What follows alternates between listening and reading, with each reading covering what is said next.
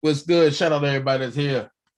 We're gonna start off like this. If you want to support the channel, you can always shout out to everybody that's here. Hold on, wait a minute. Hold on, wait. We're gonna start off like this. If you want to support the channel, had a playback, my bad. If you want to support the channel, you see the Zelle, bookdanajay@gmail.com. Also, if you look at the bottom of the screen, there's a box with a $sign in it. That's called the super chat. You can use that, knock it out anytime you want. If you want to support me and the channel, you go ahead. There's something at the bottom called the Cash App. That Cash App is there. Only if you choose to support. It's not mandatory, but hey, any little bit of help if you decide to. If not, still okay. You feel me? All right. Y'all see the title. It's the lies, the disrespect, and the fake whitewashing for me. Jump in. You feel what I'm saying? Jump in. Let's go ahead and get this thing started the right way. Let's go. A storm is coming.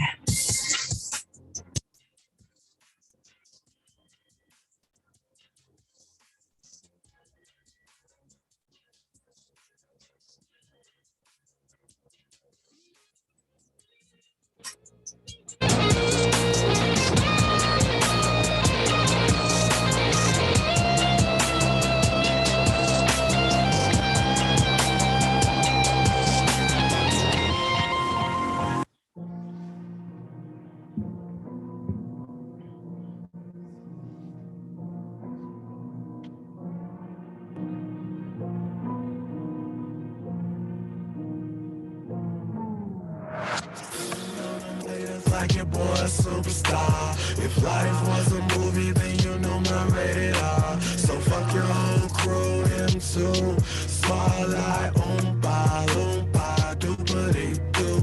Stunning on them haters like your boy a superstar. If life was a movie, then you know my rated R. So fuck your whole crew, him too. Spotlight, oompa, doopity-doo. If they bury me alive, they'll just say I'm fresh to death. If that hoe don't act right, you gotta play it to the left. Feel like the realest walking as long as the Lord give me breath. I'm bad with the pen, Michael Jackson, Jermaine don't hear me though. So deaf, been on my grind, my own shadow shine. No more talk, reject, decline. Money tossing, that's all I'm hearing, so that other BS can get the hell off my line. About to go loot or roll out my biz. I'm on the clock with asking what time it is. How the fuck you ballin' when you can't even hoop? I get the party jumping, crash bandicoot. I don't fuck around with a nigga poop. Fuck with us, you be red as tomato soup. Different color diamonds in my motherfucking chain, got it looking like a bowl of Fruit Loops. I'm old school shoot. Take your shit from a hoop to a coupe.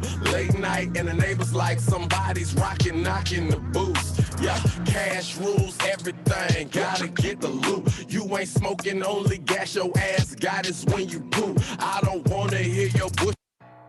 Reporting live from Baltimore, not the county. Baltimore, the real Baltimore, Baltimore City. You have chosen Nicole, and I know a lot of y'all do shows from Baltimore, but today you're gonna find out that you're not. I'm sorry, but I'm not sorry. I come from a city where we don't acknowledge the state. The B shit is took the in place. Watch how you speak about Baltimore, dummy. We're had 990s all on your face. No matter the city, they all want to know about the wire and killings all over the news. These bitches digging now, Xing on my niggas. Dick keep on Xing if they can say T. I'm trying to tell them, Baltimore ain't even Baltimore. DC is not even on the road. I play Virginia so much that I'm shot while I'm on the road. Counties be claiming they honorable. I tried to tell them to chill. Yeah, I tried to tell them for real. Yeah, you can take me out of Baltimore, but I'ma still bring that Baltimore here. 4 wings, salt and pepper, catch up with the hot sauce. Can't sit long, shit get you knocked off. Always play mirrors, shit get you swiped off. We get them cooked up, chefs out, eyeball. Bitches is claiming that they they from the city. Damn, I just can't help that we litty. If you really from the city, who that red bitch over east? On B, she get busy. K-Swift, Baltimore, Club Mix, Baltimore. We don't do go-go, we know they ain't Baltimore. Them niggas dragging. Must be from Baltimore, them bitches bad. Ooh, they from Baltimore. 92Q on that radio, Baltimore. We hit them with the two-step giving Baltimore. They from security, no, they ain't Baltimore. Anyway, it's everybody versus Baltimore. You from the west, that shit is Baltimore. Park Heights, the Avenue, that shit is Baltimore. Junction, the village, that shit is Baltimore. Sandtown is rapping and stepping, is Baltimore. Pikesville and PG, nah, they ain't Baltimore. You from the north, that shit is Baltimore. Grandma and Cater, your road, Baltimore. Anyway, it's everybody versus Baltimore. Nah, I can't study the wire to work on my exit. Fuck out of here, niggas actors. I'm born and raised in the city. They drop a body and niggas act like nothing happened. For Freddie, we riot. It's up if they try us. How the fuck else they Centurny indicted? One thing about this whole city be wildin'. Bippin' the act or haunted when rotting. Know it's they strength if the party is poppin'. Gotta hit legends for the chicken boxes. Check Murder Inc. if you think they ain't starting. Damn, even the youngest is bout it. Buckin' out rap with the talent, they think we ain't got it. Just want us known for the violence. City make hustlers, grind and get it from the bottom. 10 toes, my niggas solid. Was raised in the county, they rap so they claim.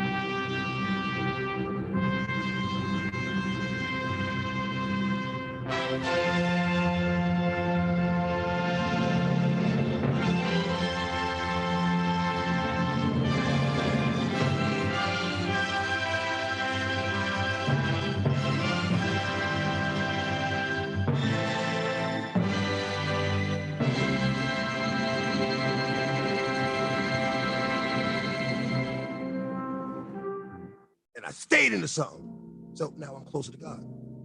But being closer is hard. The attacks get stronger, become much harder to fight, and they last longer. That's what it's always been. Joy, pain, dark with the light, sun with the rain. With the right perspective, it can be something to gain. Yo, can I with you? What? ACT, did you see this? Look, if it ain't official DanaJay, Levi for Kelly, or Prima Donna News, I don't even want to see it. Just take the phone. Look, you got some weed? I gotta get some. All right, hurry up. Diesel and them here, everybody here, we waiting on you. All right.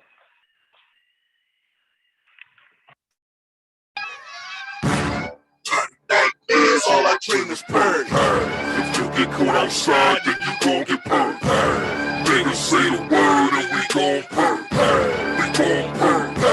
We gon' burn. Bloody nightmares, all I dream is burn. If you get caught outside, then you gon' get burned. Niggas say the word and we gon' burn. We gon' burn. We gon' burn. Fuck is you on? Fuck as you niggas is on, huh? We kicking the door, we busting the floor, we getting your family gone. Out of here. Blood in the air, I'm smelling it now. No stopping the bully, I'm gunning you down. You niggas is kings. But I know that there's more. More for you, more for us. DJ discretion. Flow still sick, I ain't talking that pandemic. DJ discretion. Flow still sick, I ain't talking that pandemic. DJ discretion. Flow still sick, I ain't talking that pandemic.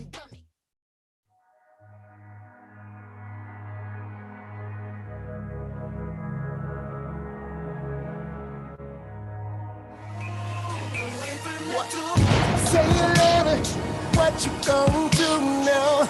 Hope you're ready, cause I'm really about to put it down. Girl, you know that I will never disrespect you. We love tomorrow, but tonight I wanna spend you. And ask you,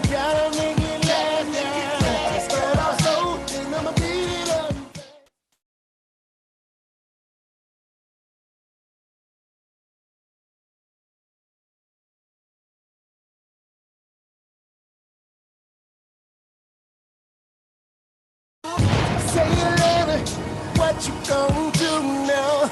Hope you're ready, cause I'm really about to put it down. Girl, you know that I will never disrespect you. May love tomorrow, but tonight I wanna spank you. That ass down, gotta make it last down. Spread our soul, and I'ma beat it up.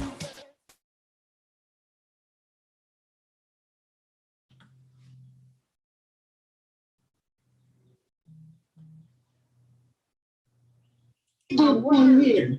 The reasons I don't cuss on here because no things. I'm from the darn civil rights era when they stopped it. And the other thing, it takes you to the Bible. See, he who is slow to anger has great understanding and wisdom. Life and death is in the power of the tongue. Yes, we do have that power to speak that over ourselves and over others. Self-control. I mean, we could just go there. These are things I've been preaching on these YouTube streets since I've been there. The Boski, let it go. Let God, don't go there. I've even talked to Dana. Well, you see what he did. You know, you got self-control. And wait a minute, the Bible even goes further. It says the man that controls his spirit, temper, is better than the man who controls the entire city. I think that comes out of Proverbs somewhere. See, they got to stop this. A merry, happy heart, you know, it does good. But a broken heart and spirit dries up the bone. How the Bible know people's gonna be acting a fool like this? You know, Dana is very vituperative. That's the best word I could think to describe him. I mean, because it just, I don't know where all that anger and bitterness comes from. I just don't get it. I've never been anything but kind to that guy. And for the record, because I was in the YouTube streets real heavy back then, it was he who first posted those pictures of Daboski's kids, along with his baby mother, his white baby mother, along with talking about the Ford car he drives and how his uncle better get out of the house. It was he who started that. He started in on the kids, the baby mom, and T-Baby. And even though we were begging Daboski not to go there, I'm blowing this text up, don't respond, let it go, let it go. Of course, he didn't listen, you know.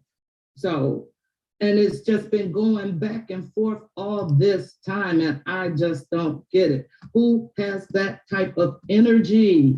It's just bad, negative energy. Why do you want to surround yourself with that or even be a part? So what I do, when if I'm on anybody's chat and they go there and it gets to the point that I'm starting to get sick and angry and just, I gotta tap out, you know? But I don't ever go to anybody else's chat, even if I disagree with them. I'm not gonna go in there, oh, you wrong, brother. I don't do that, I just leave.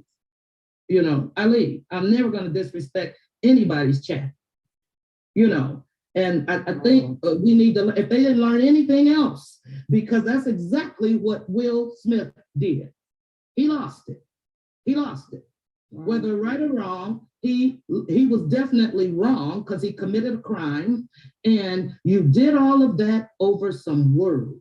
And I'm constantly saying on here, why is everybody going off over some words? You probably don't even Right, and Ms. Mark, you know, and I don't think vituperative is the correct word to use. I just think the correct word. It just means he built up with anger and bitter and all of that. It's just it's a single word to describe him. I know what it means, but what I'm saying is I think a better word to use is just flat out disrespectful and crazy. I'm not on both sides. They don't make no sense. Yeah. And I don't know who posted who kids first, but I'm just saying, when I saw the kids on a dog or something, a walking dog, that's when I saw some kids on a dog. And then I didn't really know even know who kids was. I just know it was somebody's face on a dog. And then somebody said it was some kids. I'm like, oh Lord. Well, this started 2 years ago. nearly 2 years ago, round about there. That's when it was back when Larry was on. He was talking to Deboski. He and Deboski were cordial back then when Dana did that. Yeah. Deboski was cordial with Larry back then, and maybe that's why he got so angry. I don't know, but I just know he put all that stuff up there, and I saw it because Deboski replayed it on his channel, and then he went in after playing. And I mean, and how I am about that type of stuff, even when Larry had said something about Tyson's kid or whatever, and Larry and I got into it behind it, and it was behind the scenes, and you know how I feel about that guy. That guy. Shall I don't know. Tyson. I mean, you know, and that's not even. I remember Larry going in on Chris's kid at the window. So you know what I'm saying? I don't appreciate nobody lying or trying to drag some kind of bullshit for some other reason, just to get some, I don't know, just to get a beef going or whatever, but it would not happen. It won't. I don't remember Larry ever talking about anybody's kids. I mean, I didn't go to his channel. One night. Oh, okay. Oh, okay. Yeah, because I didn't remember him talking about anybody's kids. Yeah, it went left. And you know, I don't play all them type of games, right? Because see, when it's real serious from where I'm from, you don't do all that right there. You know, right. That'll be to knock at your goddamn door. Be like, what the fuck, you know, like, nah. So, and I don't encourage no shit like that. I don't never, you know, kiki and none of that shit is funny to me. On either side, I take my distance with that type of shit, you know. Right. So I mean, it's just a lack of self-control. It's a lack of self-control. And the Bible says, he who is able to control their emotions is a very wise and understanding person. And matter of fact, what does it say? Be quick to listen, slow to speak, slow to anger. Now, you know, if it says the tongue is a mighty sword, if the fact that it's saying the tongue is a mighty sword, that means that tongue can cut you and hurt you as hard as if somebody had hit you with a sword. See, words can be very powerful, but you have to practice self-control and be a bigger person and be able to walk away. And we witnessed that Sunday when Will Smith lost all self-control. You see, over some words, you know? Wow. And now he's going to have to suffer the consequences. But see, I beg Deboski all the time. I literally text him. I'm always, let it go, please, Deboski, just let it go. It doesn't matter who did what, but it's a thing, they call it respect. And I don't see where that gets you any more respect, because how much respect does Will Smith have right now? Hold on, Ms. Marlon, hold on. He said, and this I'm making, I don't have to make shit up. What the fuck for? It was a whole argument we had. He said, fuck his fat ass son. And I told him, I said, just because you and DJ is back into it, and DJ done brought up that son shit, you don't have to say that. And he was on them cups. Hey. See, I missed all of it. I didn't know anything about that. It wasn't no serious.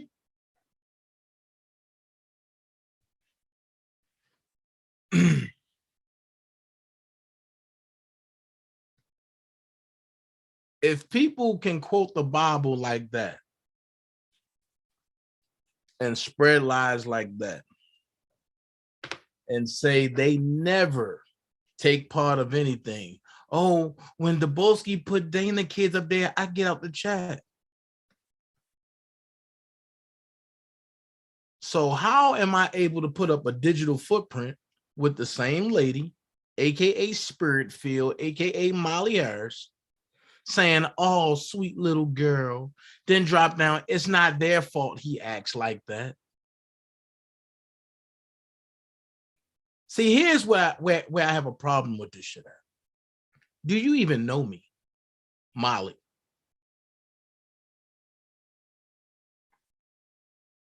Instead of you saying like, yo, as you said, oh, I don't be in the chat when he put Dana kids up there. You got comments up there. Y'all don't even know what's going on.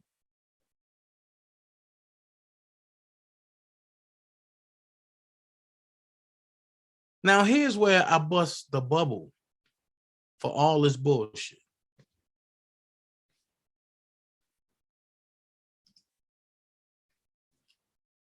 It's always ways you can get away or get around with all the bullshit.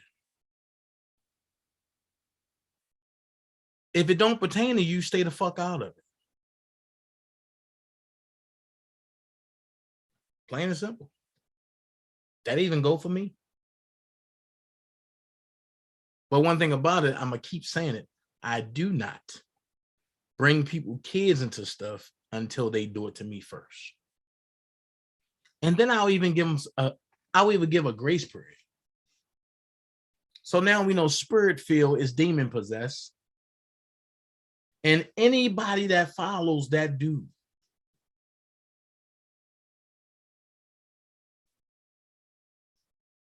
anybody that's cool with that dude, and I'm gonna keep saying it, I'm not fucking with you. And there's no slap in the face, no pun intended. It is what it is. My standard is just different. We are built different over here. I gave people chances after chances. I ain't doing it no more. Those chances days over with. That's all I'm saying. Dream Team built different. And like I said, no matter how you slice it, whatever you do, it got to come through here first.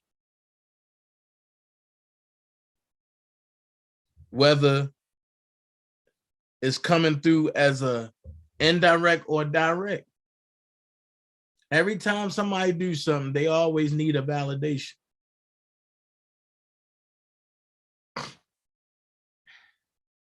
As Prima said last night, if people want to start scamming again, that's on them to give the money to a scam. We put it out there in a correct way with Rob's attorney at the time. And people tried to run amok over it because I promoted it. So they came up with hellacious lies. It's cool. It is what it is. But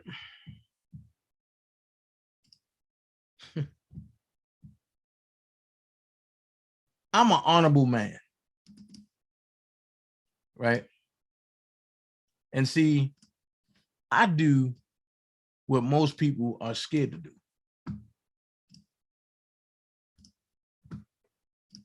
I know it's nobody's business, and everybody said, oh, she's a sweet little girl, and they doxed her, and this and this and this and this. But this don't get to me. Putting up child support papers from a corporation don't get to me.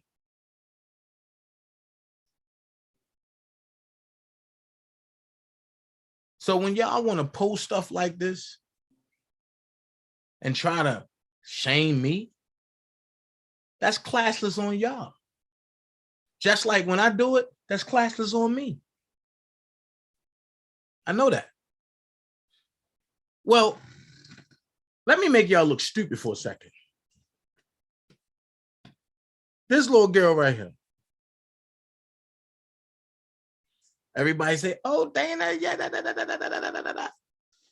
When you ask me how many kids I have, I tell you, I got 3 in the possible. People laugh, be like, oh, Dana, you playing spades? Nah, I'm serious. Got 3 biological and 1 non-biological. That 1 non-biological is this little girl right here. Her father was killed in Iraq, the first Operation Desert Storm. The pact that me and her father had was, if anything happened to me, make sure my daughter's straight. She was very, very, very infancy young when that happened. So who been taking care of her since? So when people start doing that dumb stuff, know your backstory before I get up here and make you look stupid. Now, which one of y'all people will take care of one of y'all friends' kids and raise them as your own? But no, oh, the word on the street is Dana don't take care of his kids.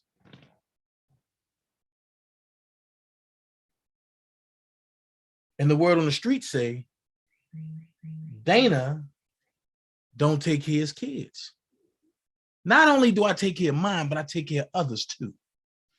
Make it make sense. That's why I named this title. It's the lies, the disrespect, and the fake whitewashing for me. Because when you think you got me, I laugh about it. I got a way of bringing all the psychos out.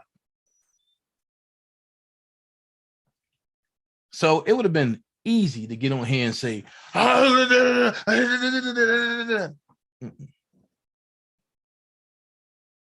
can just get on here and just laugh at you and be like, damn, bro. Really? You'll go that far and make up lies on a kid to try to get at me because you want to be me?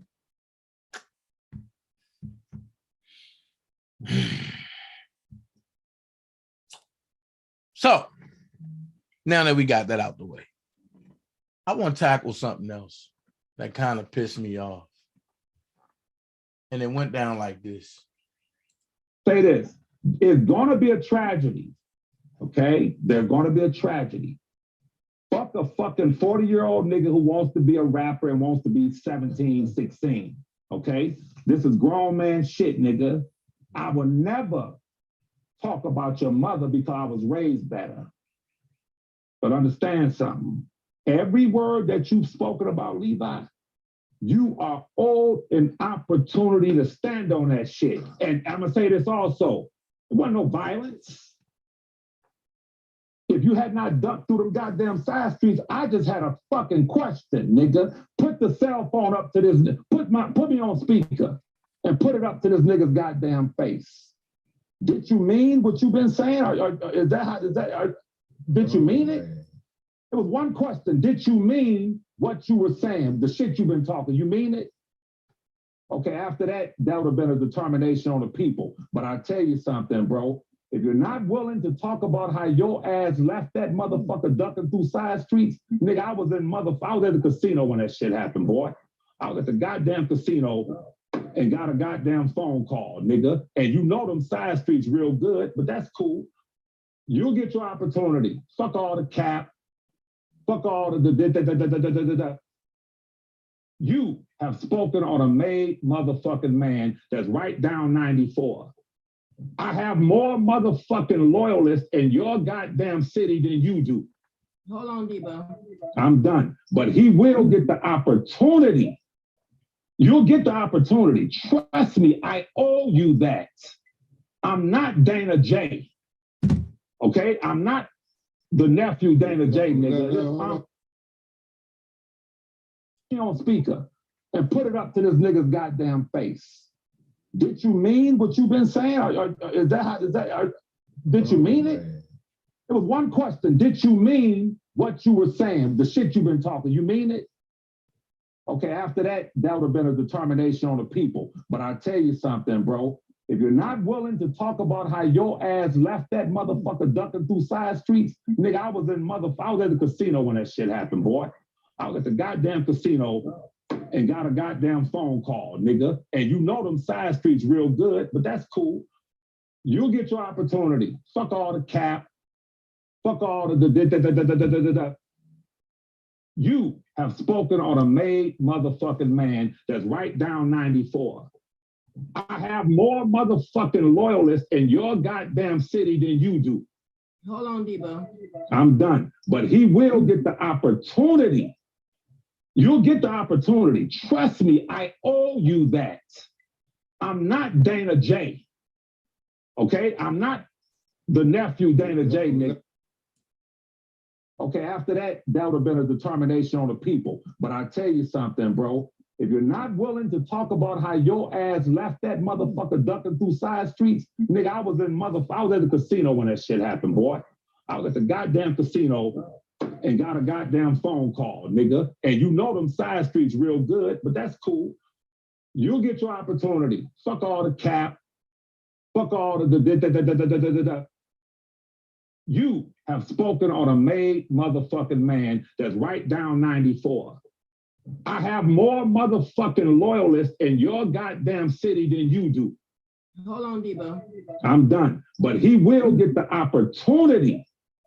You'll get the opportunity. Trust me, I owe you that. I'm not DanaJay. Okay? I'm not the nephew DanaJay, nigga. This uncle, nigga. Wait a minute, Jojo. She on speaker and put it up to this nigga's goddamn face. Did you mean what you've been saying? Did you mean it? It was one question. Did you mean what you were saying? The shit you've been talking, you mean it? Okay, after that, that would have been a determination on the people. But I'll tell you something, bro. If you're not willing to talk about how your ass left that motherfucker ducking through side streets, nigga, I was at the casino when that shit happened, boy.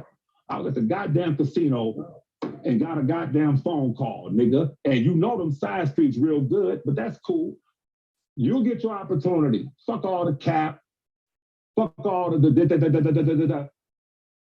You have spoken on a made motherfucking man that's right down 94. What's up, PG? I have more motherfucking loyalists in your goddamn city than you do. Hold on, Debo. I'm done. Hold on, PG. But he will get the opportunity. You'll get the opportunity. Trust me, I owe you that. I'm not DanaJay. Okay? I'm not the nephew DanaJay, nigga. This uncle, nigga. Nah, Levi, you gotta explain that, bro. But hey, PG, what's going on?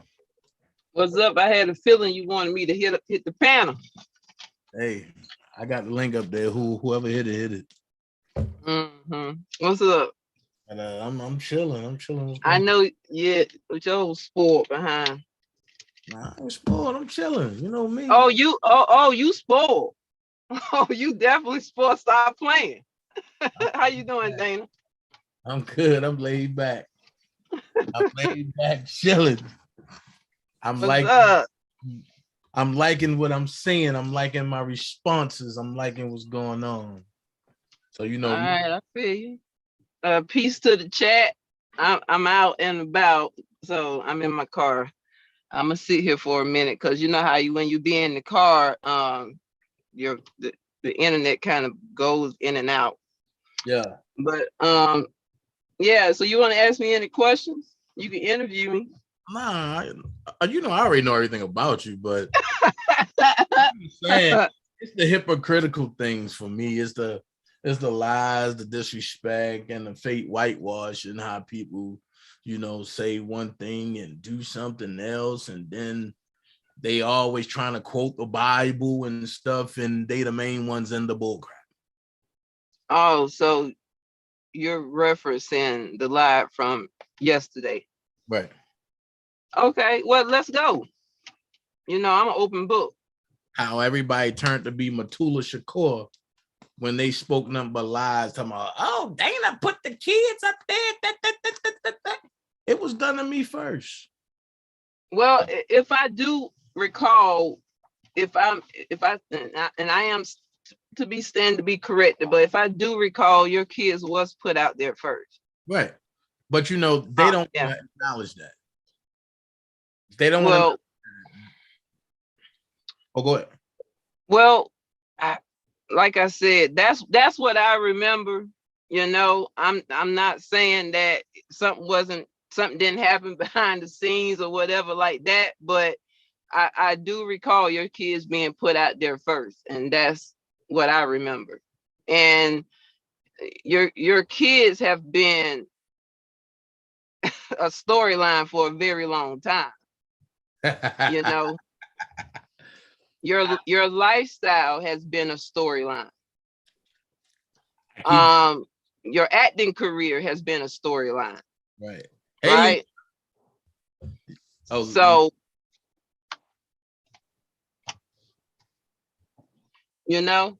Yeah, you're right. What my thing is this, right? You hear people say when it's happening to them, why are you attacking me? Right. Why are you in my business? That's Right. none of your business. Right. But it is hypocrisy. And I hit anybody pimp. I will.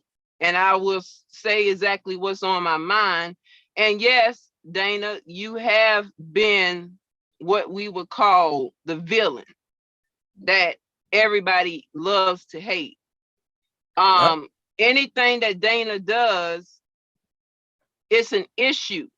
And we'll see other people that do the same things as you, or worse, but or worse, but you will always be blamed. So I'm gonna ask you, Dana, how do you feel about being the villain? Well, I love it, and I'm gonna tell you why. Okay.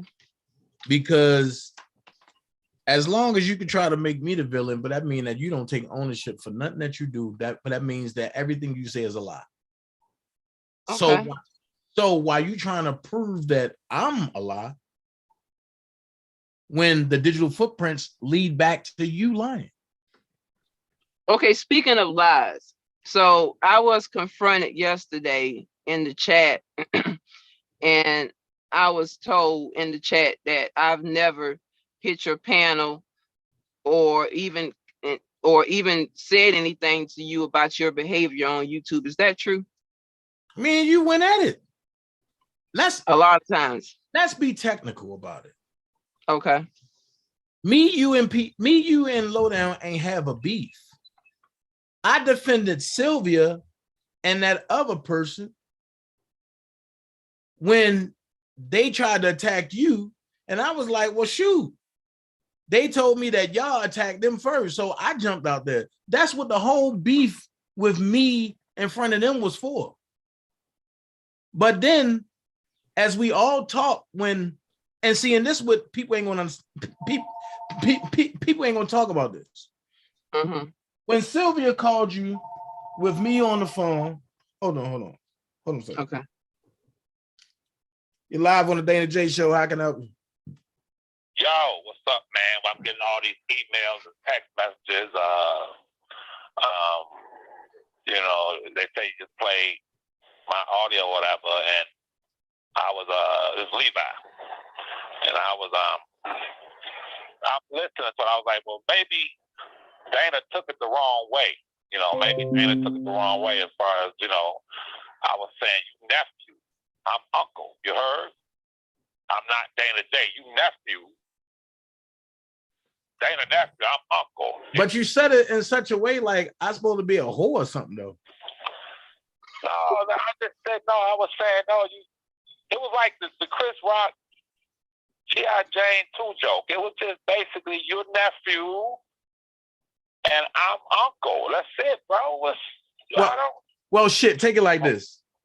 Mm-hmm. Whenever you go on Angie Walker fucking page, keep my motherfucking name out your mouth. No, you misunderstood. Your nephew, that's right. I was saying your nephew. That's right. Keep my motherfucking name out your mouth. All right, I will.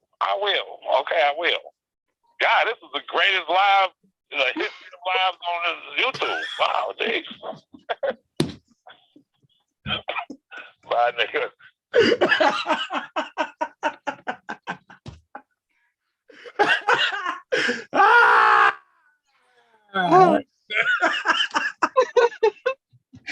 Everybody sitting there stuck like, what the hell is going on? Levi. That's that Chris Rock and Will Smith moment right there.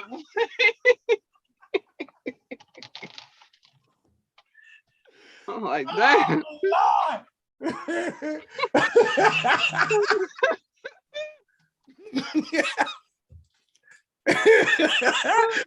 look, PG like, am I on the right line? I was like, what's going on? I don't want But no part of that. I'm just No, but saying, that's like, how y'all act though. That's how you and Levi talk to each other though. right. I'm just saying, like, it's crazy. I'm just looking at the chat. Prima Donna said, my nigga, I'm dead. I'm dead.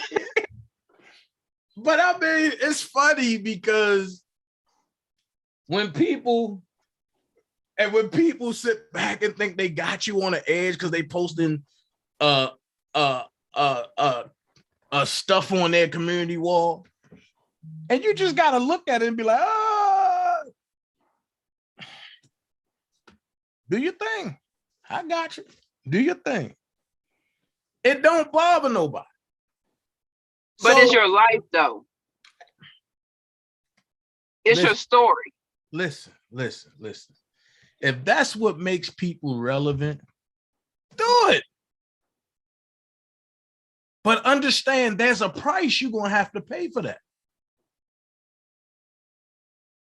That's what people not understanding. It's a price with everything you do.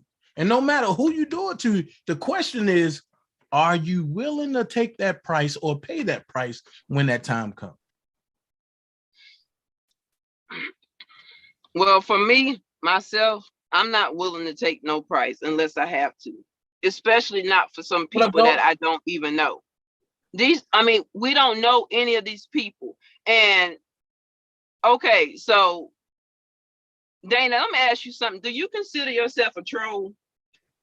I can be. But do you consider yourself a troll? No. But you do troll, right? I can be. Right. So, that let's talk about the Rashonda Landfair and Ashanti McGee situation, right? Because this has been an ongoing thing. Okay. And I remember when you were on that live years ago. Mm-hmm. But I remember you from Instagram. Okay. But a lot of people don't know about that. Yeah, I remember. I've been here the whole time. I remember you from Instagram, and you were a atomic bomb. The battles between you and Larry were crazy. So a lot of people don't even understand. Right. You lost so many pages. You lost pages on Instagram. You lost pages on Twitter.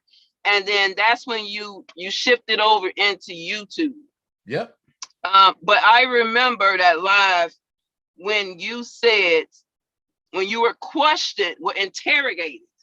You wasn't questioned, you were actually interrogated. And you clearly said, no, I don't have any kids with these two women. I remember that. And you were questioned, interrogated again. See, the thing is, it's a difference. We all know it's a difference between being questioned and being interrogated.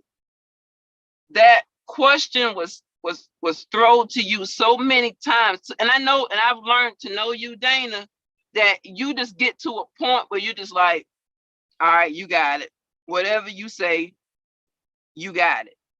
And that's exactly what happened. But this is where, and I've had a conversation with you, and I've said to you, Dana, listen, you need to come out publicly and you need to fix that situation. And without without the laughing, without all that stuff, because everyone, when they think of DanaJay, they think of the guy that they can't take serious, because you have a true talent. You're funny. You are. And that's why people, even your enemies, they will continue to watch you because you are hilarious. And you know as well that I've tried to talk you out of doing this and trying to talk you out of doing that, because I want to see you grow and I want to see you venture out into other things with your talent that you do have, instead of you having to use your talent in malicious ways. Even when you're doing malicious things, you're funny.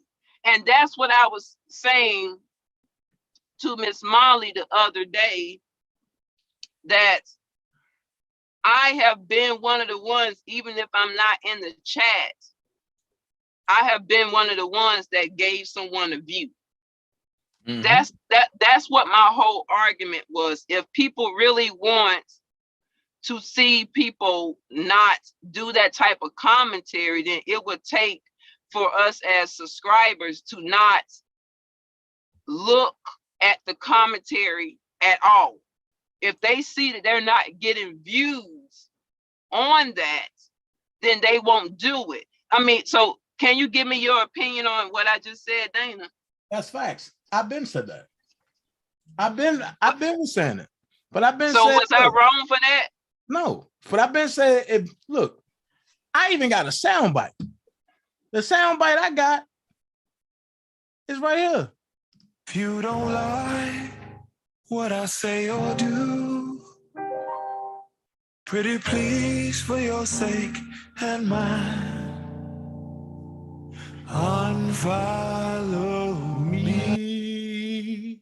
I even got a sound bite for it. It's easy. Oh, see, and that's what I'm saying. So I didn't feel like I said anything wrong. I didn't feel like I was singling out one person. I was even talking about myself. Here's the problem, though. Here's the problem. It's not that you didn't single out one person. It's not that it's about you. The problem is they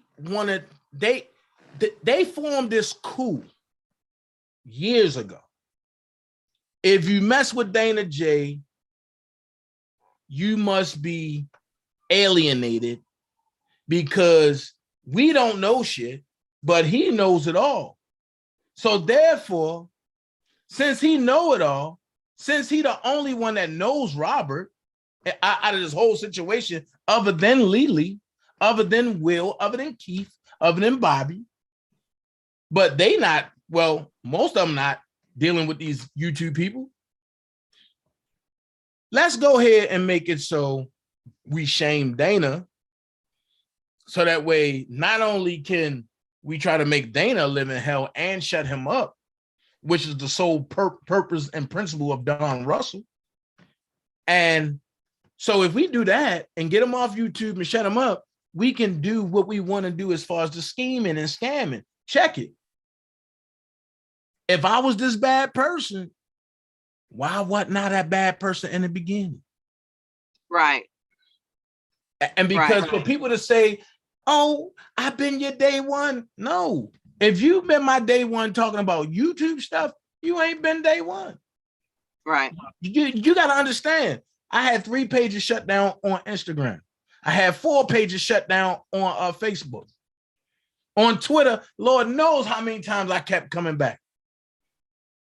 Just like Larry kept making pages, I was making pages on Twitter. And then I got hit to one thing. Don Russell said something to me in a gym. And Cal's Nation page repeated the exact same thing word for word. I said, oh, now I caught you. I know who you are. And since I've been drilling it, you start seeing people talking about, oh, we apologize to you, Don. But they the main people that was in my inbox calling, I got the file on Don Russell. We're going to do this. We're going to do this. But now, since this walk is not conventional anymore, now there's, oh, we don't like Dana. Dana did this. Dana did that. Dana did this. Dana did that. Well, if I can reverse the hands of time, trust me, Dana's name wouldn't be in nothing because I wouldn't have took up for y'all the way I did.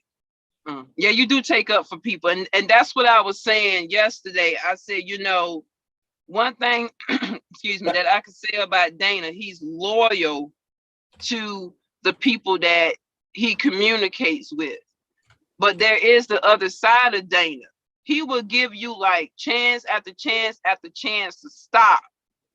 And then you have Dana backed up against the wall where he comes like just full throttle. Facts. And then when he comes out with all of these, like Caramel always say, you know, he ain't the receipt man for nothing. So when Dana comes out with these receipts and these behaviors that everyone is saying, and even including me, that they're sick of, right? Well, if you're sick of something, then stop poking the bear. It's not okay for you to come and keep putting out information on Dana and then expect for him to be a human punching bag. It doesn't work like that. People treat you as if you don't have any feelings. They treat you like you're metal instead of flesh. And I'm gonna go ahead, go PG, ahead. not to cut you off. Now here's where it gets ugly. They treat me on YouTube the same way the government treat Robert. Because I stood up for him when it wasn't conventional. Now, and if I would say, you know what, I ain't saying nothing else, I'm leaving. Y'all got it. It'll be a big old party. It'll be a big parade. Because then all the scamming can keep going in Robert's name, and they can do whatever they want to do. But I want y'all to look at something. Pete, one thing. And the one thing was this right here. Before I said, I'm going to try to see if Robert can see his subscribers and thank y'all for coming. Before I said any of that, everybody was, oh, Dana, yeah. Once I opened that door, and I ain't gonna lie, Sharon Wimbush said, Dana, you know better. You wasn't supposed to do that. But I went against the grain. Once I opened that door, it goes from, Dana, thank you, this and this, to 2 weeks later, if I give you this address, don't tell nobody I did it. And if you say something about it, I'm going to deny it. Mm-hmm. Then it went to, oh, Dana, you don't know R. Kelly. Then it went to, oh, Dana recording his inner circle. I've never recorded none of that. It's stuff that I still haven't even played or showed. It's emails that I haven't even showed. That shuts all that down. That's why I say what I say, like, I let them talk, because this shows me who believes who. Right. Now, at one point, me and Keith was at odds behind this until we got to talk. And I said, yo, make this make sense.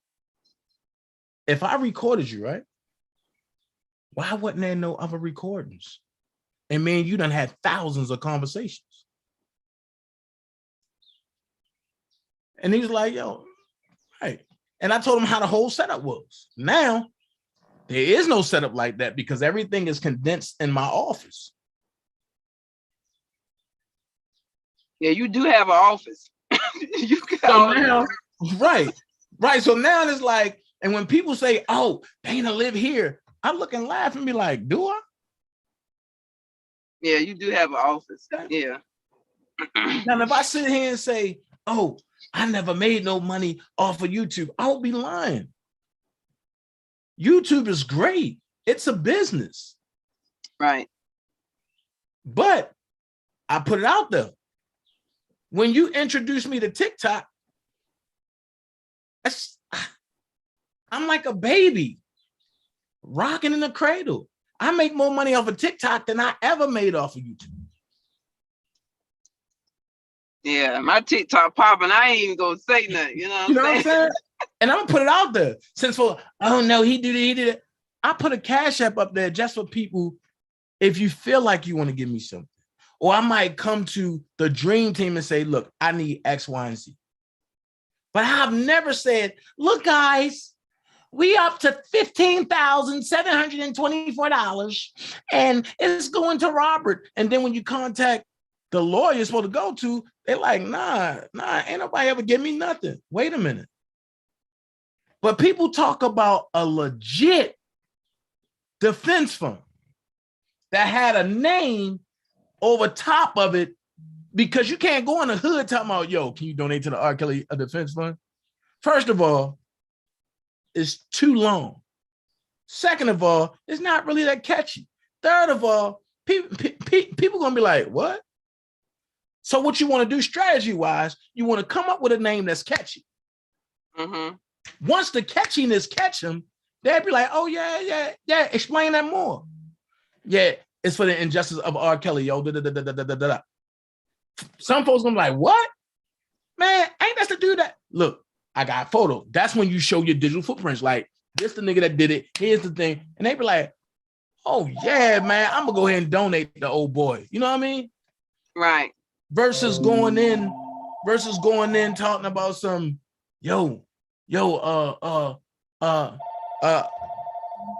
on, Carla, hold on. Versus going in talking about, R. Kelly Defense Fund, yo, can you help out? First of all, R. Kelly Defense Fund, can you help out? I'm from a city where you can't have that many words together. I'm born and raised from the concrete jungle. We do things differently. So yeah, when Levi put that name out there, I said, yo, I'm gonna run with it. But no disrespect to Levi though, and but I just have to from a subscriber's standpoint, that was not your baby. That was Levi's baby, right? But do you ever ask yourself, why do you get the harsh treatment more than Levi does? And I'm gonna give you another thing to think about as well. I don't know. Is it because they don't give? Is it because that Levi speaks better publicly and is not disrespectful to, like, because it's a bunch of women, and so maybe they don't do that to Levi because of his mannerisms? I you know what? Let me get him on the phone. I'll find out. Okay. I never looked at it from that point of view. Yeah.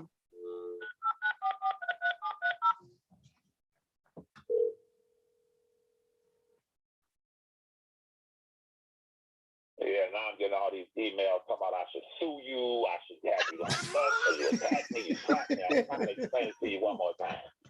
It was like a DanaJay joke, okay? It was me saying, I'm Uncle Dana nephew. You heard when I was on Angie Walker, all I was saying. You understand what I'm saying, though? But keep my name out your fucking mouth.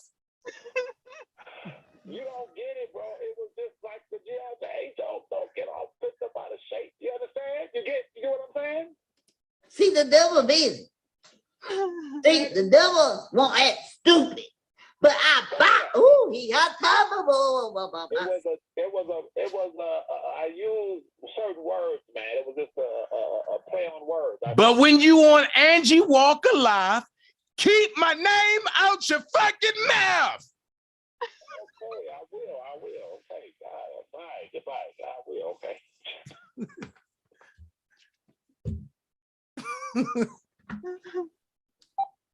This nigga done hung up again.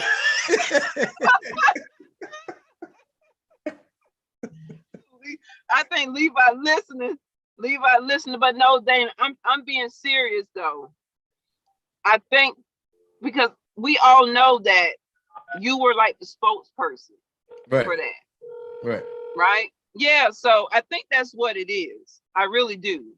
But I would have liked Levi's opinion on that. PG got a question for you. How you doing, PG? How are you, ma'am? Hello, Mr. Levi. I can't hear her. Can you? Hold on, wait. Hold on. Do I need to put my AirPods in? Nah. Okay. I can try to come into Zoom if that's better. I can try to come in a thing. Yeah, we'll come into Zoom. I can put the thing in a thing if you want me to do that. Yeah, come into Zoom. Okay. Yeah, I would like to get his opinion on that, and maybe, that would help a little bit, because even though the case is done, right, and if anything would have come out, it would have come out with that case. I mean, especially the first case, and your name hasn't been called as far as any. Okay, go ahead. But the thing is this, and I don't mean to cut you off. I'm sorry. But the thing is this. with Levi name, but they know Levi got a channel, but you know, Levi gonna give you that 40 and above mind range. Right. With my name, it build platforms. There So you go with that ego, Dana. You got the biggest ego ever. No. Okay, but tell me where to lie at. No, but that's no. With my name, stop. I'm trying to be serious, Dana. Stop. I just said with my name, it build platforms. So when your numbers are down to 2 people in the chat, that's all you gotta do is befriend DanaJay, because DanaJay forgives so much. And then when you get your numbers back up to 60 and 80 and they start climbing, you just stab DanaJay in the back again, and then it's back on. I have witnessed that. Let's keep it a buck. I have witnessed, but the way you say it though, you know, you insult people when you say it that way. Maybe you could do it a different way, maybe. There's no way of cutting the truth. The truth hurts. The truth hurts. That's true. That's true, but it can come off as, you know, like a strong ego, you know, narcissistic. You know what I'm saying? I'm never narcissistic.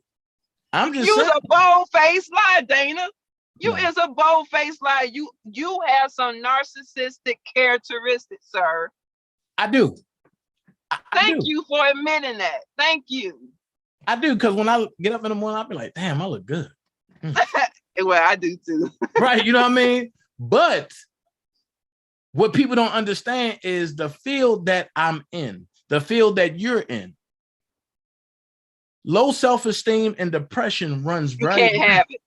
Yeah. So therefore, with folks that battle with that, we flip it.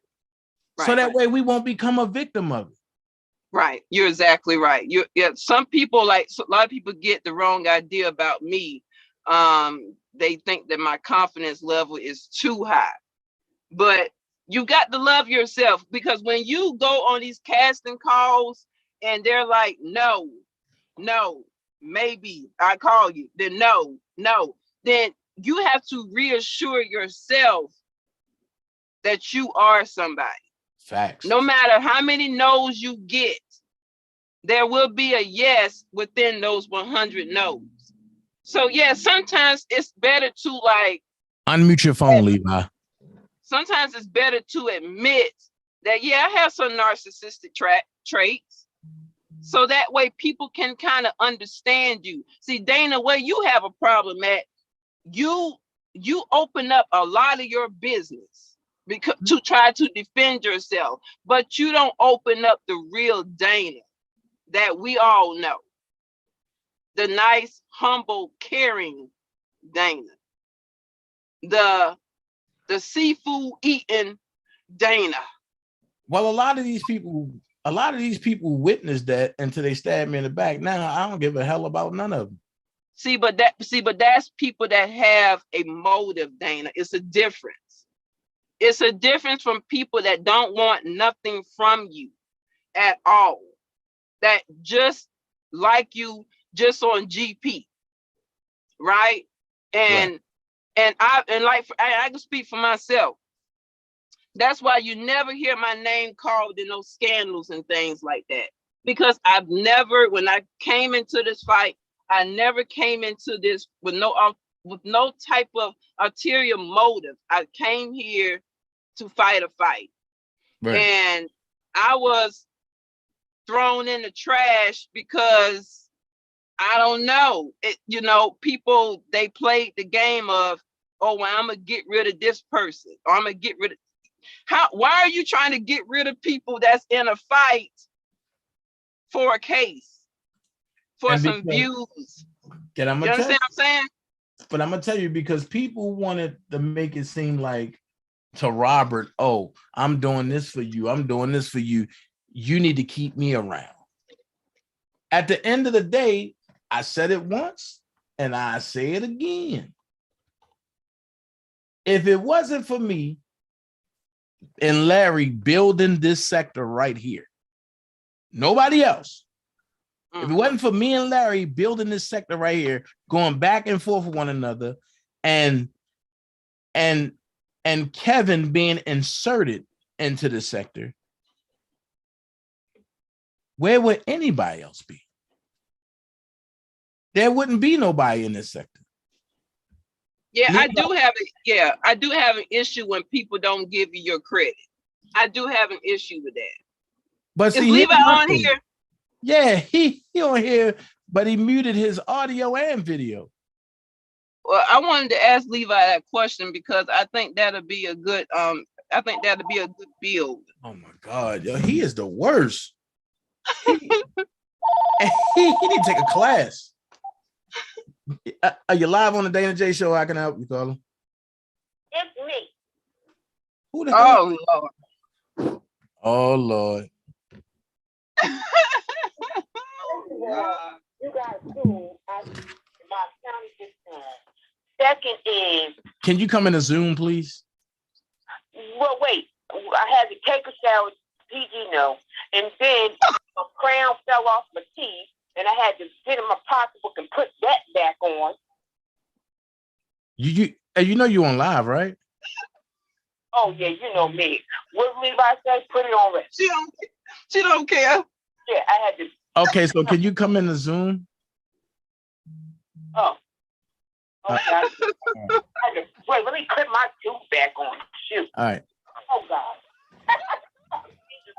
Jesus Christ. I'm dead. Yeah, but so here's the thing. It's crazy because, like I say, like some people might think is that I'm being narcissistic. You are a narcissist. You have some characteristics, Dana. But I'm actually not being narcissistic. It's just me God, here we go. Dana, are we going to go back and forth behind this bit? You do have some narcissistic traits. You got to own it. I do, but that's just my personality. That's me being me. Okay, but don't try to water it down. We was getting somewhere. No, I'm not watering down. I'm just putting the thing in a thing. I'm putting it on record. Okay. I'm going to be me no matter what. And that's how right. And the thing is, people can't take that. Just like when the firm was together, Sylvia's problem was I was quick to walk away and don't care about feelings. If you're giving me vibes that things going left, then I'm gonna exit first. Right. I don't care. And you was one of the ones that knew, like, way before that breakup happened, that I was already tapped out. Right. Yeah. I took the female route. My mind was gone first. I've been gone. I've been tapped out of that. So I just said, I'm gonna let it play out. And it played out the way it had to play out. I've been tapped out of it. Oh Lord. Yeah, that's messy. Oh Lord. Cut your replay off slow. And it played out the way it had to play out. Oh Lord. Cut your other joint off. Cut your replay off. YouTube soft low down. Wait, how you do this? Okay, if you're on your phone, just go like you're not going gonna into be in a back day show, I into can help something you already went on and just Oh Jesus. Hold on, I'm gonna turn the phone off because I don't know how to do all of it. Hold up, no, you hit the pause button on YouTube. You leave from out of Zoom like you going into another app, and then you just hit the pause button on YouTube. Okay, is it still no, it's good now. Yeah, I didn't know how to do all of that. I don't see the chat. Okay. No, I don't see the chat either. I don't even know how to see no chat. I don't know how to do all of that. Come on, you know, I don't like Zoom. Me. Oh my God. I didn't even realize I was live. I was like, my captain fell off my tooth. Dr. Zoom, I was in there, but it wouldn't let. It said you wouldn't allow me to unmute it or whatever. That's not true. I kept asking you to unmute. Don't say I wouldn't allow you to unmute. No, y'all used to that bootleg StreamYard, man. Come on. StreamYard is easy. The host will don't allow the guest to unmute. That's how I know you lying. And because I kept pressing ask attendee to unmute. Ask attendee to unmute. Can I ask Levi the question now? stay with this nigga. I'm telling you, wouldn't let me come in. I'm used to the damn chirpers. I'm used to the neck tails. I'm used to the beepers. I'm old school, nigga. Now listen, what? Ask me PG's question, because I want to at least answer her question. What did she ask? Thank you, Levi. Go ahead. You want me to ask it or you, Dana? You ask. Okay, so Mr. Levi, you know that, you know, okay, the Dollar for the King is your baby, correct? As far as in name, yes, in name. Right. Yes, ma'am. Yes, ma'am. Okay, and so Dana was mainly the spokesperson for, I mean, in my eyes, I seen Dana speak more about the Dollar for the King than you did. And so, and now here we are some years down the road. Do you think that Dana has received a lot of backlash behind the Dollar for the King because of his behavior? Because, and like I was saying to Dana, that I feel like that you don't get attacked as Dana does publicly, because you basically, you know how to act in public. And Dana be around here acting like a fool. Do you agree with that, Levi? Not at all. Not at all. I'm gonna tell you what it is. Here's the deal. Okay. You have to go to the beginning of it. Okay. Let me explain this to you, PG. At the end of the day, when someone doesn't like you, they don't like you. Yes, Dana has been more of the object of their disdain and hatred, because if you remember, Levi wasn't going live for over 2 years. Absolutely. You know, I wasn't even doing live because I was too busy running my businesses, and I was too busy helping Robert on another level. I've been, you know, like on this legal stuff. So then I said to myself, I said, well,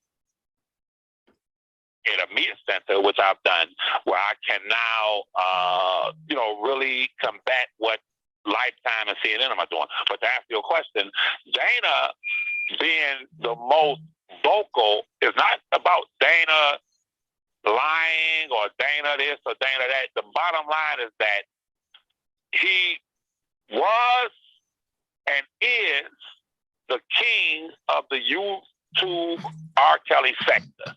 He's the front runner in it. He garners more attention. Dana is animated. Dana has a personality that people are drawn to. Okay, so quite naturally, he's going to be the object of the hatred itself. But they throw my name in there, you know, not as much. But understand something as it pertains to, I got to say this to Dollar for the King.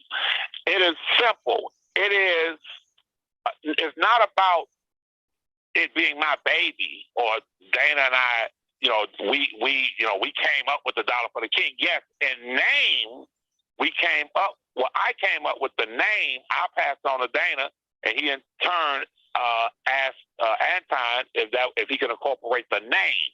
In other words, right now, if you were to go to a McDonald's and say, well, you know, R. Kelly loves McDonald's, so can you create a meal instead of calling it the Big Mac or the Happy Meal? Well, let's say the Big Mac.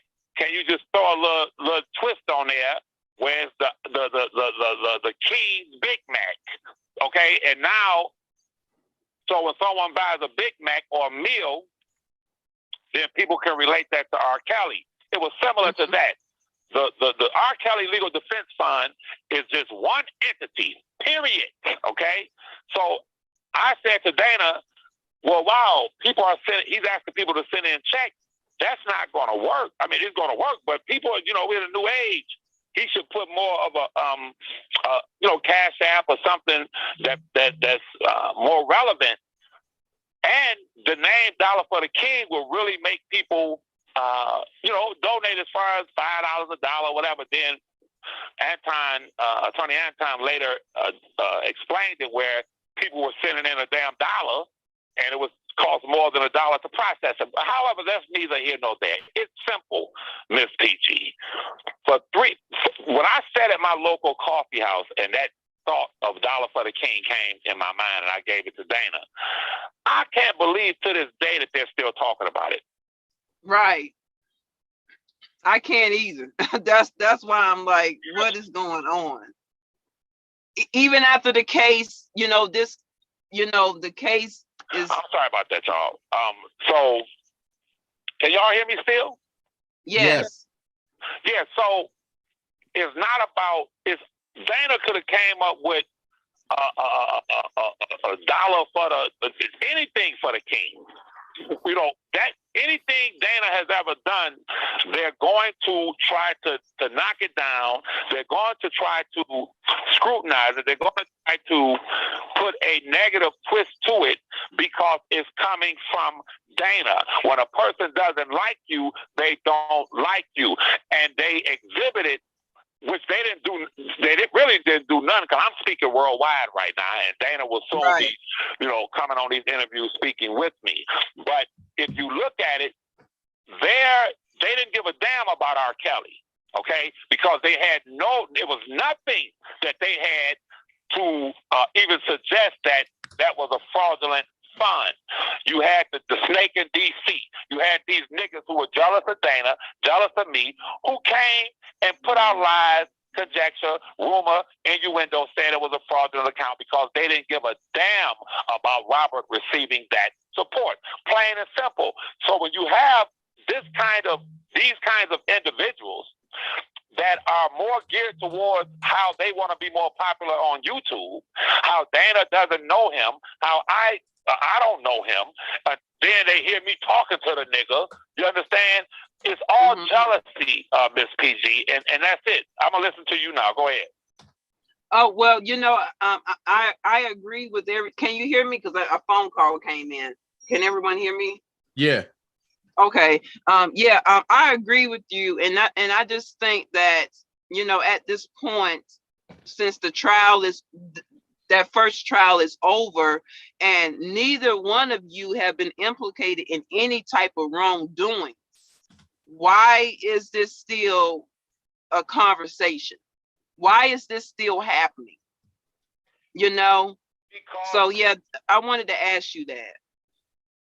It is an obsession, okay? Listen, let me put it to you like this.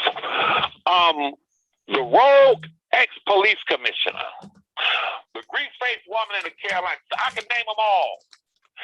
They were so obsessed with a dollar for the king and something that came from Dana and myself that they wasted fucking years and years asking people to write in to the fucking FBI and commit the fraud that that was almost 3 years ago. So, for the love of God, if there was anything fraudulent, me and Dana would be locked up right now. Check this out. Right. Such to the point where in the process of hijacking and infiltrating R. Kelly's legal defense team, okay? Understand this. The first thing that rogue ex-police commissioner did after he had infiltrated Robert's cases, him along with his other terrorist leaders, they go into the goddamn jail cell, to the prison cell, asking Robert about me and Dana the dollar for the king. They're having hundreds of people write Robert talking about a dollar for the king. A man that's sitting there facing life in prison. They're inundating him with letters about me and fucking Dana. This is an obsession. This is a YouTube obsession. However, in the process of doing that, this is what you must understand. In the process of doing that, in their desire to dethrone Dana, they became so overzealous, so obsessed, that they actually began to commit federal crimes. They began to commit federal crimes. Some of them went to Chicago to meet with the other attorney in Chicago. I ain't gonna say his name. And what was the meeting about? The meeting was about Dana. The meeting was about Levi. The meeting was about a dollar for the king. But they're so damn stupid that they did not know. When you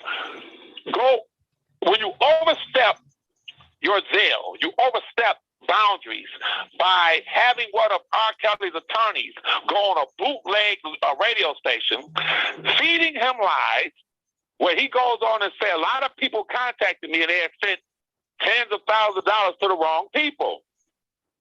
Well, goddamn, you are an attorney. If someone contacts you and say, hey, I sent $10,000, $5,000, $500 to the Dollar for the King, and it's fraudulent, he, as an officer of the court, has a judicial responsibility to say, okay, send me the receipts, give me your name. I must turn this into the federal authorities. You cannot defraud people during a time of crises, during a time like with the Ukraine shit, with the COVID shit. You can't commit that kind of fraud and not go to prison. They call that swift prosecution. However, as I have explained to the federal authorities, for that attorney to actually carry water for them and go on that bootleg radio station podcast with maybe 50 people watching him and tell a lie like that, it tells you that those individuals who went down there and met with him had him in their pocket. They had him in their pocket. The dude in St. Louis said that the same attorney was directing him, telling him, take the liquor out of your videos, Miss PG. Wow. Listen, they infiltrated the attorneys, ma'am. That's all I have to say. They hijacked Robert's cases and placed that African-American attorney right there sitting next to Robert, and he didn't even know what the hell was going on. But stay tuned, Miss PG. Stay tuned, everyone. This is about to get so deep and so hot and so heated. They want to read motherfucking indictments. You wait till they read their own indictments. This is about to get deep because it was an illegal operation that violated countless federal laws. So $1 for the King, that's a joke. If Dana and I did anything illegal, hey, we going to prison. But guess what? Right. If they did anything illegal, they're definitely going. So let's see. Let's see. That's all I got to say. I'm about to listen back to our live. Okay, thank you, Mr. Levi. I appreciate it. Thank you. Yes, sir. Yeah, so yeah, that crossed my mind, Dana. You know what I'm saying? And I'm glad he, broke it down. And yeah, I think that's sad. And I think it's just another tool for people to continue on with bullying, because once someone has aired pretty much out your whole life and there is really nothing else to air out, they have to resort back to the past. And I think it's quite sad. I really do. For everyone, even with, like I said, even with your actions, but things has just gotten so out of hand to the point where you can't be, when people say, oh, well, can y'all just get along? No, these people the stuff that has happened to a lot of people, no, you just can't get along. You can't. You just need to stay out of each other's way and stop digging into their life. That's the only thing that I can say. It's everyone has taken a beating now. Well, not everyone.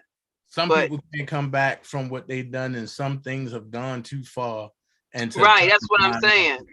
Right. Yeah, it's people that I would never, ever deal with ever again. I will never speak upon again.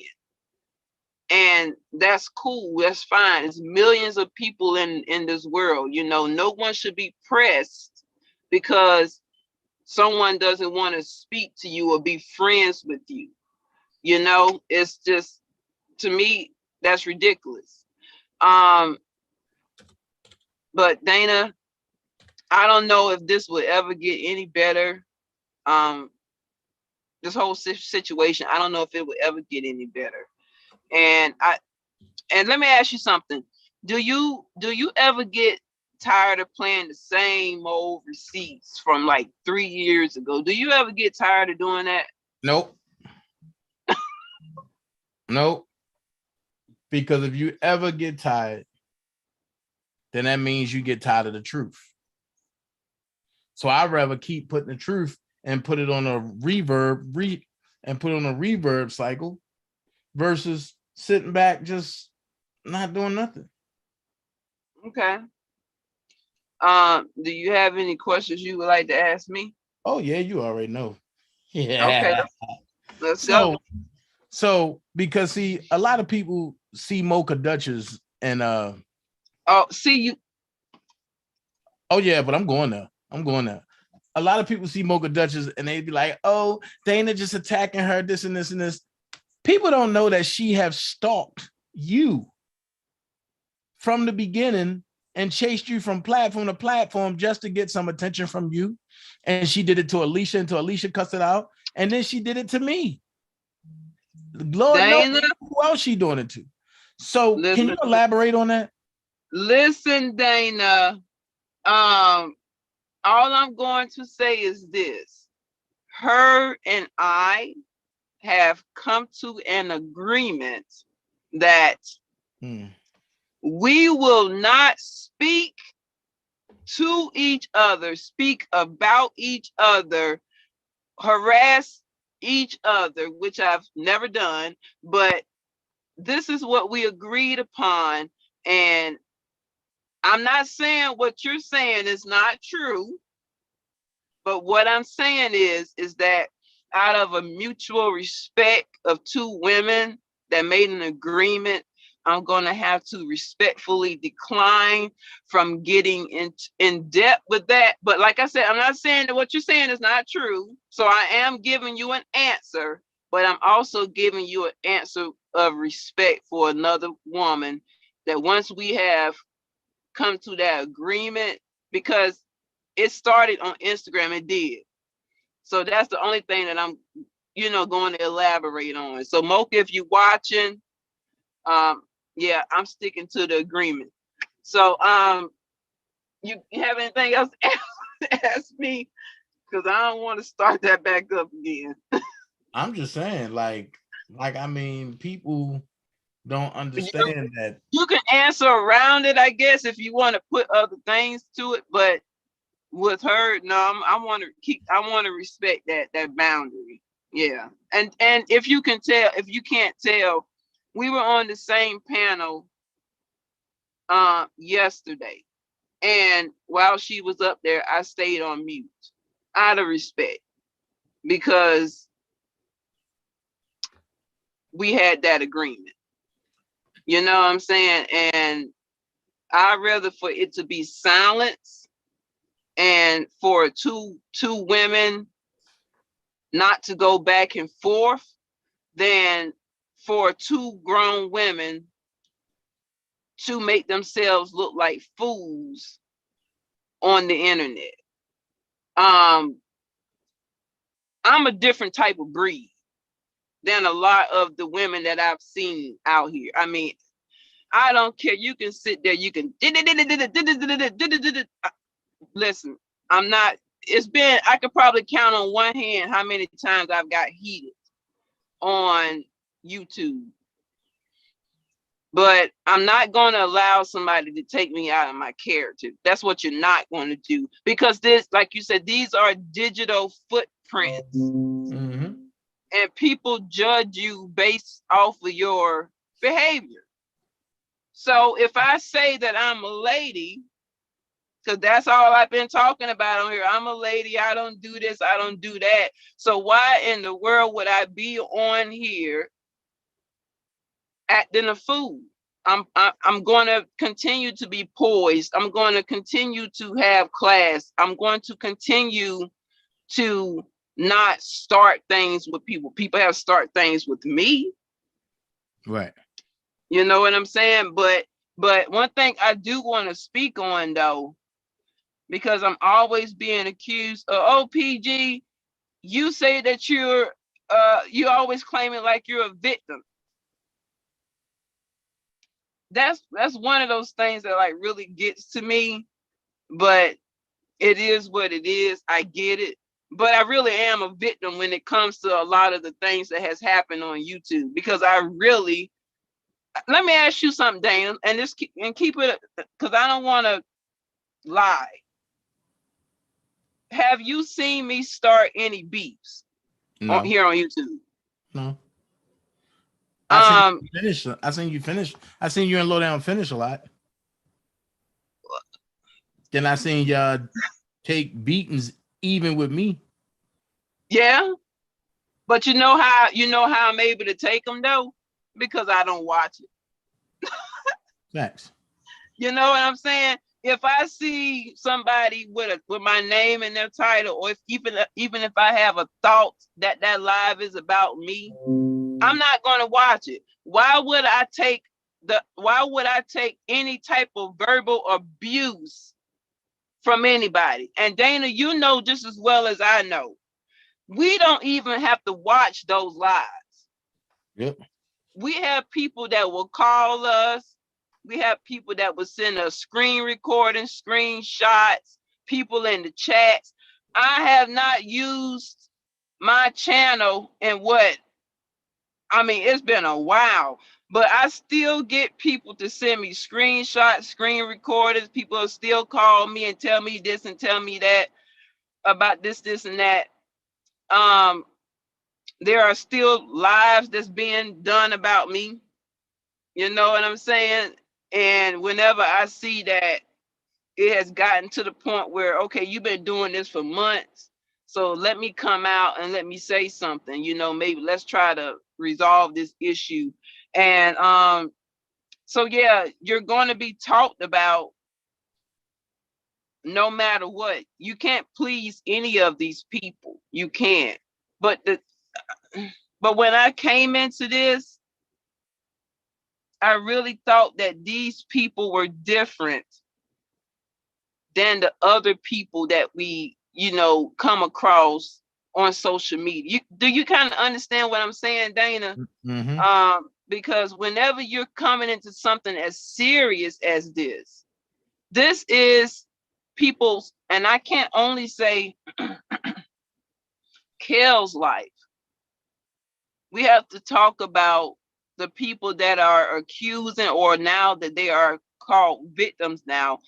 Everyone's life has been altered in this, and I never thought that the people that came in this to do the fight would be compromised the way they have been, to not be fair, to only subject themselves to one channel.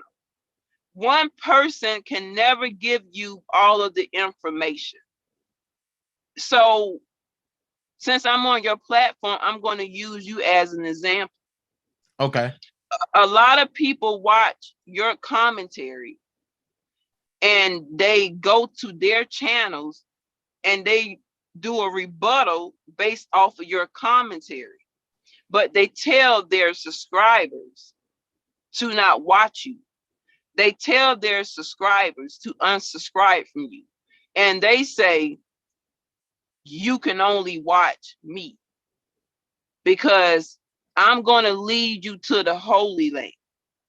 But this other blogger that I'm watching, because I'm a blogger, no. I'm the only one that can watch this other blogger. You can't watch that blogger.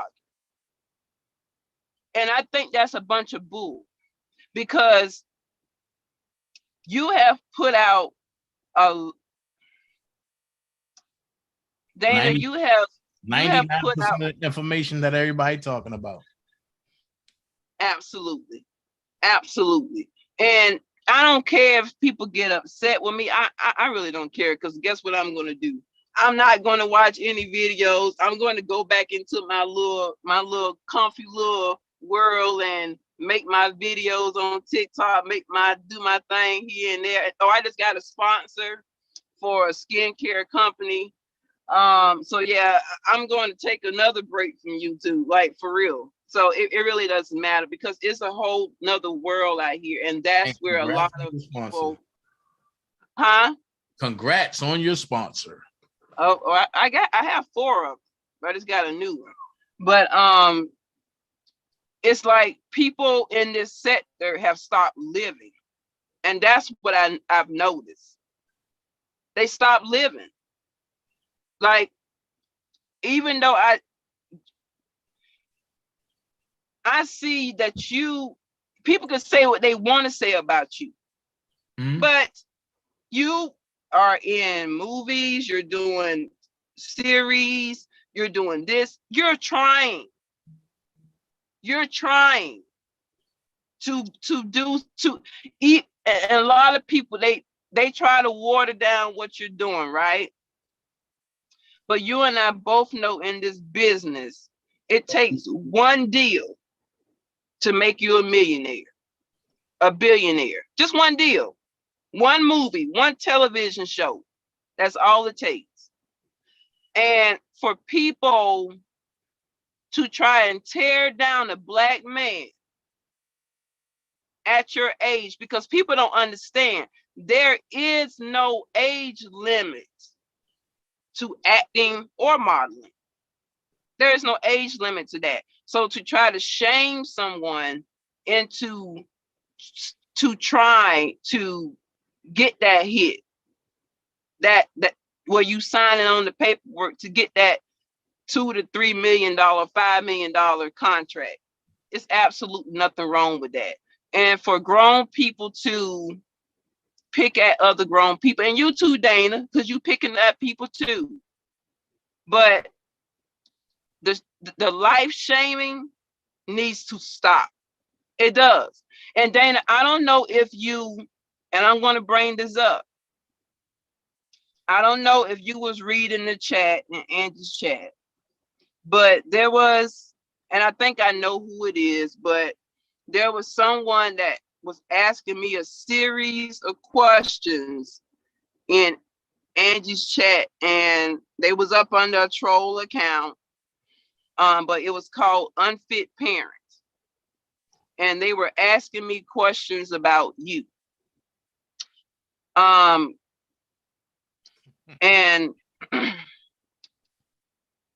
people have to be careful about how they are presenting things out here to the world.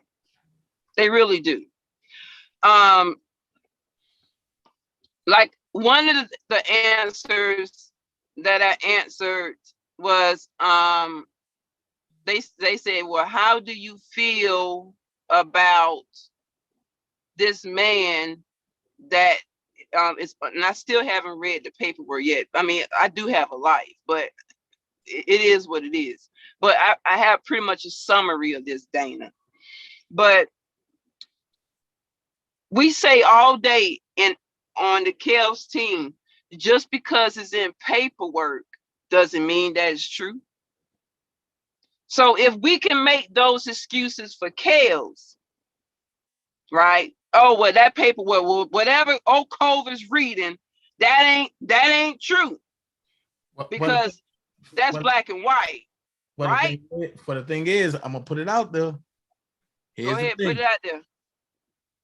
Even with Oko, even with Larry, because me and Larry always battled behind this. Because Larry say it's in paper, but when it have something to deal with what they don't want to see, they quick to say, nah, that was a mistake.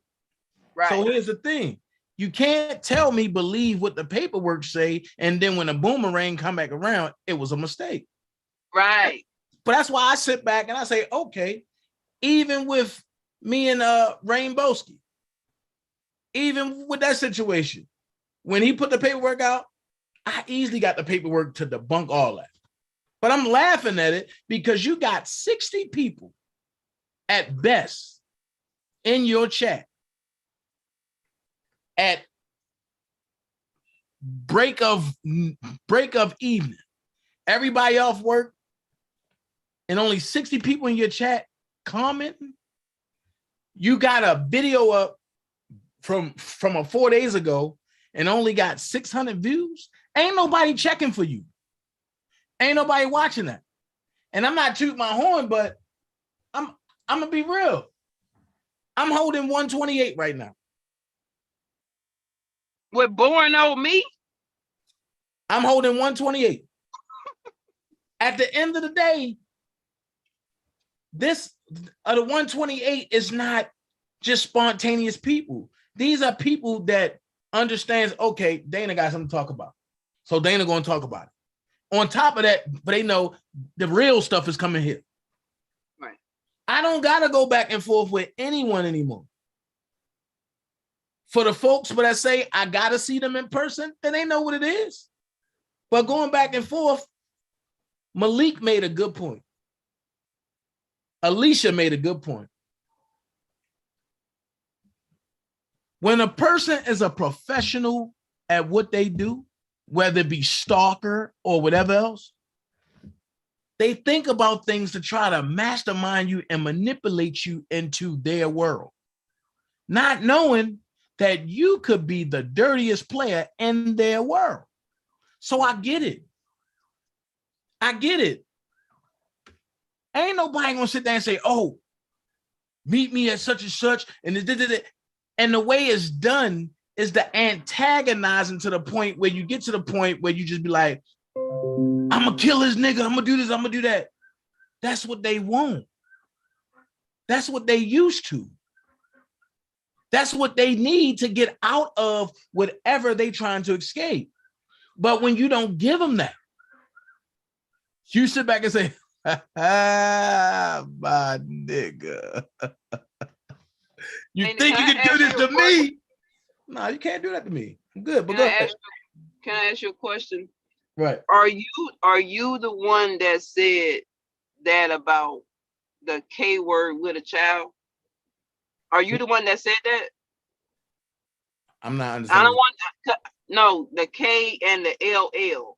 Are you the one that said that about a child? About killing a child?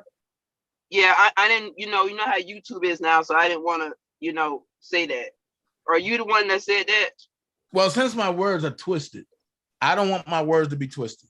What I said was word for word. And because I know Mocha Dirt said that, what I said word for word was Daboski. How would you be able to take it being duct tape and your kids leaking in front of you? That's what I said. That's after he said that he will break my daughter's spine. That's after he said that he will screw my daughter in the ass. What's good for one is good for all. Let's not have selective outrage. Oh no, see, that's what I'm saying. Whenever I heard, but see, the way she was saying it, she was kind of screaming. So I didn't know who said it. So that's why I asked you if you was the one that said it. Here's the thing. And I'm convinced that a lot of these people have a lack of testosterone around them. And when they see an alpha man, they want an alpha man in their life. So I get it. Just like in school, when you like somebody, you go and hit them. You come here and you keep bothering them. Just when you get them alone, you can be like, oh, I like you, right? I get it. Can y'all hear me now? Yeah, Levi. Yes, we can hear you, Levi. Yeah, but Mocha, but Dana, Mocha have been following from galaxy to galaxy. I get it, Dana, but I'm gonna tell you why people up and just tell her no, I can't do it. I don't make love to avatars. But Dana, do you know why a lot of people come to you and be like, Dana, don't do that. Dana, don't do this, because people can tell. People see you going to church. People see the joy that be on your face when you be in church.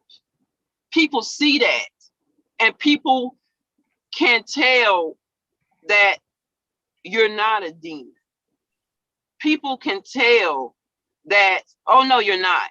People can tell that you are like a 6'3", 6'4" teddy bear. People can tell that. So that's why, no, Dana, you're not going to play me. We're not going to do that, because I'm trying to be serious, okay? You're not the person that people are out here trying to portray you to be. Yes, you can be a hell on wheels. We understand that. We get it. But right, Prima Donna said the right thing. I can't see the chat. You're right. Prima Donna said we're gonna call them unstable creatures. We ain't gonna call them the B word no more. You're right. No more B word. They are unstable creatures that God chose not to let in heaven. You're right. But if I can say this, if I can say this to Miss PG, yes, sir. You know, Hold on, wait. And the pastor's in. Here we go. The pastor. No. But I have to say this that I was listening. Hold on, Please pray for the soul of this bitch and guide my pimp hand and make it strong, Lord, so that she. This nigga crazy. Yo, Miss PG, I was listening to you. I was listening to you yesterday, and you reminded me of a couple of females that I've encountered, even some of my family, as it pertains to what I heard yesterday was, with all due respect, was a lot of naivety. I heard, a naive individual who was raised right. I could tell you were raised right. I could tell I could tell that you were raised to adhere to certain specific values, principles. Decent woman. However, you were not raised like myself, and I get it. Okay. Yes, sir. I was raised with both sides. I was raised by a decent mother, like yourself. Values. My mother used to always tell me, you do what is right as a child. However, once I got outside as a young man, my OGs told me, your mom was right. She taught you well, because we can tell by your character. We can tell by your moral aptitude that you were raised well. However, your mother did not teach you to dress for the weather. I remember my OGs telling me that you have to, it's not a universal thing. You have to apply certain things to certain things. And I, being raised in a good home by a beautiful mother who taught me the values, certain values, and then being raised on the other side in the streets, but taking those values outside in the streets with me, it allowed me to be introduced to the people up top very fast, because I've never been quick to push a button. I've never been quick. I've never, ever in my life, me and my niggas, never stomped a dude out. It's never been a gang. If it's 7 or 8 of us downtown and a nigga get brolic or whatever, it's gonna be a one-on-one. It ain't gonna go down. Because I'm not gonna stand there and watch some dudes, my niggas, stomp one guy out. Okay, but we were dealing in a city where guys got down like that, so we had to take extra safety precautions. Now, when I say I find that you are very naive, yeah, I agree. What you have to understand, sweetheart, is that in this world, if you're not cognizant of the jealous heart, if you're not aware of what you're dealing with, it is. Let me give you an example. Chris Rock didn't hit on Jada Pinkett Smith. He didn't say, damn, baby, you look good with your bald head and that. Now, had Will Smith got up and slapped him for that, you would say, okay, Will Smith was jealous. Right. Jealousy is the #1 motivator for death. It is. God teaches us that jealousy is nothing to play with. If you do your research from a Quranic or biblical perspective, and you really go into jealousy and study jealousy, it is straight from Satan, and it is, without a doubt, according to the Most High God, an irredeemable quality. In other words, God, a person can rob someplace and end up killing someone, and God can forgive that person for murder. Right. As Moses killed the man, and God forgave him. As David had a man killed, and God forgave him. But that jealousy is the root of Satan. This is why Satan, he was jealous of God. So when I say you're naive, when you're dealing with people who are jealous of you, you must understand what prompted them and motivated these people to hate Dana so much and to hate me so much. It's simple.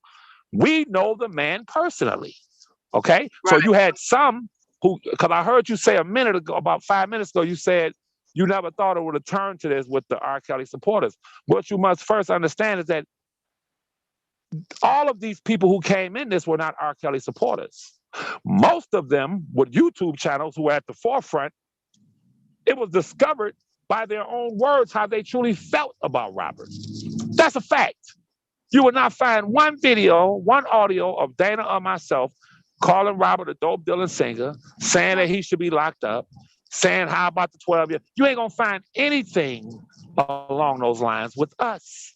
But most of the people who were able to fool the R. Kelly audience and supporters into thinking they were really not supporters. I'll give you a perfect example. A man that I introduced to the R. Kelly scene, that is Broke No Joke. If you look at his community page, I don't know if you saw it, he had... No, are you going into my next subject? No. Oh, okay, my bad. Y'all stay tuned for Dana's next subject, because that's some deep stuff. However, I'll close by saying this, Sister PG. Nipsey Hussle was raised like us. You could tell that. He was raised with values. Beautiful brother. And he was also street as they come. Nipsey Hussle, 1 foot in, 1 foot out, like myself. He was raised. A lot of things are just innate in a person. Some people are just decent people. Nipsey Hussle was a decent man who had love for his people.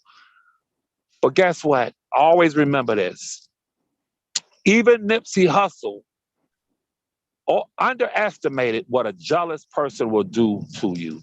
People say, well, he called old boy a snitch. No. What that was, when you kick a person in the head after they down and you've already shot them, that's some deep-rooted resentment and hatred and jealousy. Check this out. But as sharp as Nipsey Hussle was, 1 foot in, 1 foot out, that man uttered, according to the witnesses, after he told dude to get from around there, get the hell on, Nipsey Hussle's last words are something that I will carry with me for the rest of my life.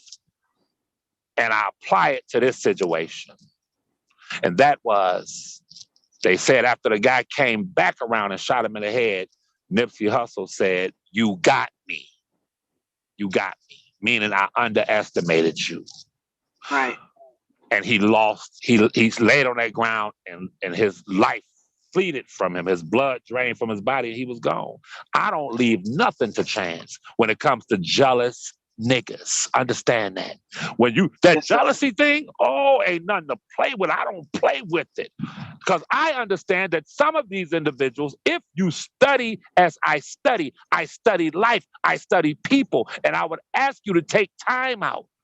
It ain't gonna take you but a few hours and study the Latino singer Selena, how she lost her life over an obsessed fan. Right. That woman that killed Selena was an obsessed fan. If I cannot have you, nobody will. Absolutely. Hear my words. When you see someone put their goddamn face on Robert's body, when you see someone call themselves R. Kelly Jr. and call a man they never met in their goddamn life uncle, that's an obsessed, sick individual. So that sick individual will see someone who really is related to the man, who really knows the man, who really has been around the man, and he'll hate that person such to the extent that he wants to kill him. I can show you a video right now when that dude held my picture up and put a gun signal to my head and said he had $2,000 on my life. If you saw his eyes, you would know what I know, is that this is a sick psychotic person who thinks they're suicidal, who thinks they're homicidal, but if they knew Levi, they would know they're suicidal.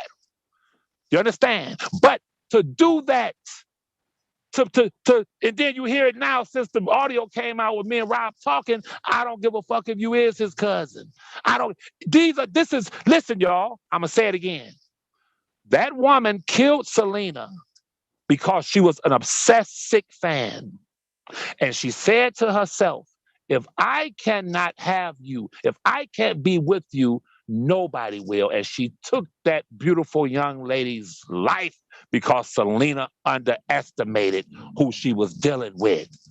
When you see people put their faces on another man's goddamn body, I got much respect and love for Al Pacino and Robert De Niro, two of my favorite actors. Yeah, But you would mine never see too. me. You would never see me put my face on their bodies. I'm not obsessed with them. So I'll say it again. This is serious, sweetheart. This is no one.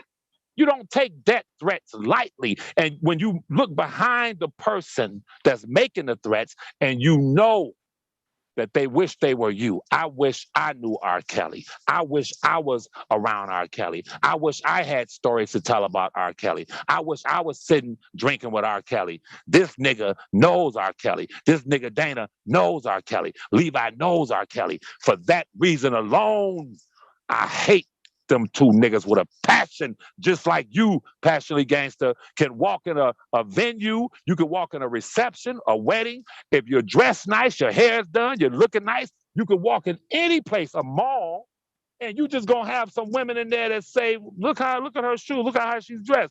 She's down, look at her hair. Some women will compliment you and say, wow, that's not, I love that dress. But then you have some who will want to kill you. Absolutely. Because you are a reflection of them. Even your success can be a reflection to people. They're looking in a mirror. So when people threaten my life, they're looking in a mirror. I look in their eyes when they say things to me, and I understand the psychosis. I understand that they're looking in a mirror as if they wish they were me or they wish they were Dana. That's crazy, bro. Listen, with Robert, you got to know this. Robert and I, our relationship was a fleeting relationship. Meaning what? I'm in Detroit doing my thing, heavy hitter, baby. I'm doing my thing. He's in Chicago doing his thing. You won't see me anywhere traveling and on tours and none of that. I always had my own thing going on, but most importantly, Miss PG, I was never impressed by that celebrity lifestyle. Right. And Robert was never made for that celebrity lifestyle. The people made that man an idol. He rejected it. I was with him. I saw it. That man didn't even want to be an idol, but they made him an idol, placing him, some of them, placing him next to God. And I would see him tell people, don't do that. No, don't do that. Don't stop. Don't. I've seen women faint. If I've stood there and seen women, he ran over to a crowd of women, several of them just fainted. But he was regular. And he didn't want to be that. Look at the women that he dealt with. Yes, You're not gonna find no dude that's high polluting and he think he a celebrity that would deal with those broke women. Absolutely, yes. None of them of note. But he being regular is what got him into this. You know why? Because had he been dealing with wealthy women, young women and teenage adults who already, their fathers and all them, they had money, they come from money, no one could have paid them or offered them $20,000 to lie on him. I'm gonna say it clearly. That's the deal. One thing about Kanye West ain't got to worry about Kim Kardashian coming after her money because she got her own. Absolutely. She has her own. You understand? He had that much sense. Yes. His children are with a mother that's a multi damn near billionaire. You understand? So Robert, being common, walking amongst common people, not wanting to be a celebrity, loving his people, embracing his people, not moving out of Chicago, not moving to Hollywood, keeping it real when it comes to how he felt about his people. When the chips got low, I knew it was going to happen too. When the chips got low, they said, well, shit, he don't want to deal with me no more. He ain't got the money. Some of them said, well, he ain't got the money that he used to have. So someone walks up and says, here's $50,000. I want you to come on the docuseries. Here's 20. You could do books. You could do this. You could do that. You could make money. And these people were never loyal to him. And even some of the females were even jealous of him. I'm telling you, they were. Miss Passionately Gangster, you could be with a dude. You may have encountered that before. And that dude don't want you to flourish. A guy can be with a female and the female don't want him to shine. That's just life. The person could be jealous of you that lays in the bed with you every night. Monitor jealousy. These are my words to you as far as me speaking to you as an older dude or OG in this. Never keep your eyes off of take your eyes off of a jealous-hearted person. And just know there is, listen to me, Miss PG. I'm a man of my word. And I'm telling you, you watch and see, I predicted this 2 years ago.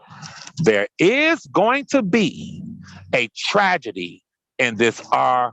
Kelly situation on YouTube. There's going to be a tragedy. And everybody that's listening to me gonna say, Levi said it. There's gonna be a tragedy because I can predict it. I can foresee it. I know who I am.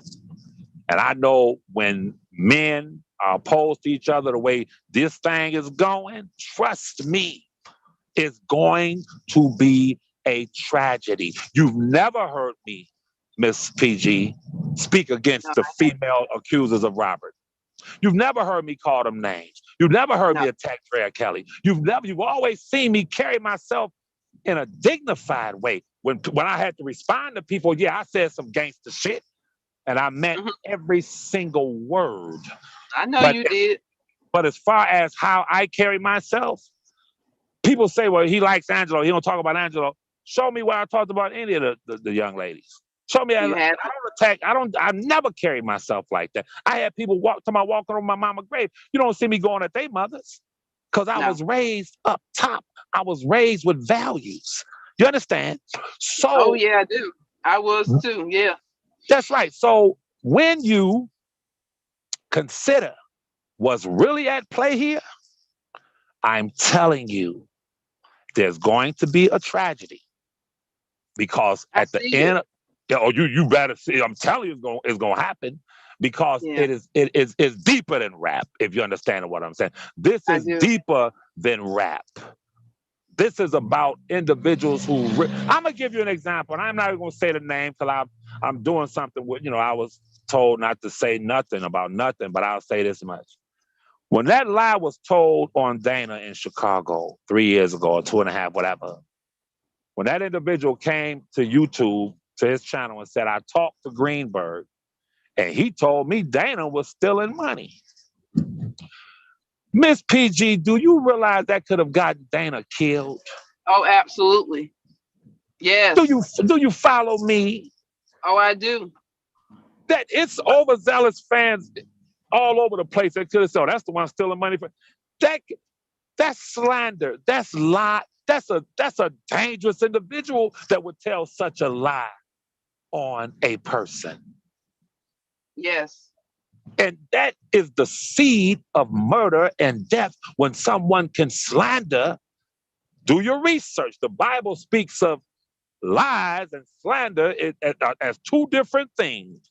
We all have lied, but guess what? There's a lot of people listening to me right now. We've all lied, but there are a lot of us can put our hands and raise our hands and say we've never slandered a person. Slander is a designed lie, where you want to produce a result from your lie. So it started back then. That lie, I told Dana then, I said, bro, stay away from dude. That can get you killed. You understand? This is serious, man. This is serious. And I'll end it by saying this again. You mark my words. There's going to be a tragedy in this R. Kelly YouTube thing. And I'll be quiet and let you respond, or I can get off of here, whatever. Well, I do want to respond to what you said at the beginning, and well, I'm just going to respond about myself because you have very good observations. I do Well, what I was saying about myself was I was calling myself green. And I've said this before. When I came into this green. I was the type of person that wasn't on social media like that. Yeah, I had an Instagram. Yeah, I had a Facebook, but I wasn't a daily user of social media. I just come on there to put a photo on there. I know tragedy very well. And I've told this story before when my father was murdered. And it was very similar to the Nipsey Hussle story, without going into details. But you are right that I am a naive person, because I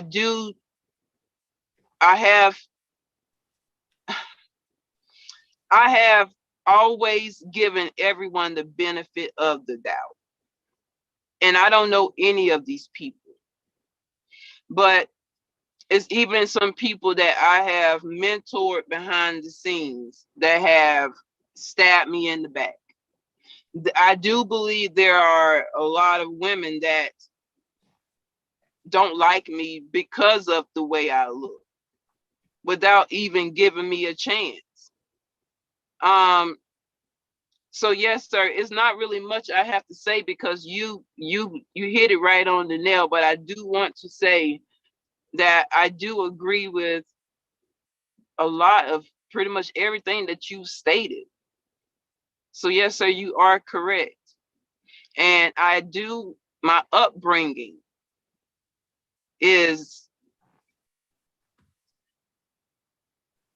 I'm not like a lot of other people, you know. I'm of course I know what the streets are.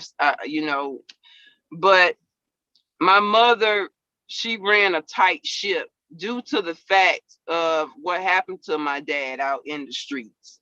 Yes. And education was my goal, not ended up on the streets. My children ending up on the streets is always my goal. Yes. So yes, I am what you would call a suburban, you know. Yes. But I am very deeply in tune with my people. I have a very deep love for my people. And just like with Dana, and you know, like what I was saying, I feel like Dana is misunderstood by a lot of people, and I stand by that. But for you, yes, sir, you have very good observations. And you are absolutely right. I come from a very deep Christian background. And yes, you are right. So yes, people, Levi for Kelly he observed me for a little bit, and yes, everything he stated about me is absolutely correct. Yes. Well, sweetheart, I didn't survive the streets of Detroit in my youth and middle age. That skill that I just displayed, we had to have that sixth sense. We had to observe people's eyes. We had to know where we were, what you were doing, who you was doing it with, who was in the room, who was in the joint. You had to watch everything in order to survive in my city. So yes, without a doubt, that skill that I have is very hard to fool me. I've been fooled before, but it's very, very hard to fool me. And at the end of the day, I hate to say it, you know, I hate to say it. I just don't want you to go through life. I don't want you to go through life thinking that as a Christian, you're supposed to be a fool. As a Christian, Jesus himself said, you examine a tree by the fruit it bears. Okay? You examine a tree by the fruit it bears. You said something yesterday, and I said, no, she's wrong about that. And I understood the context in which you were speaking. Mm-hmm. You said at this point, it doesn't matter who started it. That's what you said. And I said, well, she's wrong. Yeah, you said that. And I said, I understood what you meant, though. It was a beautiful statement. But yes, it does. I'm going to tell you why it does. Okay. You have certain individuals who a person can walk past in the street and push them, say something to them out the way. Some individuals will say, man, get the hell out of my face, this, that, and the third, this, that, and the third. You have some people who will walk away. But you have certain individuals, which I've seen this happen. You walk up starting some shit with them, and it is over with. It's done. They don't even speak. They just boom, it's over. So when someone says, and I've heard, others said also, well, whoever started, no, that makes a hell of a goddamn difference who started it. Okay? My track record is what it is. I've never came on here attacking people because I must carry myself as Robert would approve of. That's my thinking. Nor do I have it in me to attack Dre or attack those alleged victims. I don't do that. But when you're minding your business, right, and people target you, it's fine. I'm just not the same. It's for life with me because I mind my business. I'm speaking for me. I mind my business. I came on here to advocate for a man that I love. I would have never thought that as a result of that, there would be a goddamn tragedy. I would have never thought it in my life. But it is what it is. So when you're minding your business and you were raised how I was raised, and someone just flat out starts some shit with you for nothing, can't nail one of them, they produce my responses. But chronologically, everyone who's been on the scene watching this know that I was sitting in my kitchen minding my business when these niggas came for me out of jealousy of the relationship that I have with Robert. Y'all saw it. That's true. Okay? That's true. So, I'm a man. Just like in the streets. I've tried to talk guys out of like, man, no. They said, no, bro. I was minding my business. You can't tell me how to respond. I've had guys tell me that. I've sat and had dinner with cats like, man, can y'all squash that? And once they broke it down to me and said, look, man, I was minding my business. You cannot tell me how to respond. How I handle this is how I'm going to handle it. And I have to say, okay, I get it. I understand. And it's the same way with me. It is what it is. I don't give a damn as how I was raised and my religious, spiritual orientation. My life and my death is for the Most High. I mean it, Miss PG. I've seen so much death and destruction and babies dying around me, man. I've seen it all. And when you see babies that you've held die brutal deaths, you don't give up. Man, I don't fear death at all. But at the same time, I love life. You follow me? Absolutely. Yes, I love sir. life. And I'll do every and anything within my power to sustain life. So don't go through life naive now, applying the same thinking to every single individual. Some people are just suicidal individuals. That's the bottom line. Some people are motivated by things inside of them that's fucking sick. And if you take that lightly, you can end up like Selena. Okay? Yes, you sir. can end up like Selena. You can lose your life. I have never dealt with a woman in my life, and I found out she wasn't for me, and I didn't walk away quick. Because guess what? Any woman I deal with, I'm for you. I got you. I'm for you. You'll never find me trying to screw your friends, your sisters, and if I want to do some dirt, I can go on the other side of town and do that. I'm not going to disrespect you or do no dirty shit to you. So that's all I have.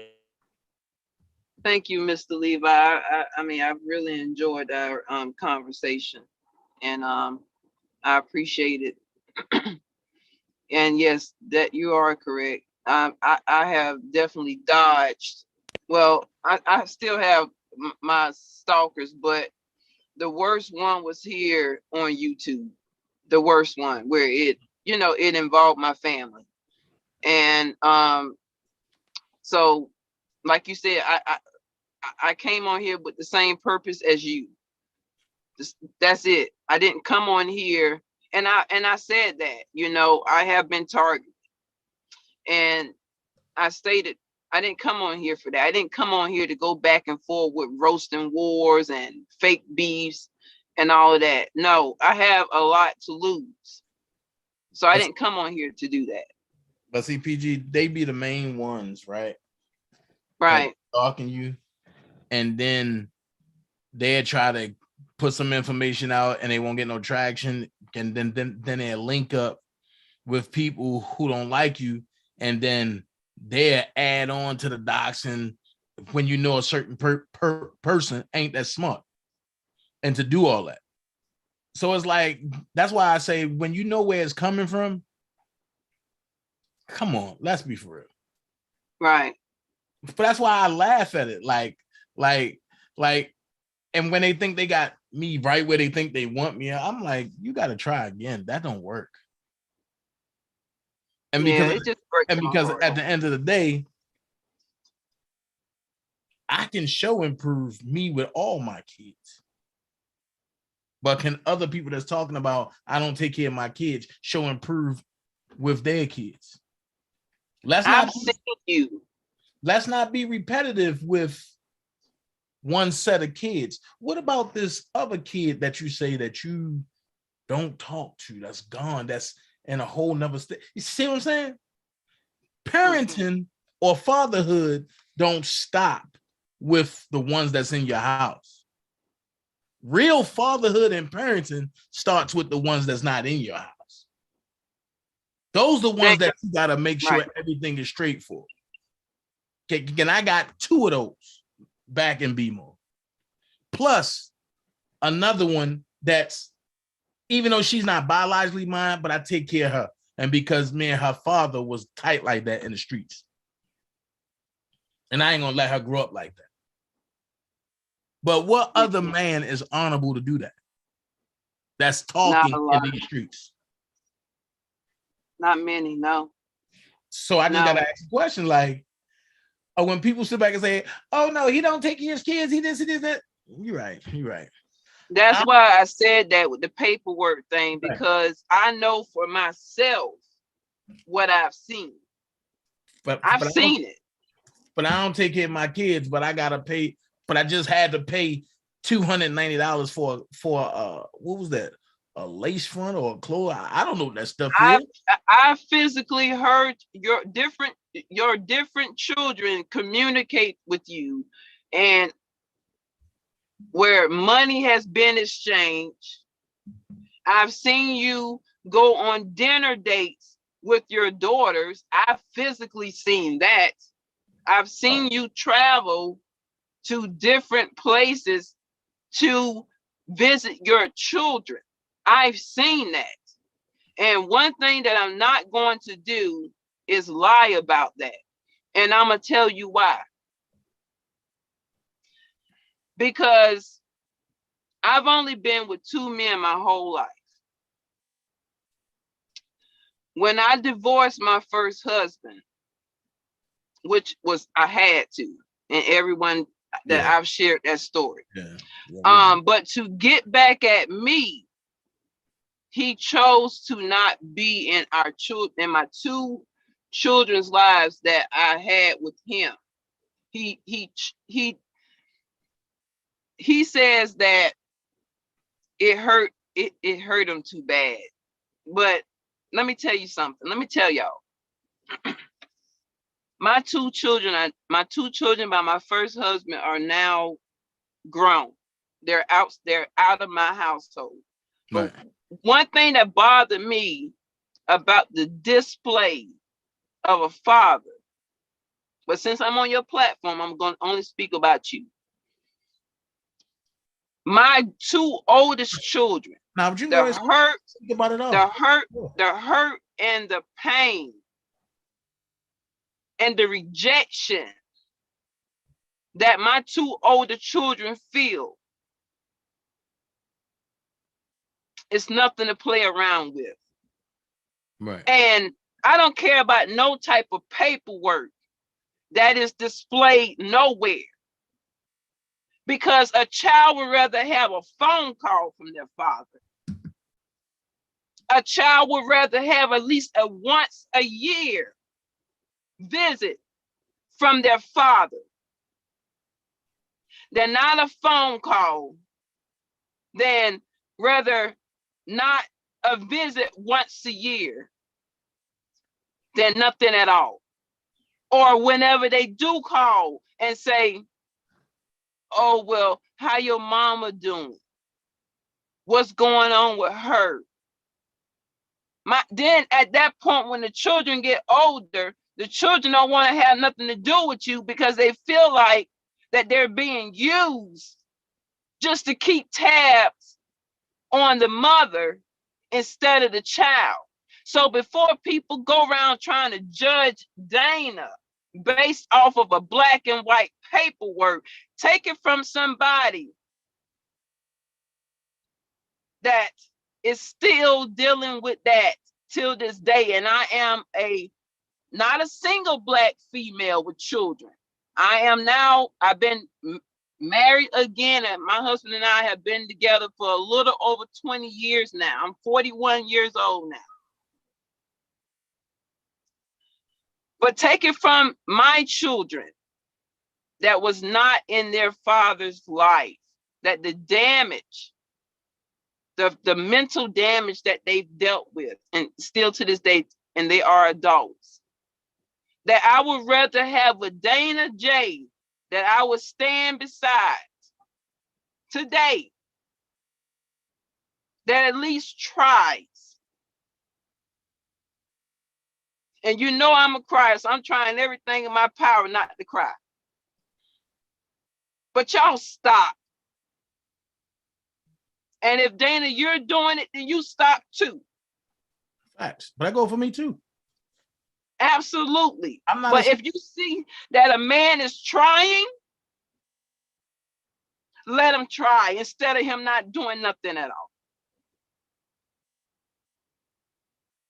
Because it's not about us, the adults. It's about what we're putting out there into society to hurt other people. Because y'all can't tell me that not even in the audience, I don't know how many people are here right now, but you can't tell me that it's not one other person in there that they don't even know who their father is.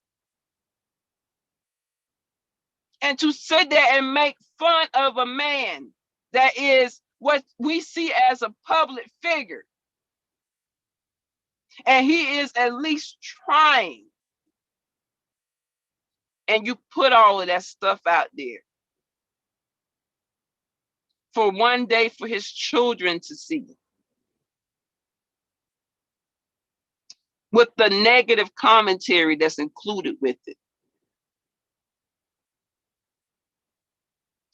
At this point, if y'all gonna fight, fight.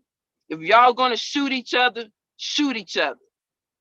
But one thing that no party should be doing is dragging these kids into this stuff where they are mentally destroyed behind grown people that it shouldn't happen. Then women like us are left to pick up the pieces.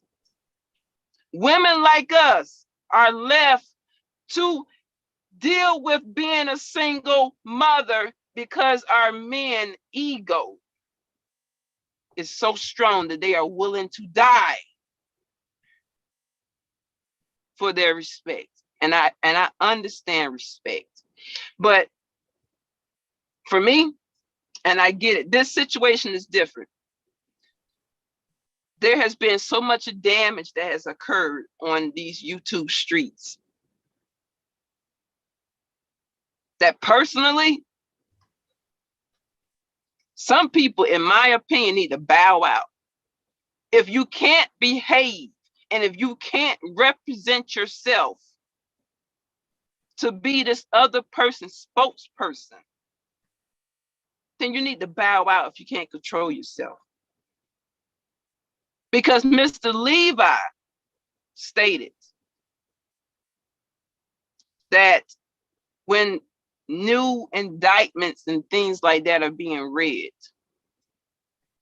that some of the people that I've maybe argued with or even got along with could possibly be in indictments and things, motions and things. Come on now.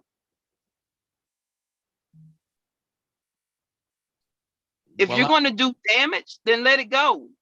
Well, I can tell you one person who won't be in indictment. Me. I'm just speaking in general, Dana. You know, I always speak in general, but y'all come on with the kids stuff. Like, at least Dana's trying. And I'm going to say it, but I'm not going to say his name. The person that I spoke to yesterday. No, you can say it. I mean, I don't care. Mr. Dubowski is trying as well to be a father. Both of y'all men are trying in your own way to be a father. And neither one of y'all should bash each other, because the both of y'all have something that's in common. Nah, we don't have nothing. Yes, your melanin, your melanin is what. No, both of y'all are melanated men. We don't got nothing in common. I'm not melanated. I'm Indian. If he was able to, because first he tried to downplay you with your rap. He did. With what? And then towards the end, he said, you know what? I can't take that away from Dana. That's his words yesterday. So why you can't say that both of y'all are melanated men? That's y'all connection. Why can't you say that?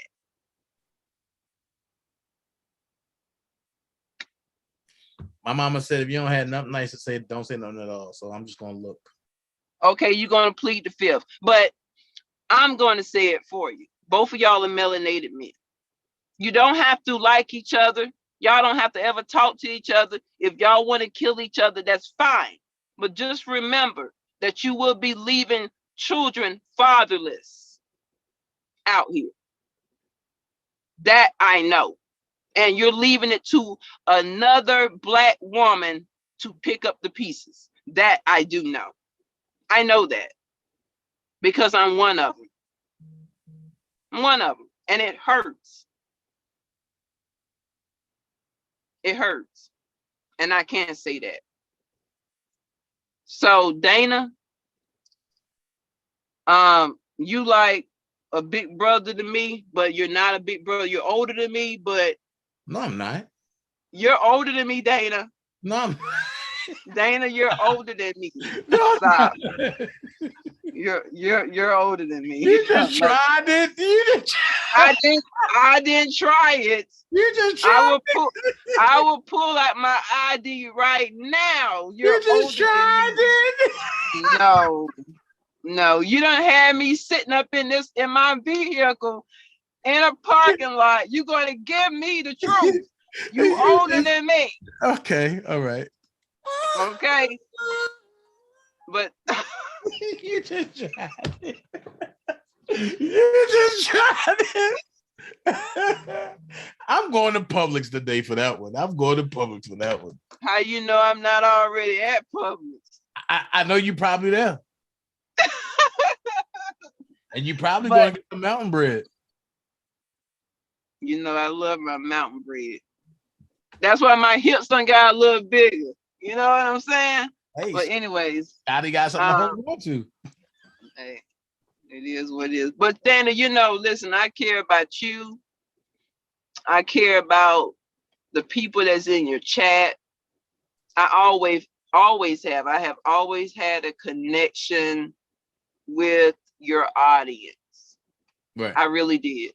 And that's why I've always stayed over here, because I relate more to the people that's over here.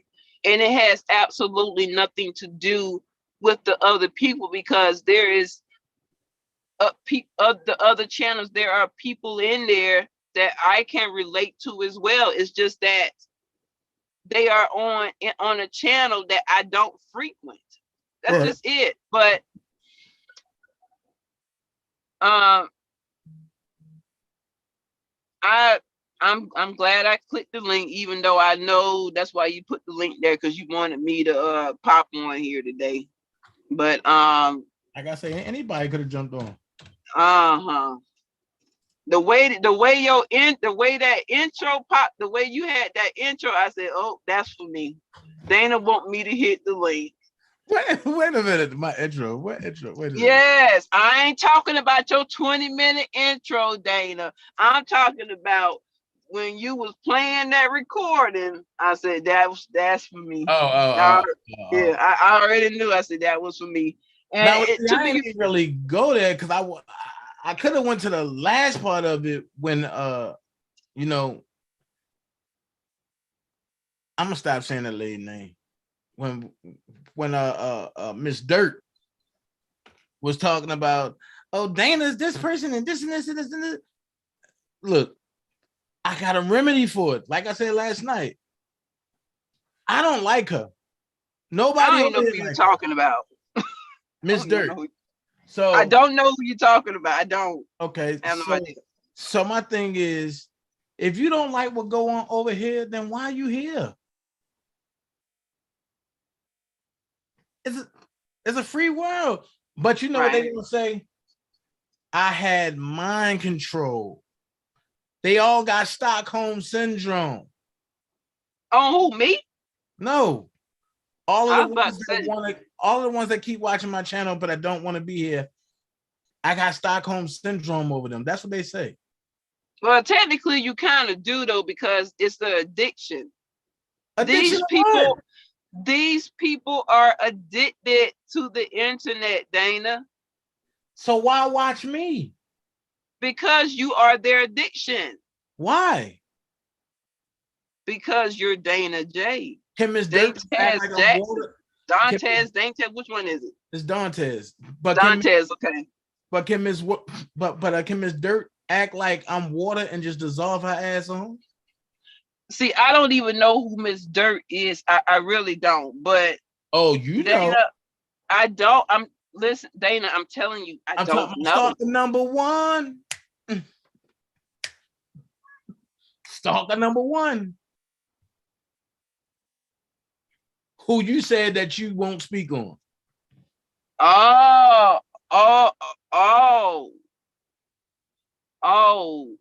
Okay. And I'm just like, and it's crazy because, and you got one that's, oh, I don't like him it just seemed weird to me, like, yo, you don't like me when I don't rock with you, but when I was rocking with you, I was the love of your life. Let that go. I mean, I'm not even talking about who you think I'm talking about. Oh, well, see, that's what I'm saying, Dana. I'm trying to tell you, I don't know who you're talking about. Right, it's so many of them. Right, that's what I'm saying. I don't know. Yeah, it's so many of them. Like you would think I'm R. Kelly. Yeah, but that's where they put you at, though. Why? Because that you are their addiction. Jesus Christ. They are obsessed. But why? Can I tell you my why? Yeah. Okay. I want to know. So I want to know what love is. Wait a minute. Now you talking about love. Now I ain't gonna go that far, but I can. There was a time when I used to be like, I hit the YouTube refresh, like turn, ain't nobody live, refresh. Like 5 minutes later, I'm keep refreshing, like trying to see if somebody live. And then you go through the phase of, I can't believe that this person is really saying this, but you're still sitting there watching. And then you tell yourself, I'm not going to watch this person anymore. I'm done with this person. But there is this urge in you that you can't get rid of. You have to watch. And I didn't realize this. I was having a conversation with Lowdown. I called her one day, and Lowdown, she was like, and I was like, Lowdown, I'm in recovery. And she was like, what? What are you talking about? I said, I'm in recovery. Like recovery, you know, like how people have a drug addiction and they go and get help. I said, yeah, I'm in recovery. And I said, all of us in this sector, we are addicts. We are internet addicts. We have forgotten about our life. I've watched people lose their husbands on here messing around with this case. I'm just keeping it real. I've watched people lose their places, their jobs, their vehicles. Too, because I was one. Yeah, you know what I'm saying?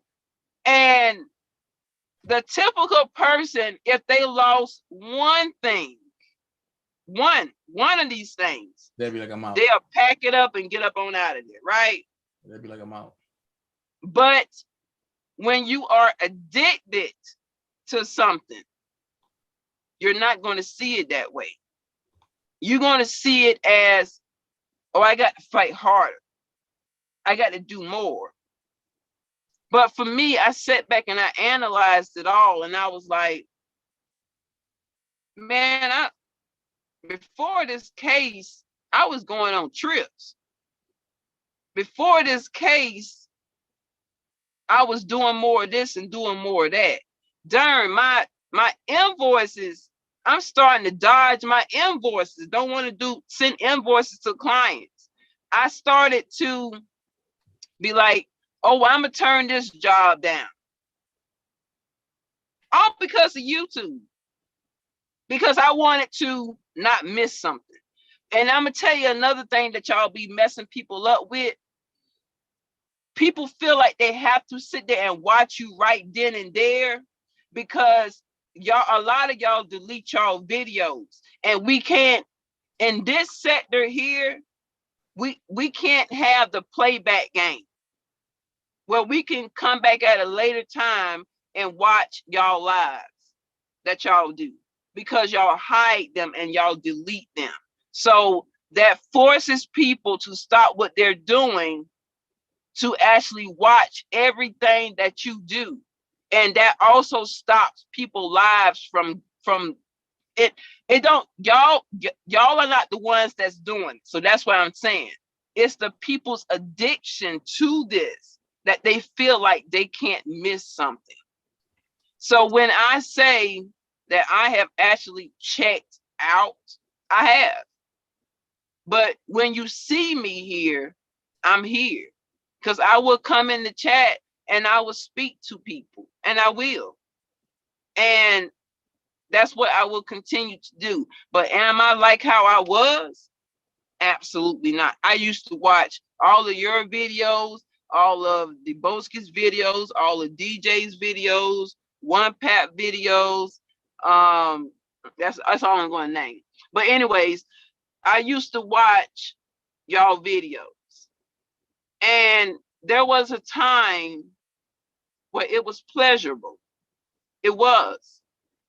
But coming from the place of what I see now, Dana, it's no longer pleasurable anymore. And this goes back to what you were saying, that my kids' documentary was displayed at this channel here, but it was only like 60 something people. Back then, it would have been 300-400 people deep watching that about DanaJay. Right? Mm-hmm. But now it's like, man, because people don't care about that no more.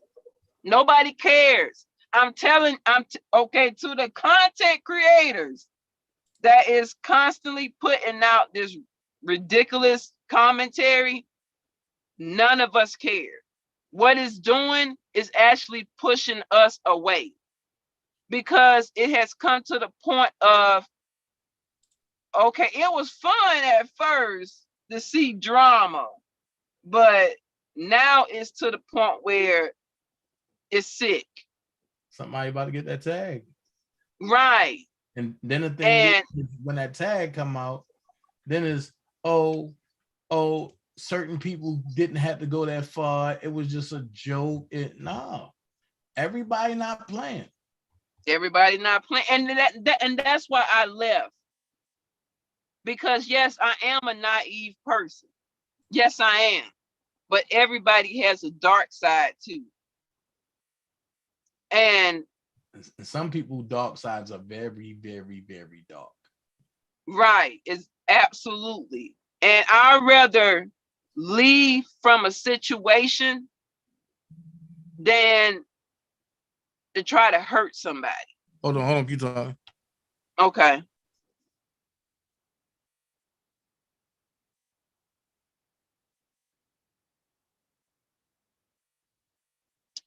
So I don't even know if y'all can hear me or not, so I can talk instead of Dana being busy or not. So I have no idea. Because I can't even see the chat.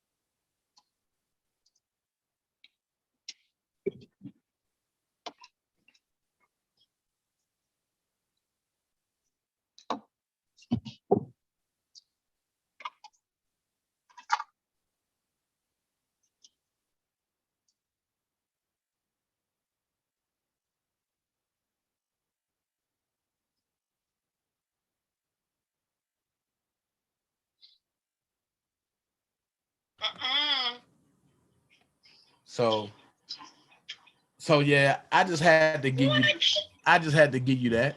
You know what I mean? Show you what it was. I mean, Why is people wait? So okay, I'm confused about why I'm in it. But why is people still? Because the last time some girl inboxed me, about it was a different picture up there, and I'm like, wait, what? yeah. That was like a couple years ago, and now I'm just lost. Cause he trying to. How is it that I keep coming up? Cause he trying to find something on me, but then he go and try to. He go and put your documentary up there talking about, oh, I don't take care of my kids and this and this. But what I'm saying is, how did I even get connected to you when you don't have pictures of me on your Facebook? Well, I don't know if you got pictures of me on Facebook or not. Exactly, and I'm gonna tell you why. Because the same girl, but that came on, or the same person, but that came on your page last time, gave him that information, and they all went and tried to dox you. And they talking about you going on the platform to talk about me. I said, ooh, I want to hear this. Cause Shania's, you supposed to be going on his platform to talk about me or something. I said, what? Wrong person. Facts. Because whether or not we talk, I'm definitely not going to say nothing bad about you. Fact. I haven't talked to you in shit. Right. That part. What's wrong with people? They just don't be having nothing else to do. They ain't got shit else to do. Right. They ain't got nothing else to do. Because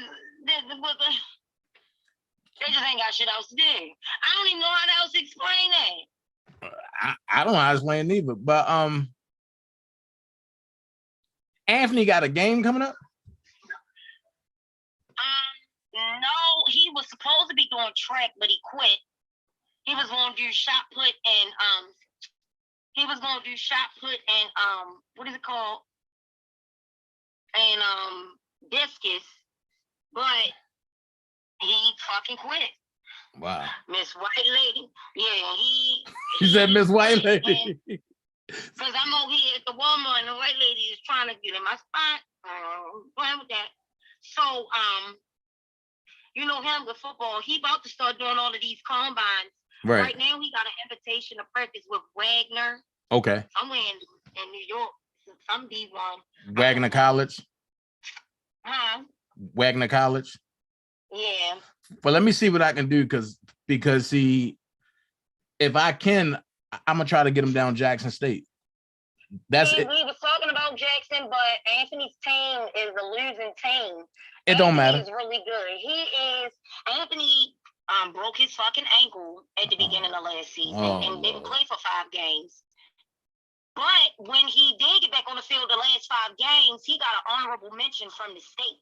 Okay. So he does really well. I told him next year he needs to not fucking break nothing. It's not like he can control that. Really. Well, yes, he could, because Anthony got in a car with the fucking teenagers and they didn't shut the door and his stupid ass fell out of the car and broke his ankle. Oh, wow. That was something that he should not have been doing because he knows not to get in the cars with these kids. Right. But, but no, he went to a couple of combines and we got a whole bunch of them over the summer. Okay. So I was going to work this summer, but I'm not because of him.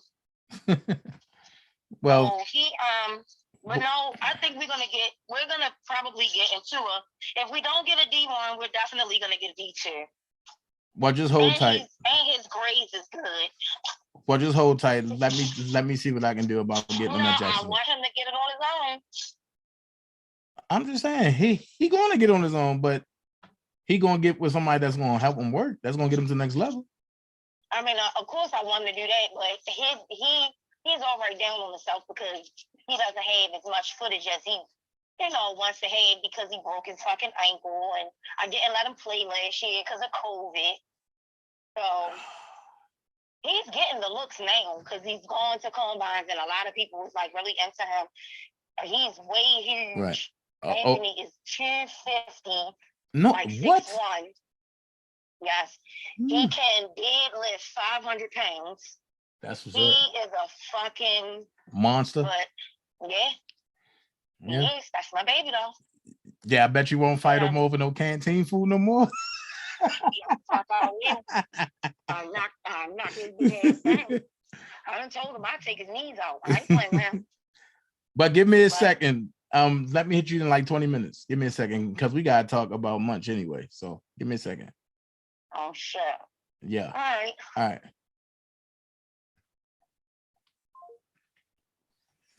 Ugh. Well, there you have it. I mean, that's why I just laugh. Like, well, God bless you and your family, Dana. You know what I'm saying? And my daughter is of age that she could talk. And the first thing you heard her mama say, me and you ain't talking. How long? I talk to my daughter. That's why I got 4 lines on my phone playing for. Yeah, I definitely don't talk to my ex-husband at all. Like I got him blocked, and he keep making different accounts on social media to try to keep up with me. Like block. You know what I'm saying? But yeah, you typically don't need to talk to your ex if there's children involved. The only time you need to talk to your ex is when your children are sick or is something of importance that y'all need to meet, talk about or whatever. But besides that, man, bump them exes. That's why they're exes for a reason. But and that's why I'm saying, like, people playing, not knowing who people are or their background. And I mean, that's why when people get on that platform, like, oh, I got somebody gonna talk about you. I hope it's somebody that makes sense. Yeah. Because I'm still waiting on this footage from 4 years ago that I was with Azriel. Dana, can we talk about the beef sector real quick? What about it? I ain't been over there. You got a mod from the beef sector over. You got a mod from the either the black sector or the beef sector. I like Lady Law. I've been hiding in the manosphere. Oh, listen, man, the manosphere dead, man. Stop. Yeah, it's dead, but a certain woman is not. Oh, okay. You know they're going through a purge in the beef sector, right? Yeah, it's about. I know about the purge in the manosphere, but I ain't know about the purge in the B sector. You talking about what Auntie did with the purge? Yeah. That was lit, wasn't it? Yeah. So yeah, man, that's why I was saying, like, I really don't even be in this sector like that, but the only reason why I gotta stay in this sector is because of Kills. And it's like I started it and I gotta end it. But trust me, I got 6 suits ready for the manosphere. Trust me, I'm ready. But I will say this: that manosphere is a whole nother animal. Yes. Do you know who the angry man is? Of course. I'm talking to him right now. Where? On my other computer. In the chat? No. Oh, okay. Yeah, okay. Yeah, it's what up, Leash? I mean, it's refreshing to who is that? That's Alicia. Is that Alicia? Yeah. Hey, PG. Hey, Alicia. I would turn my camera on, but y'all, I'm tearing up this Wendy's. Oh, child. I'm about to air fry me some chicken wings. So y'all do y'all thing. No, I didn't want Dana to be alone on camera, so I said I hit the camera too. I mean, I'm dressed. Oh, you know me, people. I control a room, so I can hold down everything. Yeah, you can. Yeah, what's going on, Leash? You got anything to say? I can shut my mouth. Oh, you know, Leash got a lot to say. You know, Leash got a lot to say, and you can't ask her that. Lord have mercy. Oh, but before I go any further, I do want to say this. Y'all keep Nisi 6ix9ine in prayer, please. I will be, sending her flowers. So if y'all want to donate to some flowers to her, but I will be doing that. Don't send the money to me. I'm gonna get her Cash App, send her Cash App, send the money to her Cash App. I'm gonna get the flowers, and I probably throw something else from like Brother the Big Sister in there. But I just want to give y'all updates that she is coming along. She fussing, but she still got a process to go through. So y'all keep Nisi 6ix9ine in y'all prayers over here. Go ahead, Lisa. Yes, please do that. Oh, I ain't wanting that. Y'all know I just came up here to kick it because I saw y'all. I ain't behind the nose. I'm just saying. We're just running our mouth. I'm just saying because everything I've been saying has been coming to pass. And I still haven't showed my last segment yet because my last segment gonna make everybody mad. That's why I haven't showed it. And Levi tried to get into it, and I'm like, no, Levi, Oh, yeah. Okay. Yeah, because I want people to see when I say people just jump in stuff just to be a part and to get money and don't really care about Robert. Yesterday is April the 1st. Yesterday is April Fool's Day. But certain things. I thought today was April Fool's Day. It is. You said yesterday, didn't you? I said today is the 1st, and today is April. Oh. Oh, okay. I'm sorry. But, I am driving, Dana. It sounded like he said yesterday. Oh, it did. I'm talking too fast. But Leisha,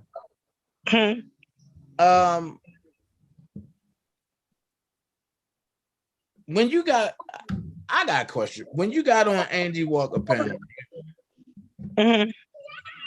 and you was, letting her know like who you really was there for, what's going on. Right.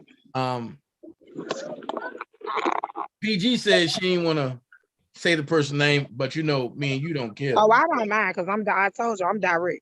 Right. Now we have an agreement, Dana. Now don't be trying to water it down now. No. I understand that because if she has an agreement not to speak her name and you not speak her name, then that we gonna honor that. Right. But I don't have that agreement with her, so I So yeah. Wasn't you one of the ones that she was stalking too? Yeah, she was stalking me on Twitter. What? Oh, I'm sorry. Yeah, she was the one. She was one of the ones. Her and somebody, I guess, somebody named Nia. They were both sending me friend requests on Twitter, and I kept having to block their ass because they some stalkers. It's like they would. Go ahead. Now I was saying, but I'm starting to think that her and Nia are the same person. No, they're not the same. They're not the same because it was I was battling the both of them at the same time. They're not the same. No. Nope. I don't know. I just had to, let them know to keep it moving.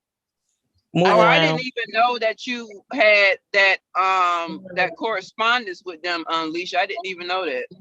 It wasn't really nothing. It was just that because first of all, when I came into this, I was green. Okay. I came into this with the intent of an injustice. Right. That was my main focus. I didn't know nobody. I didn't know. I don't know, and I still don't know none of them people. Period. Right.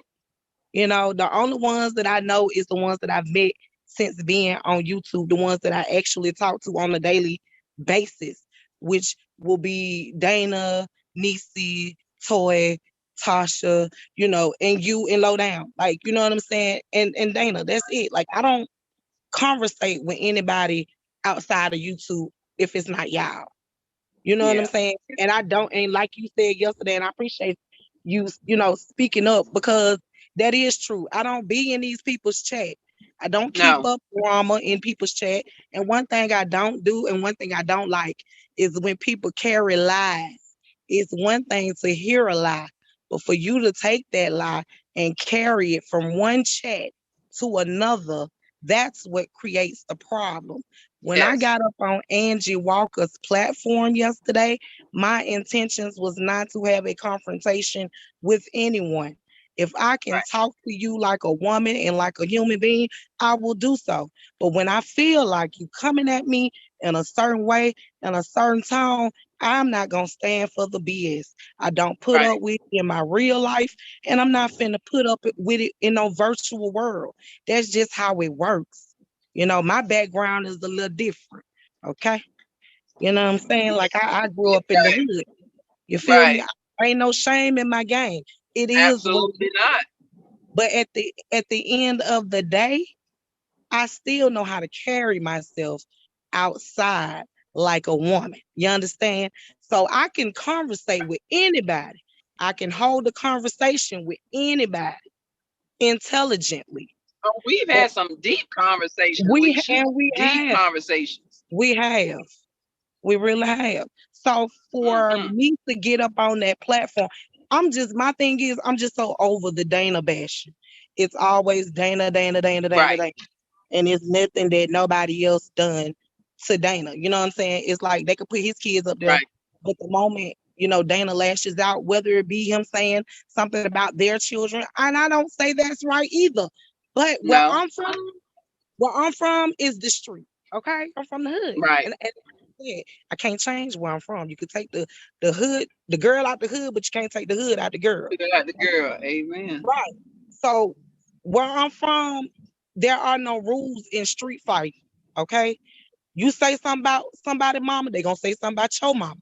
You say something about somebody else's child, they're gonna speak on your child. When you get down and dirty, you're gonna get just as good as you give it. So I mean, I'm just saying, don't do to others what you don't want done to you, and then you want to go and cry wolf about it. I'm fine with anybody, talking shit about me. You can say what you want to say, because at the end of the day, words don't hurt. You understand? But when you get to doxing people and pulling up people's information and putting that stuff all on YouTube and other social media platforms, that's what I have a problem with, because it was done to me. It was done to me. And it wasn't just done to me once. It was done to me on 3 occasions. I have proof of that. I have no reason to lie about somebody doxing me. And people with that fake outrage of, oh, well, y'all sit up in a chat where somebody talked about kids and blah, blah, blah. But y'all was laughing when this chick had my children that had nothing to do with the situation. Now, had it just been me on her screen, you could post my picture all day long. I have no problem with it, because I have pictures of me on YouTube. So clearly, you didn't even have to go to my TikTok pages or my Instagram or Facebook pages to get pictures. You could have just went to my YouTube channel if you wanted to see those. But that same thing they did with Brooke, and then when Brooke spazzed out, they tried to make it seem like she was wrong. No, she wasn't wrong. Right. But it's when you put up innocent children, and like I said, this person that did that to me, I never once spoke on her child. I did not post her children's picture nowhere on no type of social media, no social media platform. I just said that, I just roasted her ass in the chat and she couldn't take it. It's not my fault you can't take a roast my ass back. But don't put my kids up on your screen, and don't put my job information out there. It's so many crazy ass people on YouTube. You don't know what somebody is willing to do for you. Okay? But what I'm saying is, while you putting my job information up, maybe trying to solicit somebody to come up to my job, please don't get these people put in a trick bag. Because trust and believe, I'm going to defend myself. Okay? To the utmost. Do you hear me? And this ain't no threat to nobody. I'm just saying, don't put me in no trick bag to have somebody to pull up to my job and you get these people hurt on account of you putting my information out there. Because see, truth be told, I've offered this person a chance to pull up. You pulled up my information. So if you got the information, why not pull up to either job or my home? I'm not running from nobody. I'm an open book. Anything you want to know about me, you can ask me. That's just how I am. I'm very transparent. And anybody that know me, and you know this, PG, I keep it all the way 100. Oh, you definitely do, because I done heard some get downs with some get downs. Yeah, like I'm not that chick. That's not me. Like I carry myself in a certain way. Yeah, like I said, you can take the girl out the hood, but you can't take the hood out the girl. Like this is how I talk. Now, do I talk like this, when I'm in front of professionals? No, I do not. But I'm at home. So I'm gonna talk how I talk every day. Okay. But I mean, it's just the fact of people can't take what you say, but they wanna dish it. Right. Don't dish it if you can't take it. Just keep your opinions to yourself, and I keep mine to myself. I keep saying it, but their channels ain't gonna grow unless they bash Dana. Right. If you got solid commentary, you don't have to worry about bashing nobody. See, I can bash a motherfucker, and then I give you a whole month full of solid commentary. Then I come back. I can do that. I'm versatile. Well, if motherfuckers do research, they can do it too. But this is the thing, Dana. You don't have to you don't have to, and this is the thing. You've been on YouTube plenty of times, and I've heard you not speak on not one content creator, not one. And you've done great content, right? What I don't understand is somebody will come on right after you and try to, and I'm gonna say one pap is good for that. As soon as you get off your live, she's going live to make another live about the live that you just did to critique what you said or to try to spin what you said to make it out to be what she wants it to be. Okay. Now I put up a challenge, right? And I hope somebody's listening that will take this challenge. Please keep Dana's name out your mouth. I will cash app whoever the lucky contestants are, $200 to keep his name out your mouth for a week. If you can do that, that's $200 of free money. Please. Now Can you you're do messing that? up. Now you're messing up Don Russell's narrative. The narrative is they gotta come at me to shut me up. I sat back and I said plain and simple. And I'm about to drop another bomb. I sat back and I said plain and simple. But I said they all working and for Don. Everybody start hollering, I don't know Don. My mom always told me you take a rock and throw it into a pack of dogs, and whichever dog holler, that's the one that got hit. If you don't work for Don, then what is the point of saying anything about it? Next thing is this. I told everybody Don is going to play with the courts. He's taking a plea. So therefore, he has to keep trying to put it off because he don't want to be in the same courtroom with Robert. He don't want to be nowhere near Robert. Everybody sit back and like, oh, Dana, you might be onto something. Look at it. All of a sudden now, he's going to talk to Ann Donnelly for an ineffective counsel. Why? How was it ineffective counsel and you never had a lawyer? You always had a public pretender. Exactly. So at the end of the day, one or two things going on. One, you don't want to touch the money, but you got that 1.3 million allegedly because you don't want the IRS to come in to talk about it. Second thing, it could be this. Either you got these people out here in the name of Rob trying to collect money and they didn't collect enough money to give to whatever lawyer you're trying to get. But wait, if you remember, Don Russell said he have a team of lawyers. Don Russell said he got the paperwork to get Rob out. Well, Rob's still sitting. Rob got lawyers. Rob done went through 3 sets of lawyers, 2 sets of lawyers. Now he on his 3rd set. Don Russell help alleviate 2 sets of lawyers for Rob. He don't have not one. Make this make sense. But you want me to believe that he's not taking a plea when in the paperwork repeatedly it says we're working on a plea deal. We are still negotiating a plea deal. Now, if anybody has somebody that's been locked up in the feds, ask this question. When have a plea deal ever been negotiated and for 3 years? Y'all go ahead, hold on.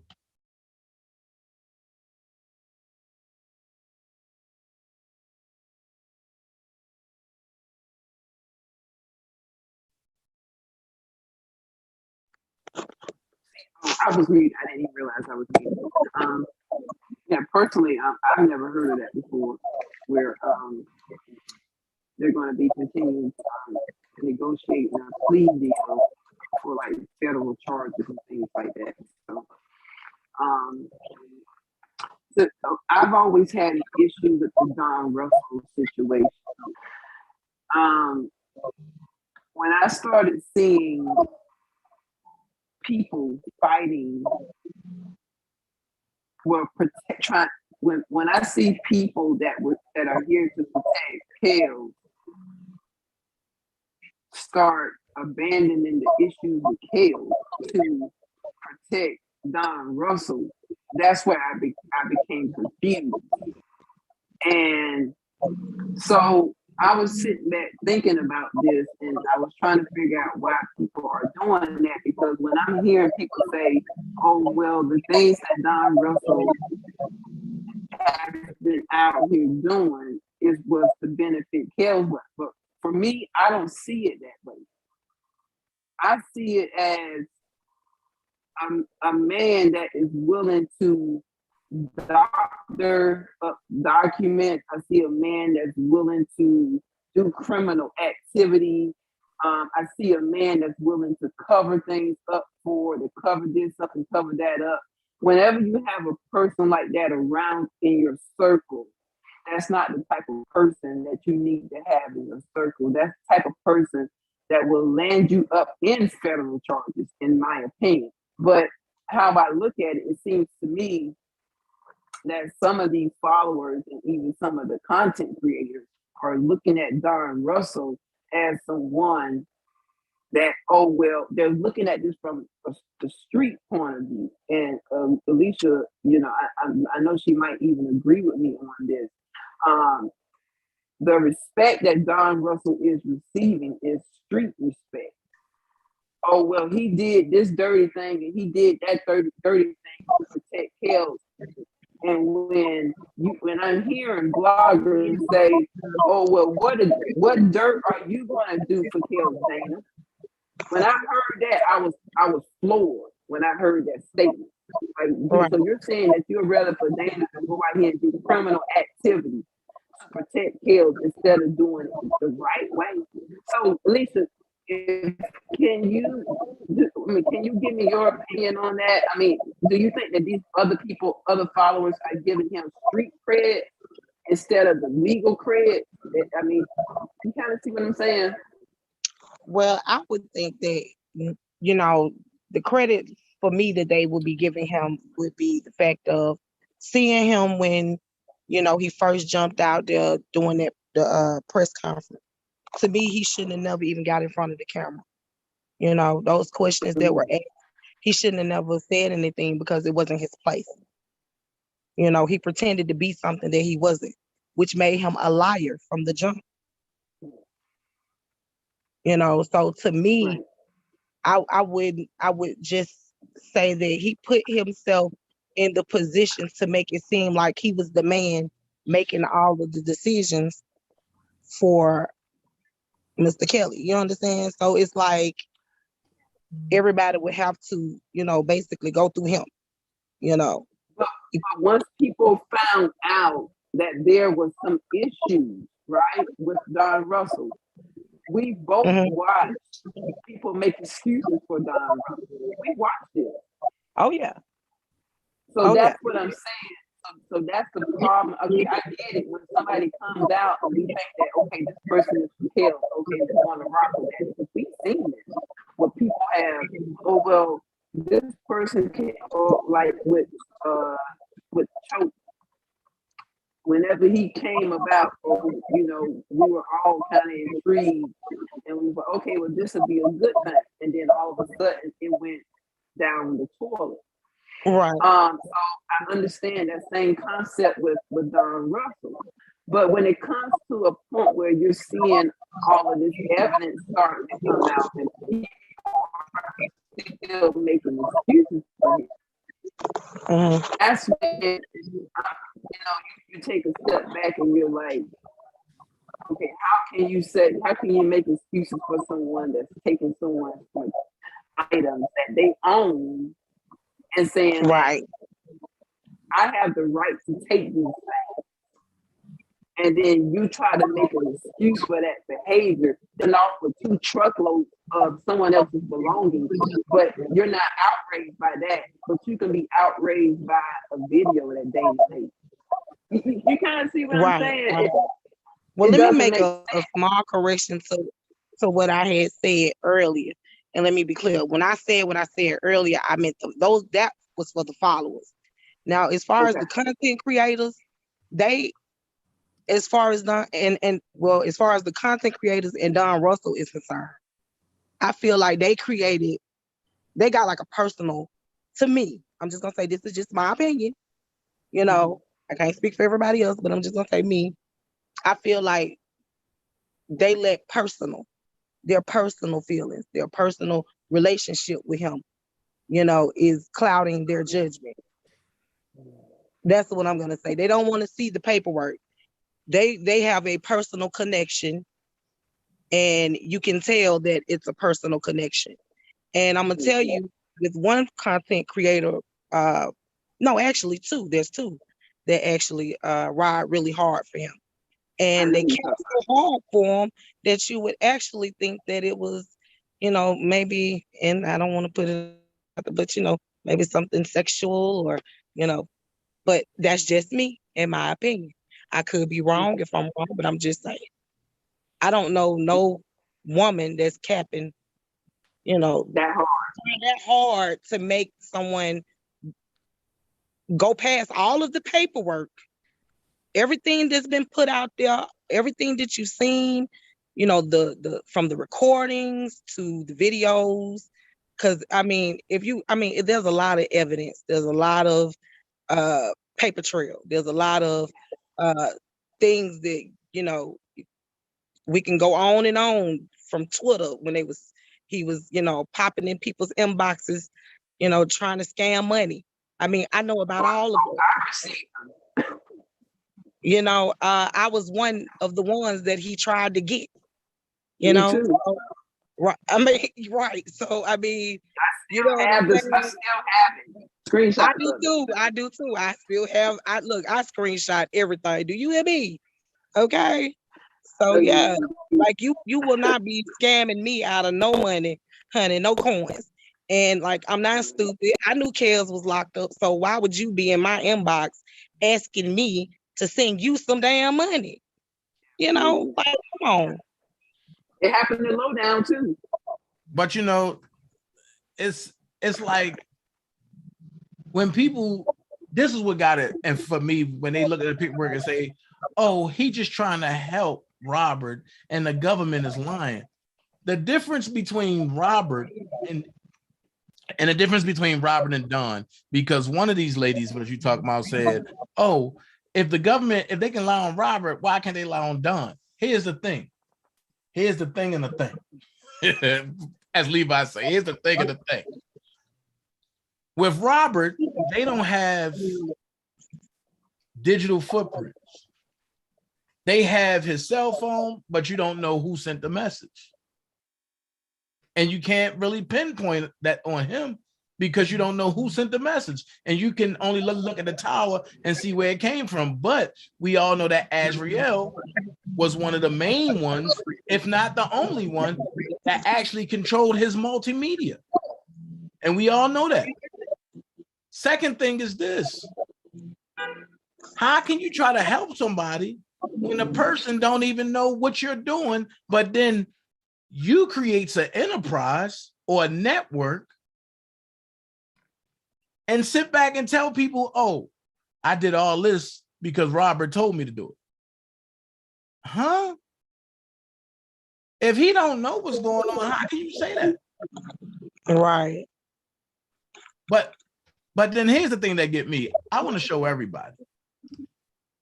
I want to show everybody, and I want to get everybody in the chat opinion about this. What y'all think about this?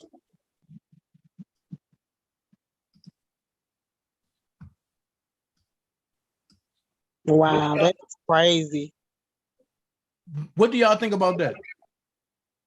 That's crazy. What is this? Like, this is crazy. I hope he not this. What is this supposed to be? Like some type of April Fool's joke? But that's what I'm saying though, Dana. You can't be surprised by now. And it's like they playing in people's faces.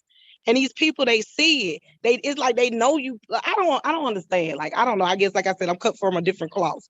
But these people will sit here and they've been playing in these people's faces for like 3 years.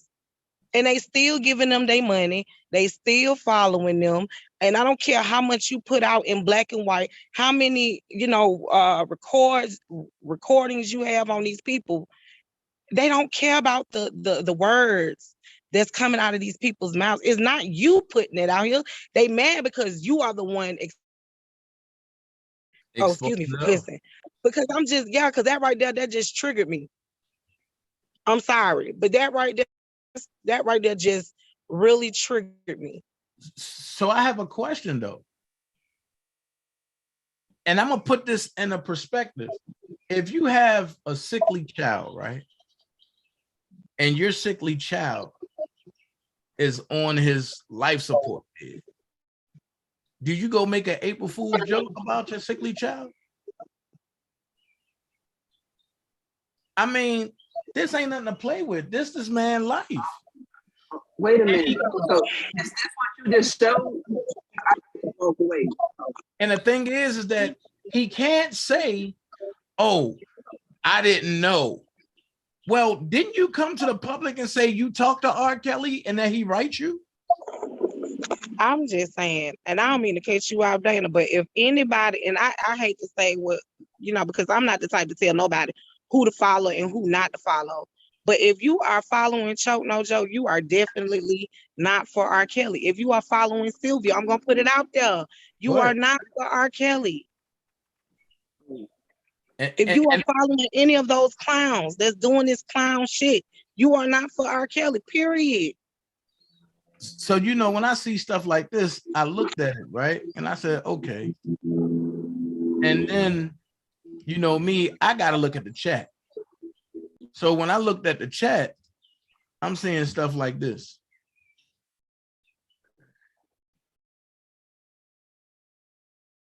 Oh, wow.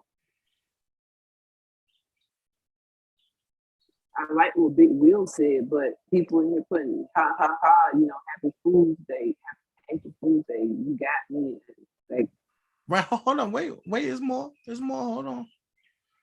Cause me, I'm going to screenshot these chats because I want to see exactly what's going on.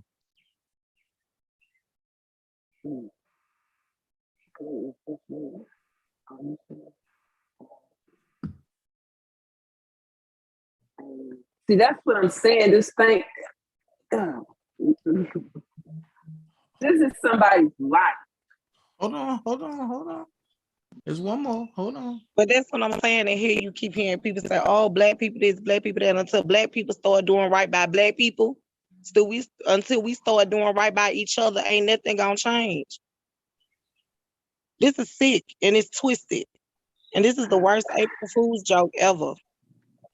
Yeah, come on. Yeah.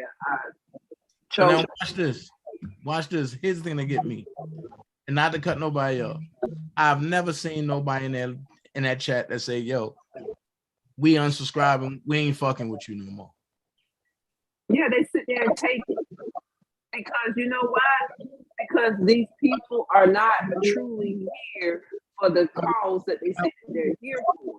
They're here for the content creators. They want to be entertained. But let me tell y'all something. If you want to be entertained, there is many other places that y'all can go to be entertained. But in this sector, we are a sector in itself. So if you want to get a kiki out of something, go to other channels on YouTube. But don't make a mockery out of any of these people's lives. There is nobody winning in this. Whether you accuse or you are trying to fight the accusation, there are no winners. Even the people that are now deemed victims' lives are destroyed behind this case. I'm going to say this, and I'm going to leave it here. PG, I totally agree with you. I totally agree. But at the end of the day, when I told people about the clicks and everything, and I said, when I seen the people come to Choke's defense about them letters, I said, they are working part of that Don Russell network. They got on the phone and called Keith and told Keith I was messing up what they got going on. At the end of the day, here's my thing. And I told Keith this, I'm not here to be the police, but you have been very harshly deceived. They are all in this together. Prime example, Sean Harris went to Robert's, went to go see Robert, I believe it was Tuesday or Wednesday of the week before. Thursday and Friday, all of a sudden now, Robert need $3,100 sent to a Cash App. No. Why every time Sean Harris goes see Robert, right after that, something crazy happening? And then on top of that, it's pissing me off because I keep pushing it back. and because I don't like going back on my word. But it kills me because every time a scam go along, Lisa and Cassandra is right there in the middle of it. So now my thing is, do I backtrack and really backtrack and get on some prima donna shit and really just put some truth shit out there? Or do I just, okay, Alicia, or do I just sit back and be like, not my monkey, not my show? And then it's like, it's crazy because I don't want to disrupt nobody's situation. But it's weird because once again, I'm the one that brought them to Robert to the forefront.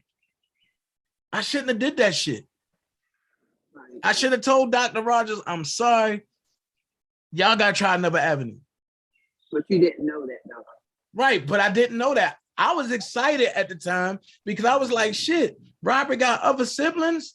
I was like, and Teresa, where she at? Bruce locked up. Carrie got an attitude going on. Well, shit, he got some other siblings. Let me take it to Robert. But when I took it to him, that's why I'm saying, like, stories that people telling ain't making sense. Because some people telling the half truth, some people not. Because when I showed him the picture of that, when I showed him that man on that picture, Robert looked at me with an angrily look and was like, how the fuck you know that's my father? Oh, wait a minute, big fella. Hold on. And my Levi boy, hold on. Let's go ahead and breathe a little bit. And then me and another person sat Robert down, was like, yo, it don't hurt just to listen, bro. So all this, Robert seen a picture and he started crying and this and that. Cap, that's a lie.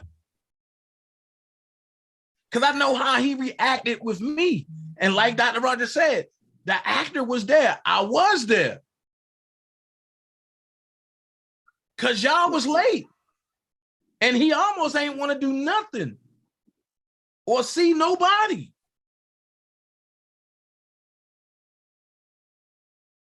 I can give you the whole play-by-play of what happened. And some of that stuff didn't happen. That's why I'm tripping, because it's like, it's weird. It's weird vibes. I got questions now. That's just like me coming out. You know what? I'm going to save that for another live. But I'm going to say that for another live. Because that right there, I got questions. Can I rather try to talk to that person first and see, like, what's the real angle, and be straightforward with me, because I know the truth. Dr. Rice wasn't all the way lying, and he wasn't all the way telling the truth. Same thing go for Dr. Rogers. She wasn't all the way lying, but she wasn't all the way telling the truth. And now stuff hitting the fan. That's all you gotta do is pay attention. Who's hanging around who? Who's going hard for who now? And I still say I got nothing but respect for Dr. Rogers, Dr. Rice. I don't care how they feel about me, but I was played with. And when I called them out on that shit, they ain't like it. Which in turns, I will say this. I'm a man. I'm all man. And me and Daboski beef didn't have nothing to do with nobody else. So I'm gonna go ahead and I'm gonna say this. I was wrong for downgrading T-Baby and going at her and not knowing for sure if T-Baby was really saying anything about me. That was wrong of me. So I'll go on record and I'll say I'm apologizing to T-Baby for what I said about her. But what I said about yo, stand. But what I said about her, I gotta eat that. And I'm not gonna put out there what I know But I just got some intel today. I gotta eat that. I was told Shorty ain't even like that. And when I got to meet her in person, she definitely ain't get that vibe. So I gotta be man enough to eat that. And that's what I'm doing. Because nobody know what's going on, and I ain't. Thank you, Dana. Thank you for doing that. Right. Yeah. I don't got no beef with Shorty, and what I said about her, it was wrong. Whether it was true, it shouldn't have been said. So I got to eat that. And then I'm going to give her some encouraging words. You don't have to stay nowhere that you're not appreciated. And I'm going to leave that there. God brought you in here, not no man. And I'm going to leave it at that.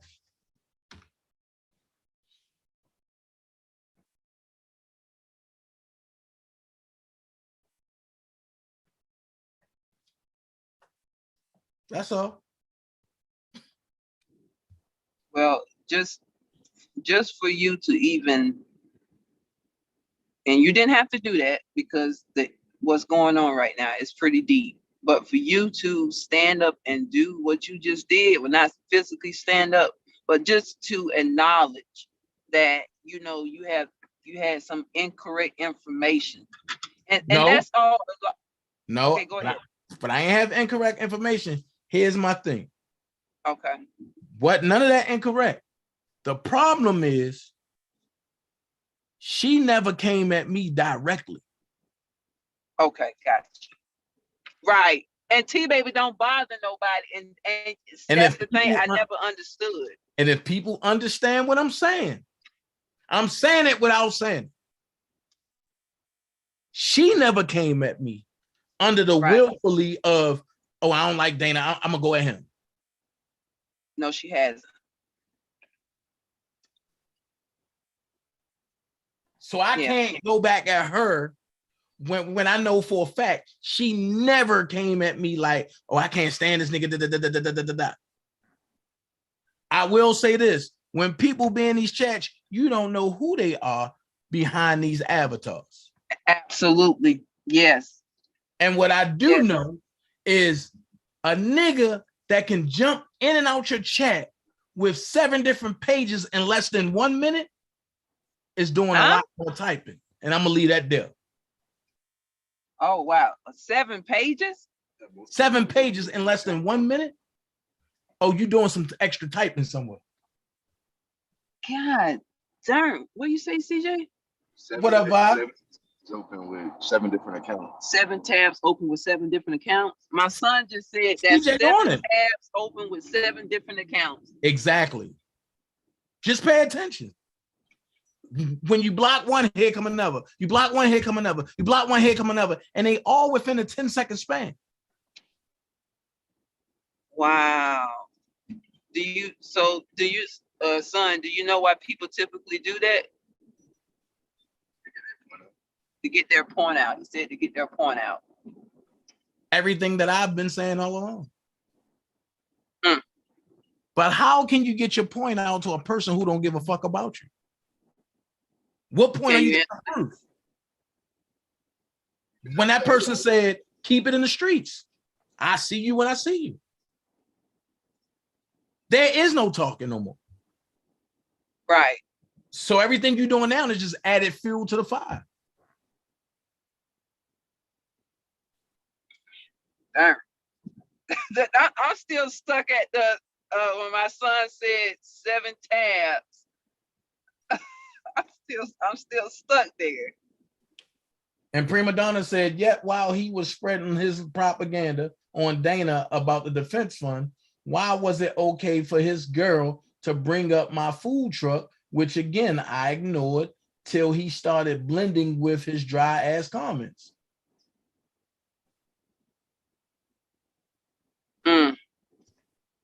What we have here is a professional stalker. And when you just pay attention, just sit back and listen to him. He brags about how he stalks people and get away with it. Now you know he don't like for nobody to call him a stalker. Hey, you gotta call it what it's documented. Yeah. Where is there anywhere in any of my rap sheets it says deadbeat dad? Nowhere. If you unseal the real rap sheet on me, the gang rap sheet, you'll see shooter, attempted murder, this, as a juvenile. You'll see all that. But that's why I say people really don't know. I got locked up for defending myself after a nigga made sure that I got electrocuted. And I tried to kill him. So when we got in the court. How old were you when that happened? 14. 14? Yeah. Wow. And the police caught me because I was running down the street with a Mossberg and I was pumping it into his truck. Yeah, that's why I was saying, you know, a lot of times people just don't get it. You know, people, when you see that they are overly aggressive like that, it doesn't mean that they're really a bad person. Well, some of them are, but sometimes it stems from hurt or something that someone has done to you. You know what I'm saying? Just like if I wouldn't have asked you that question, like how old were you when that happened, somebody would have just assumed that happened to you in your late 20s or your early 30s. You know what I'm saying? But no, that happened to you when you were a child. Nah. I got shot twice when I was young selling dope. I mean, hey, I knew it would come with the territory, but I'm just thankful the police ain't kill me when I was trying to pump that joint in my in one of my mom's ex-boyfriends. When I was trying to put them slugs in them. I'm glad the police didn't kill me. If I'm not being too invasive, and you don't have to answer this, but what led you to want to sell drugs? Because I didn't like the word no. And it's like my cousins and them, they always had the Jordans and stuff. So I had to settle for like Patrick Ewing's, or I have like one pair of Jordans and this nigga had like 4 walls full of Jordans. So nah, I wanted to keep up with the Joneses. So, so when I didn't understand about child support, and technically I know both of my parents, but I just knew my mama and was there, and my daddy, he was there, but he wasn't there. So it's like my dad would tell me, yo, I sent you X, Y, and Z to child support. So I looked at my mom like, look, I need my child support so I can go get my joint. And she'd be like, look, I gotta take care of the household. I didn't understand. I didn't care about a household. Right. At that point, I wanted what was coming to me because it was entitled to my slave name, not my real name. Right. So it wasn't until I got older, until I started seeing this, I was like, oh, I messed up there. I messed up there. Mm-hmm. So then when I got older, I pulled my mama and my dad together and I said, now look, explain this lie. and they both stand there like, huh? I said, one of y'all going to start talking, explain this lie. And both of them, when they got to talking, I said, there it go right there. There it go right there. Y'all both really loved each other, but one was married and the other one was just doing them. And you had to deal and I got caught in the middle. Right. Right. So at the end of the day, like when people talk about, oh, I do this, I do that. Yo, I live that. Can I ask you something else? This is very intriguing. Yeah, go ahead. Can I, when, oh God, I don't want to, oh God, which one, okay, which one found you? When, before you met Kels, I don't want to say Kip, but I don't know why I can't think of his name right now, but the one that found you on the street. Kip.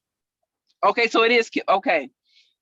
Can you explain to the audience, like, how you felt at that time when you have someone saying to you, hey, listen, you need to get off the street, you need to do better, and I'm going to take you to see R. Kelly, right? Can you give us like that feeling?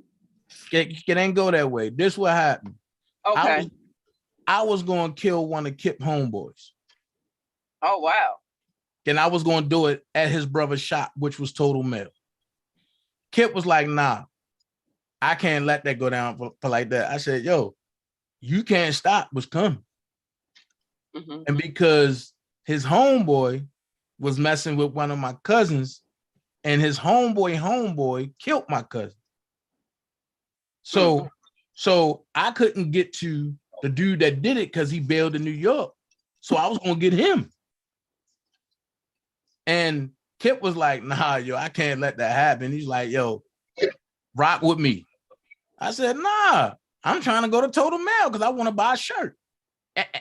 And I had the whole layout. I was going to buy me a new Versace shirt, and I was going to put it on. And as I was walking out, he'll be walking in because he come in the same time. And I was going to put 2 in the back of his neck. But God had otherwise. Kip was like, nah, yo, you going down with me. Then when we got down there in St. Rob, I'm looking like, okay, this is R. Kelly. And at first it ain't sit in. But as Rob was talking, I was like, okay, yeah, heard this before. I've been to 12 different Scared Straight programs and ain't none of that shit breaking. So I'm sitting back like, okay, cool. All right. Okay. Cool. Okay. All right. It wasn't until I seen how many women was out there and was like, we love you, R. Kelly. We love. I said, shit. This what it's like? Man, fuck this street shit. I need to be an entertainer.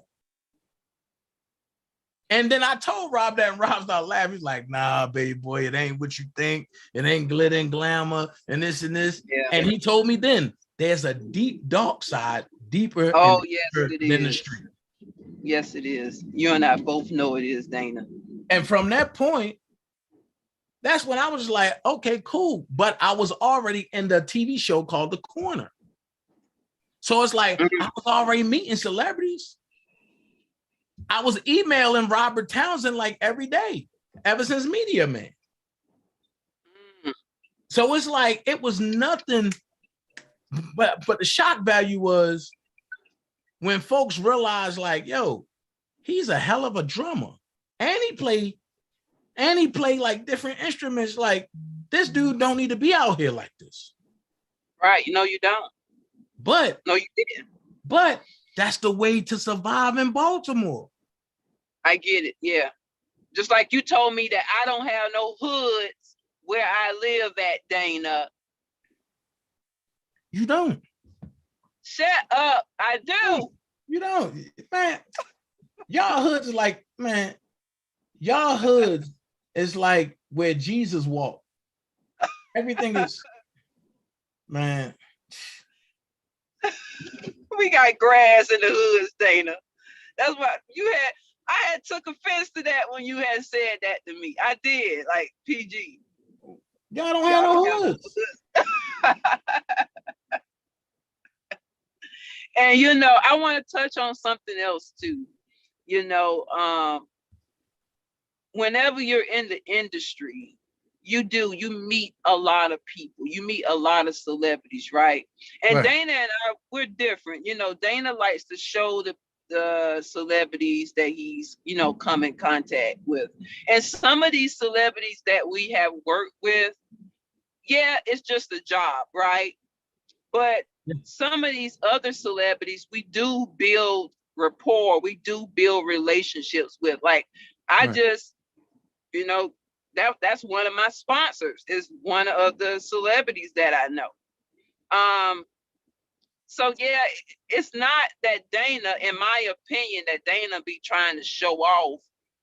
It's the point when somebody is constantly saying to you, oh, well, what you're doing is nothing.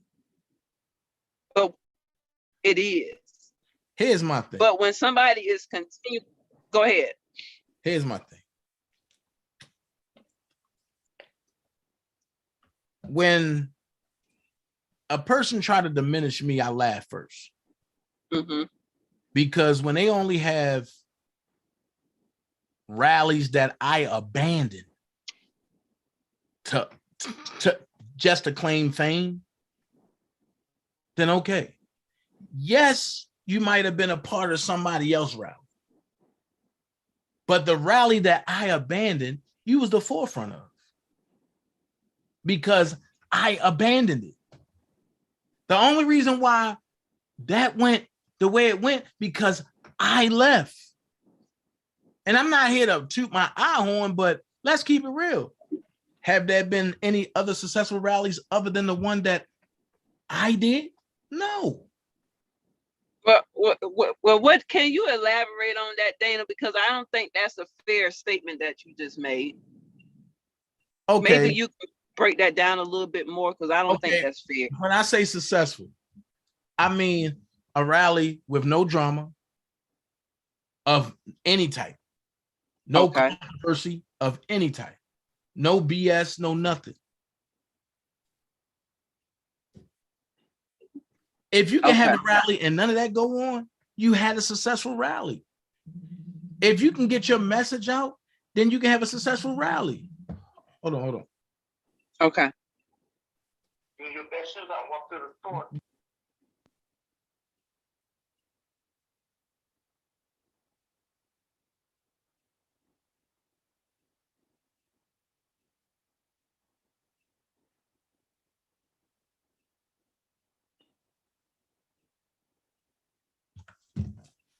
Sorry about that.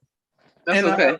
Can I just look at it like, yo, do I like saying stuff like that? No, I don't. And because at the end of the day, I'm gonna go ahead and I'm gonna say this: Homeboy did his thing. Yes, I think he did, Dana, and that's what I'm saying. Homeboy did his thing. Absolutely, he did. But the one thing that I was always told is a leopard don't change his stripes, and eventually the mask gonna fall off. And the people don't change on you. It's just the mask fall off and they reveal who they really are. I can agree with that. So at the end of the day, when you let a person talk, then they talk. Then the first thing people say is, oh no, or they was drinking, or they had this. Well, let me interject and let you know some secrets. A drunk or a drunkard or a person that need liquid carriage speaks the truth when they drunk. Because they feel like they don't need to have a filter and they can do whatever and say whatever and they analyze whatever they want to do. Right. So if you're telling me a person was drunk when they said R. Kelly ain't an innocent ass dude, if you're telling me a person was drunk or under the influence when they say fuck R. Kelly need to be thrown under the bus, ain't no honor in defending a pedophile. That's wordplay. Right. And wordplay is saying that, yes, you're saying that R. Kelly is a pedophile. I'm not one of these fly-by-night so-called friends or so-called mentees or one of these people. I speak what I speak. If that's how you feel, why is you walking down the street saying free R. Kelly? Can I come from a different angle with that that statement about there is no honor in defending a pedophile? Yeah. If I take out the Kels fight and all of that, right? With that statement, I can't understand what he's saying. Is there really honor in defending a pedophile? And that's a question for you, Dana. Okay. I want to see your understanding of that. But I'm glad you asked that question, because now I come from a different side of it. Okay. In order for you to defend a pedophile, a person must be labeled as a pedophile, right? Absolutely. So if you're trying to march for a person that haven't been deemed as a pedophile only through public perception and public opinion, why would you come out and say there's no honor in defending a pedophile if you didn't feel as a pedophile? I would never say that. I would never say that. Thanks. And I'm gonna tell you like this. I don't, even though there is a conviction and we're waiting for, for him to get sentenced, I still cannot deem him as a pedophile. And I'm going to tell you why I say this. And if I get backlash about it, okay, well. I don't deem him as a pedophile due to the fact, where is the evidence for that? Because pretty much this whole trial has been about RICO and all of this other stuff, right? These 100 devices and all of this and that, right? I get the videotape. I understand all of that, right? But when you, now I'm even hearing about some RAP allegations that I was just told about earlier. I look at this from a standpoint of, does this man really have to fight to have a woman? That's one thing. And I'm going to go ahead and answer absolutely no. Not, absolutely not. And what Levi said was so true, what Levi stated, that was his downfall, that he wanted to be so real and so authentic that he mingled in with people that he had no business mingling in with. But for me, Kels is not a pedophile due to the fact, when you speak about someone that's a pedophile, that's someone that is messing with someone 12 and under. And that's why I argue with that. Because where are the children that are 12 and under? And that's my question to you, Dana, unless it's something I'm missing. Because where are the children that are 12 and under? Slow down, cut that playback out. Question to you, Dana, unless it's something I'm missing. Because where are the children that are 12 and under? Slow down, cut that playback out. That's slow down playback. It's one of her tabs, but it's open. Okay. Okay. Yeah, well, see, here's the thing. I've been asking the same thing. Where's the 12-year-olds? Where's the 6-year-old? Right. At the end of the day, I think I was the first one to come out and say this was a setup. That pissed Angela off. How the fuck is a setup? Well, as it plays out, we always know that Azriel was always in contact with her parents. But what Team Truth and Oko failed to mention was these text messages where Alice allegedly was supposed to have been texting Robert. Well, we know how the federal government play. If that wasn't accurate, when Jennifer Bogine put that out there, why didn't the federal government come back and say, you're lying? Mm-hmm. They told Greenberg that he was lying about certain stuff. Mm-hmm. So why couldn't they tell Jennifer Bogine that she lied? Right. That's the problem. When the government thought they had a for sure case, they cited very few case laws. And the rest was everything that they thought they had. Why when Jennifer Bogine submit her findings, everything of a word is Robert Kelly did case law. Robert Kelly said case law. I mean, I got case law to death. Yes. And then here's the thing. She's doing her job. And then here's the thing. When I go back and look at the case laws, it don't even fit Robert Kelly. And if you think I'm lying, you go look at the case law. No, I don't think you're lying. That's what I'm not saying that has you, been the I'm saying I'm saying for the naysayers. Because I go look at case laws for real. Yeah, look down popped up. Yeah. Baby Levi popped up. First, we got a sermon by Levi. Now we get the sermonette by Lowdown. Here we go. I had to pick up my daughter, and then I told you, I had to put my freaking tooth back in. I forgot I was on live. Oh God, again.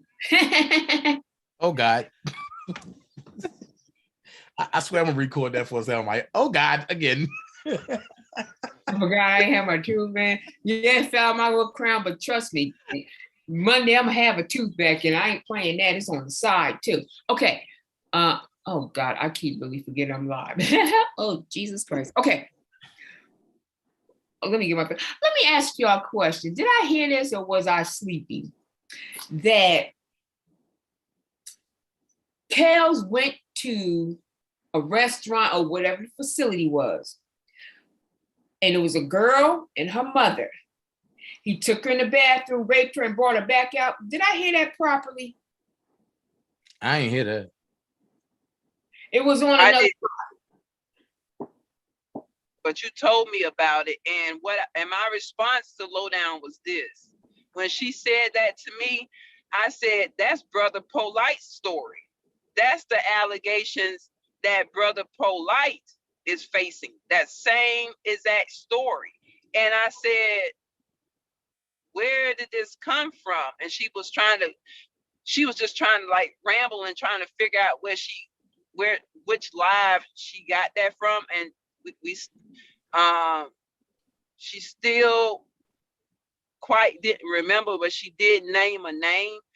But I told her, I said, yeah, it's odd. And I said, are these new allegations? Because if these are new allegations, then somebody done went and watched what's going on with Brother Polite, and now they have come out and now trying to put this same allegations on Kels.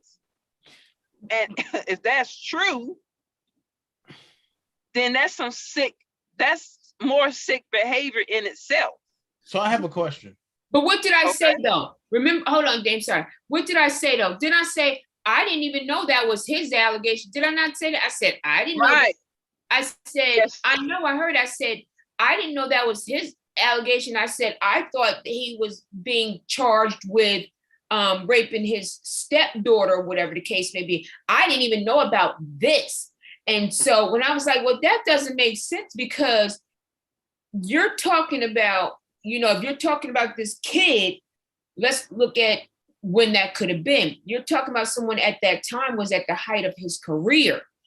Right. I don't even think he could go into a public restroom without it being like heavily secured and somebody not saying. I said, that just didn't make sense to me. But I know I've heard it. And I was like, that, it just didn't make sense to me. There's no way he could be walking around, or not even anywhere. Just think about, he get out the car and he's like swarmed with people. They're gonna follow him everywhere. And I can and see that's the issue. A lot of people don't know about what goes on behind with the scene, or even going to different restaurants and things like that, dealing with the industry. There are people that will try to kick down a bathroom door just to be next to you. I've seen things like this. I have. So there is no privacy when you are a celebrity. There is no privacy. So a lot of these stories, especially a story like that out in public, so are they trying to say that, oh, well, it was two bodyguards at the bathroom door? Because this how I'm trying to debunk this right now. Because if you're going to say that Kels raped this child in a public restroom, there has to be at least 2 to 4 bodyguards at that bathroom door to prevent anyone, a regular patron, from coming in to use the facilities in itself. Sometimes people have to use their common sense, and it's just not adding up. So can somebody maybe give their opinion based off of just that? Yeah, common sense not so common. Yeah, I said, I know, I heard it, and I said, well, wait, that doesn't make sense. Now, the only way I've seen that not happen, the only way is if you're, because a lot of these people not hide, but they live in like these rural areas like Pennsylvania, Jersey, parts of Virginia, where people don't really know them. But they don't know. They'd be like, wait a minute, is that so-and-so? But they don't know. That's the only time you know, in situations like that, even if he is a megastar, but it would have to definitely be a place, like I said, where I don't hate to say it like this, but like predominantly Caucasian, where people wouldn't know him. Right. Now I've seen that. Now that is true, because you remember we were talking about the whole Wendy Williams thing, and I was like, she would come up there and, you know, go to the Whole Foods and stuff. Right. And okay, that's just her, you know. But, you know, I mean, I just couldn't see that.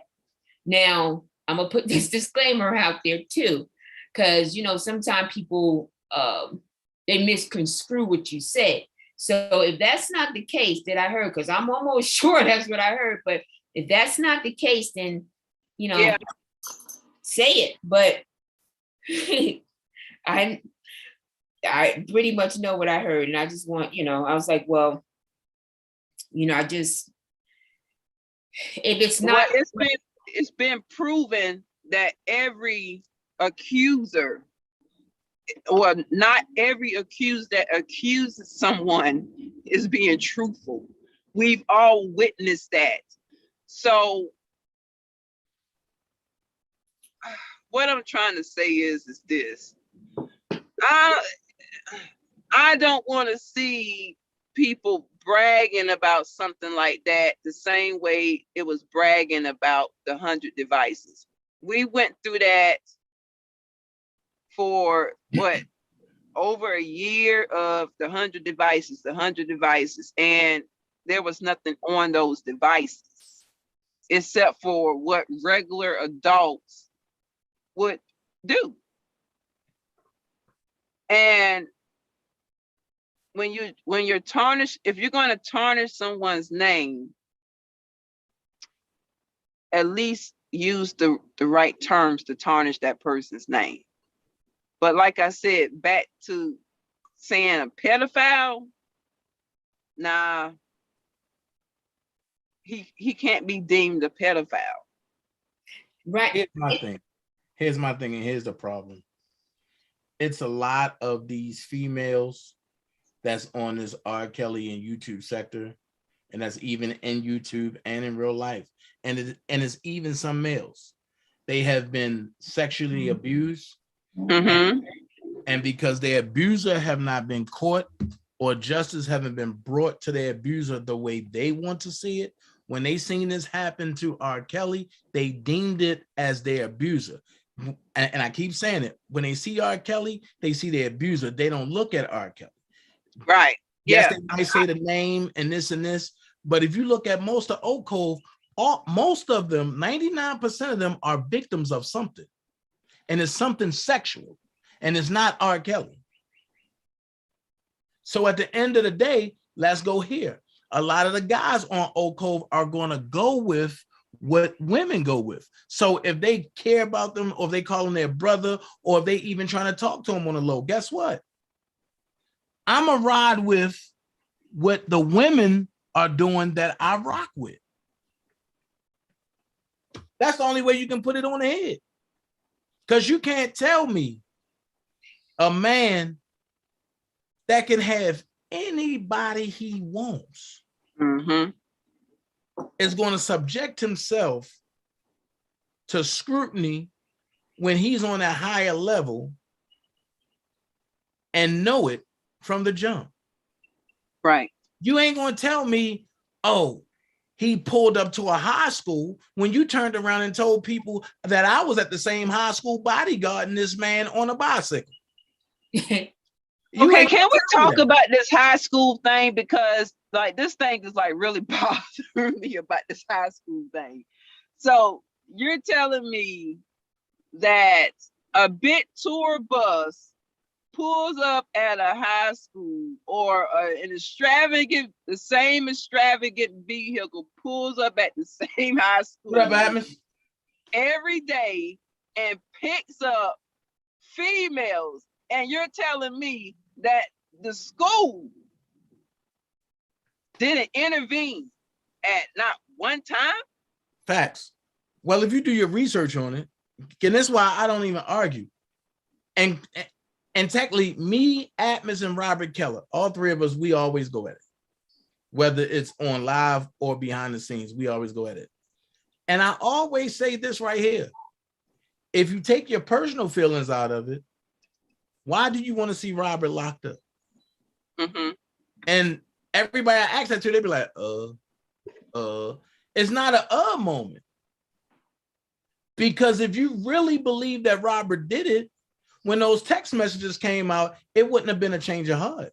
But it wouldn't have been, oh, if y'all set him up and then he's supposed to be free. It wouldn't have been none of that. And you see some of them who get the liquid courage that lives in certain places that comes on and they try to overtalk you. And then when they realize they can't overtalk you and they realize that your point is getting across, that's when they resort to yelling. Why yell about it? Right, right. At the end of the day, we should be able to take turns and state what our opinions and facts are.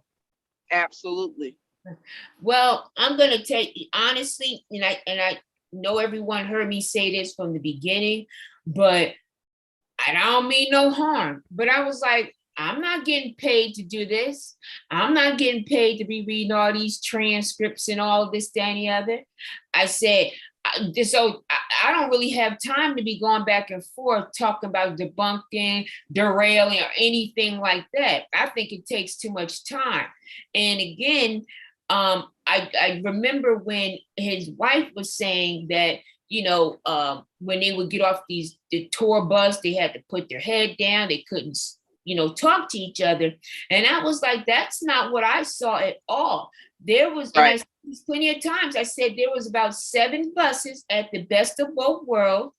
And when they got off that bus, they were all keyed in. I mean, they were. Some of them had like the backpacks, you know, like what tour people do and have. Right. They had their clothes.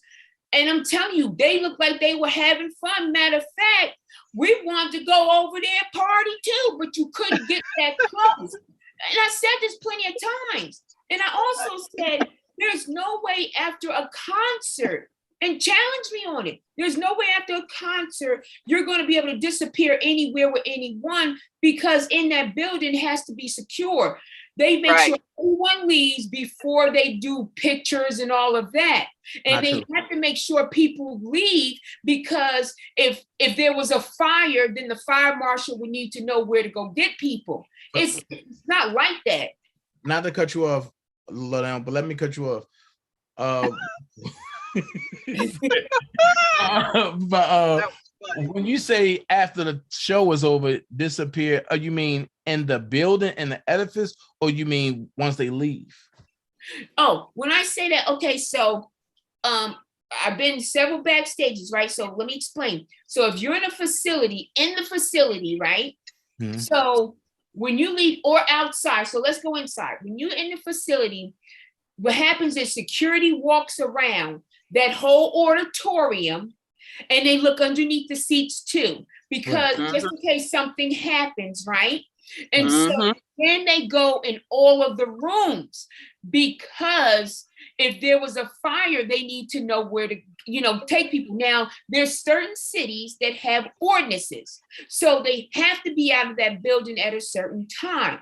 Now, if you're going to do meet and greet, before you meet them, you might be sitting there for an hour or two, because what they do is they go eat, they shower, you know, whatever their food is on their rider. And then you go in and you see usually their presidents of their fan clubs. They may have complimentary tickets, their bands, you know, so you're in these rooms. It's not like nice rooms. I mean, it's those dressing rooms are not nice. They're like, no, it's very standard.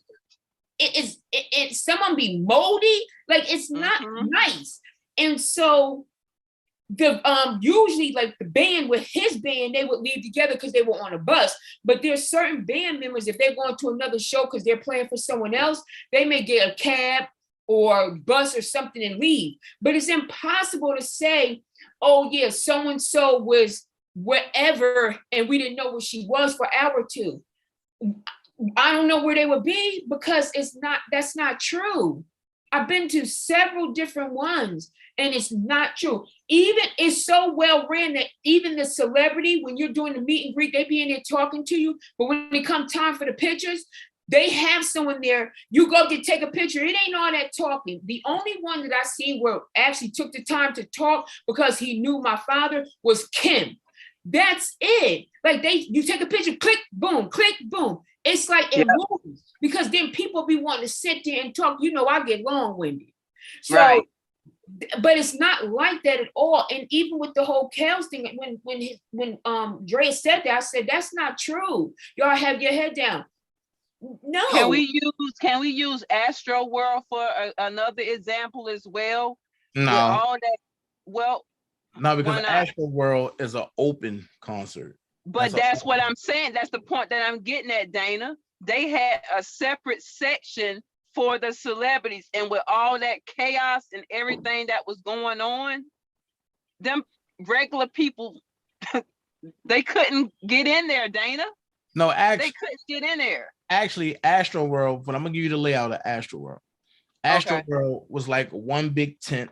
It looked like a circus, one big tent. But the celebrities was a mile at the front, and they had their own trailers at the front. Where the regular people come in at, for they come through the tongue tube and come around and go into Astro World and stand around and fill it out like that. Right. So, okay, so here in the summer they do like shows like that. It's like a park, but you write the tents and stuff. Even with situations like that, it's still impossible unless they have like trailers and stuff with them celebrities. But it's still impossible because people are still around, like even their trailers. When I say people, I mean like, again, the presidents of their fan club, their friends, their family, whoever they want to be in those areas. But by the time you get to that person, unless they summoned you, you got to go through their security. You got to go through their entourage. We're talking about Kels here. You know, on a bus, it holds what? I think it's 50 or 52 seats. Well, he got a different type of bus. The buses were packed. Yeah. They were. I'm telling you, they were packed. And so I'm telling you, they were not putting their heads down. No, ain't nobody never had to put their head down. See, the thing is, that was a lifetime narrative. And you got to understand narratives versus truth. If that was the case, matter of fact, if that was the case, now I got to look at Drea Lee. If that's the case, so you mean to tell me now that you're bipolar? Okay, so go ahead. Because I did a quote unquote supposed document. Well, not a document, but it's supposed to be a real story.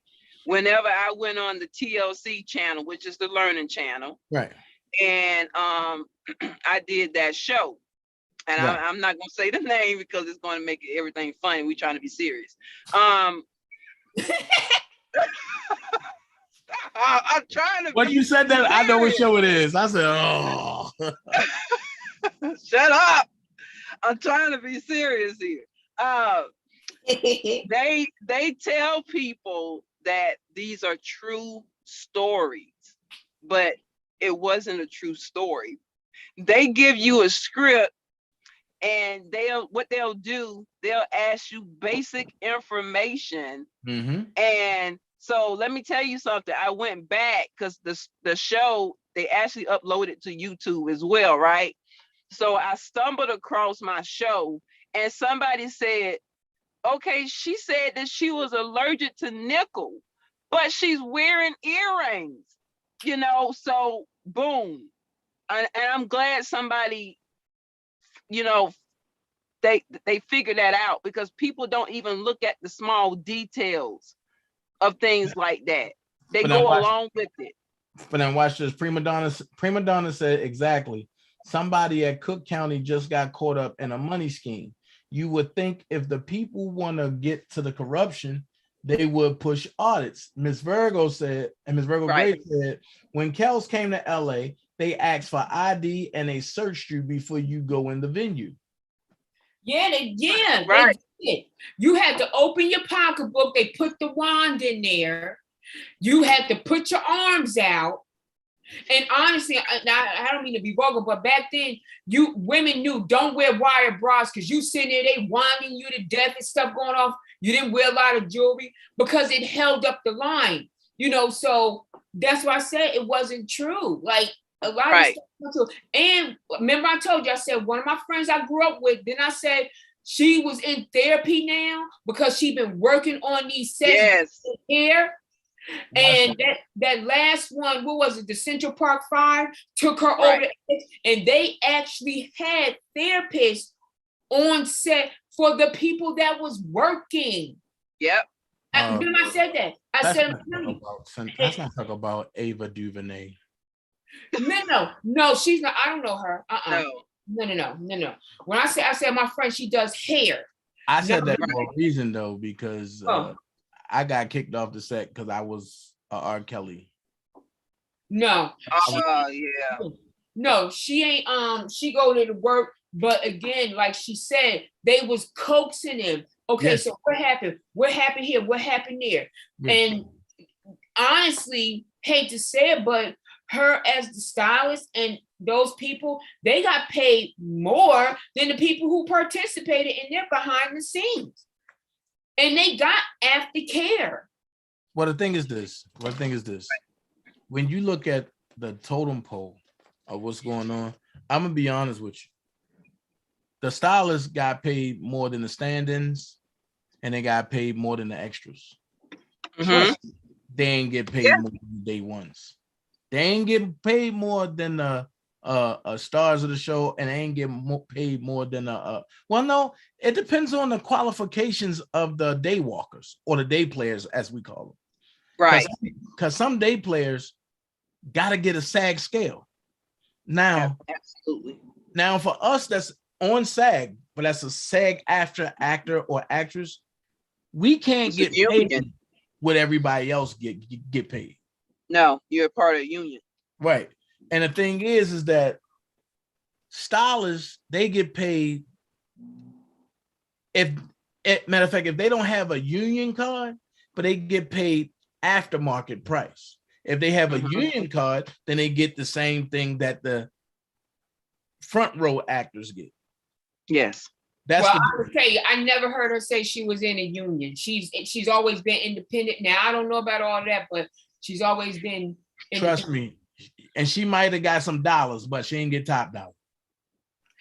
I can bet you on that, because I know Demetria, what's her name? Demetria Choi. She was one of the head stylists on Central Park 5, and she's unionized up in New York, and her checks was ugly. I mean, like ugly. I never heard. I've been knowing for you. I never heard her say she's always been independent. Now again, find out if she in the union. Okay, I will. Cause she doesn't just do that. She does like the news station. She does the plays, like all of that. So this is to find out. Ask her what her local number is.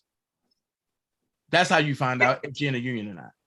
Just be like, hey, do you have a local number? And if she say no, then leave it there.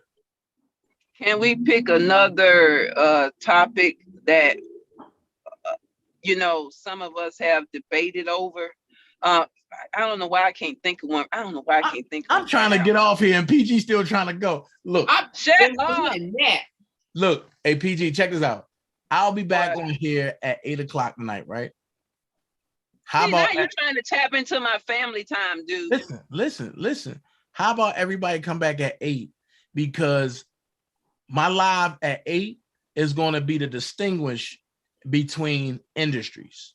But I'm comparing R. Kelly and Malcolm X together. Oh my Lord, Dana, that's dangerous. Look, I'm comparing R. Kelly and Malcolm X together because what just came out, people are trying to silence. But what just came out is the same thing that the government is doing to R. Kelly that they did to Malcolm X. The only difference is Robert is still living. Malcolm is not. That's a dangerous topic, though. God, man, I don't know about that. Oh man, because that's two different things. You know what I'm saying? It's not. I get what you're saying. No, I understand, but some people might take offense to that though, Dana. How? You know what I'm saying? Well, because Malcolm X is who he is and R. Kelly is who he is. I get the concept of it all, but both of them are legends. Both of them they have importance, right? But when you're putting like civil rights leaders and things, people like that, you know, and comparing them to artists, that's just my opinion. What do you think about it, Lowdown? Well, let's go here. Malcolm wasn't a civil rights leader. I know that. I just use that as an example. So you have, in general, I know that. You have two liberationists. Why can't you use them side by side when they both went through the similar thing? The only difference is one got killed and the other one got in jail. But how are they similar though? How? Because the government infiltrated both parts. Meaning Malcolm bodyguards, they got swindled. See, I don't want to go deep into it because it's going to take away from what's going on later. But I got the documentaries and everything. I got the interviews and all that laid out. You would just have to listen to what the federal government did.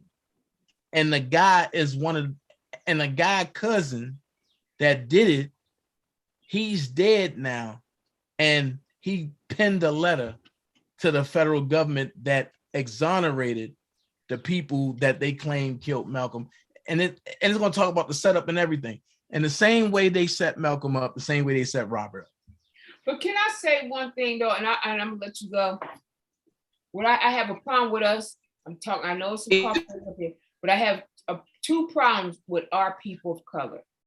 The first thing is the Black woman is gonna be the one who's gonna take the Black man down. I really believe that. And the reason why I say that is because where there's smoke, the fire is usually us. We usually are the ones that carry narratives. We don't even know if we believe it or not, but we will keep saying it till somebody believes it. And so I will go here. The other day I was talking to my father. He said, y'all still talking about R. Kelly? I said, well, he's still locked up. He got a couple more jurisdictions to go through. He said, but why y'all follow him? He peed on the ground. I said, well, how do you know that it was true? Because that's what they said. I said, you know what? We need to take 3 words out of our vocabulary. This, that, and those, and that. We need to take those words out because people are always saying, that's what they say. Who is they? You know, you see these rumors or we don't know if it's true. So now everybody's saying alleged.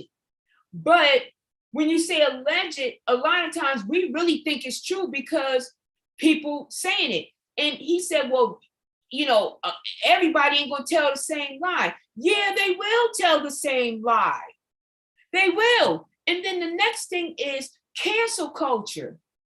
I mean, the other day somebody was saying it has nothing to do with it, but it does. They were talking about canceling Will Smith. Somebody I was talking to today, he was at the Oscar winner. I didn't even know that, but he said, you know one thing? He said, we have to stop canceling people because, you know, history is not always nice. I said, I understand that, and you're right. But how come white people don't always say they canceling anybody? We always saying we canceling somebody. And the first thing we all say is, no, we still want to listen to his music. We are. I mean, I just don't understand. You're canceling, but you're canceling based on hearsay. And and the people you talk to, they're quick to say, well, he peed on a 12-year-old. Well, Passion, do you know what your 12-year-old is now? Do you know what your she's currently out. Well, absolutely do know where my child is at. Right. Right. The point I'm trying to make is everybody's talking about these 12-year-olds. Don't you know what your 12-year-old is? My 12-year-old would not even be anywhere without me being there. I don't understand it. I mean, maybe I'm wrong, and maybe, like it might be my ignorance, but when you know where your 12-year-old is, remember what I said earlier. I said, I don't even let my daughter go in a public bathroom by herself. Did I not say that? Right. I don't even allow my young children. They're not, my youngest is 14, but when they were younger, I didn't even allow them to go to sleepovers. If I knew that there was a man that was inside of that home, it's not happening. And I mean a man, I mean a father. I don't trust nobody man around my children. When my daughter wanted to have sleepovers, my ex-husband was not there. He was working. Thank God he worked third shift, but he wasn't there because I didn't want anybody saying anybody doing anything. You know what I mean? My daughter don't sleep over. And that's just the way I am. Maybe it's crazy, but it's not crazy. It's not crazy. We are being what you call parents a proper way. To have your 12, I see 12-year-olds back in the day. I used to see 12-year-olds out and about doing their own thing, right? But we had to come in before the street lights came on. Now we have 12-year-olds that's walking in the house 12, 1, 2, 3 o'clock in the morning, and the parents, they don't care. Or either the parents are at work because of the way the world is. So for people, that's not something that I would be proud to say that I left my 12-year-old with a celebrity that I don't know who that person is. Really, don't know this person. But I feel comfortable enough to be like, oh, well, I trust you around my daughter. Huh? So that's why people are saying, where are the parents? They should be saying, where are the real parents? The parents that actually care about their children. And I'm sorry, but I don't see one single parent that loves their children. Before we close, I need to give a nice rude shout out to Ashanti. Your phone is fading in and out. Oh crap, because you know how it is when I get in the house, it'll be as without from inside to outside. Can you hear me now? Yeah. Okay, I want to give a nice rude shout out to Ashanti. Ma'am, I would have never even went public. You are the reason why all of this started in the first place, ma'am. Okay? And for you to even come out publicly and for you to say, oh, well, it was summer, so it was okay for me to leave my kids with my older daughter while I go around and tour the world and get Birkin bags and come home flashing money and with new shoes and this and that. Oh, it was okay for me to do that, to abandon my young children while I go out and try to live my younger days before having children. Ma'am, no ma'am. No, you are the woman that we need to steer away from. And on top of that, ma'am, you were married. Okay, ma'am? And lower down, don't start with me about this, me having all this respect and all this for people that's married. I get it that people have contracts and all this other stuff. I don't even want to hear it. I'm just saying, I know you's going to come for me, but you, ma'am, were a married woman and you swindled your way in by bouncing with this man, bouncing with that man, just to follow a superstar that you were obsessed with. And shout out to Mr. Levi about obsession. As we can see, yes, Kills is here and alive, but Ashanti is the type of fan that put Selena in her grave. When Levi said that to me, Levi touched my spirit when he said that to me. And low down, you know, because I done told you some stories, right? So you know why I say that Levi touched my spirit. Because I've had my fair share of stalking. But Ashanti is very dangerous. Just like Levi said, a woman roaming the streets like her is a danger to any man, but more than likely a man of color. So I just wanted to put that out there. I agree. I agree. And I've said on many occasions, I'm sure I'll get dragged tonight, tomorrow, whatever. I've asked several men, and they was like, yo, I asked one yesterday, and these were his words. He was like, yo, he's like, nah, can't nobody pay me to think that Kel slept with them women. He was like, yo, he was like, nah. He was like, he said, none of them. And he said that he watched the Lifetime, because, you know, we be talking about, he was like, nah. He's like, you can't tell me that he done slept with some of them. He's like, I can't. And this is what he went on to say too. He said, for real, I understand, but I don't. He said, I wouldn't even have them on Gayle King, some of them, my girls. He said, nah. He said, they don't have nothing. That's what he said. And a few of them said the same thing. He was like, nah, there's no way. He said, them the type of women that you don't even tell nobody you sleeping with. That's what he said. If you do, that's what a few of them have said it. Again, I don't mean no harm, but I'm like, you can't tell me. What's her name? The Sunset or Shot, whatever the girl. She was like, he was a gentleman. You can't tell me that. Like I said, even them two, I'm sorry, but they just wouldn't have been in my presence. Absolutely. Before I came on here, Passion know what I was doing. What I said, I gotta get my shirt. She knows that means I'm gonna take a shower, put some perfume on. Like, y'all looking busted. There is no way. I might probably his type, but nah, like, nope. Like that choice, nah. But the way Levi broke it down, though, if you was listening to him earlier, he broke that down. You know, I believe he just wanted to be normal. He didn't want to be a superstar. He didn't want to be a superstar. You could tell he did not. And as a result of him being so kind, I hate to say it, but you know who always say took down the king of R&B. I'm sorry. When you get, I tell people when they say, oh, you act like you better. No, I don't work this hard to stay the same. You got to change people, places, and things. Absolutely. You should have left. That's my opinion. My opinion is I felt like he should have left Chicago. Should have left and hang around different types of people.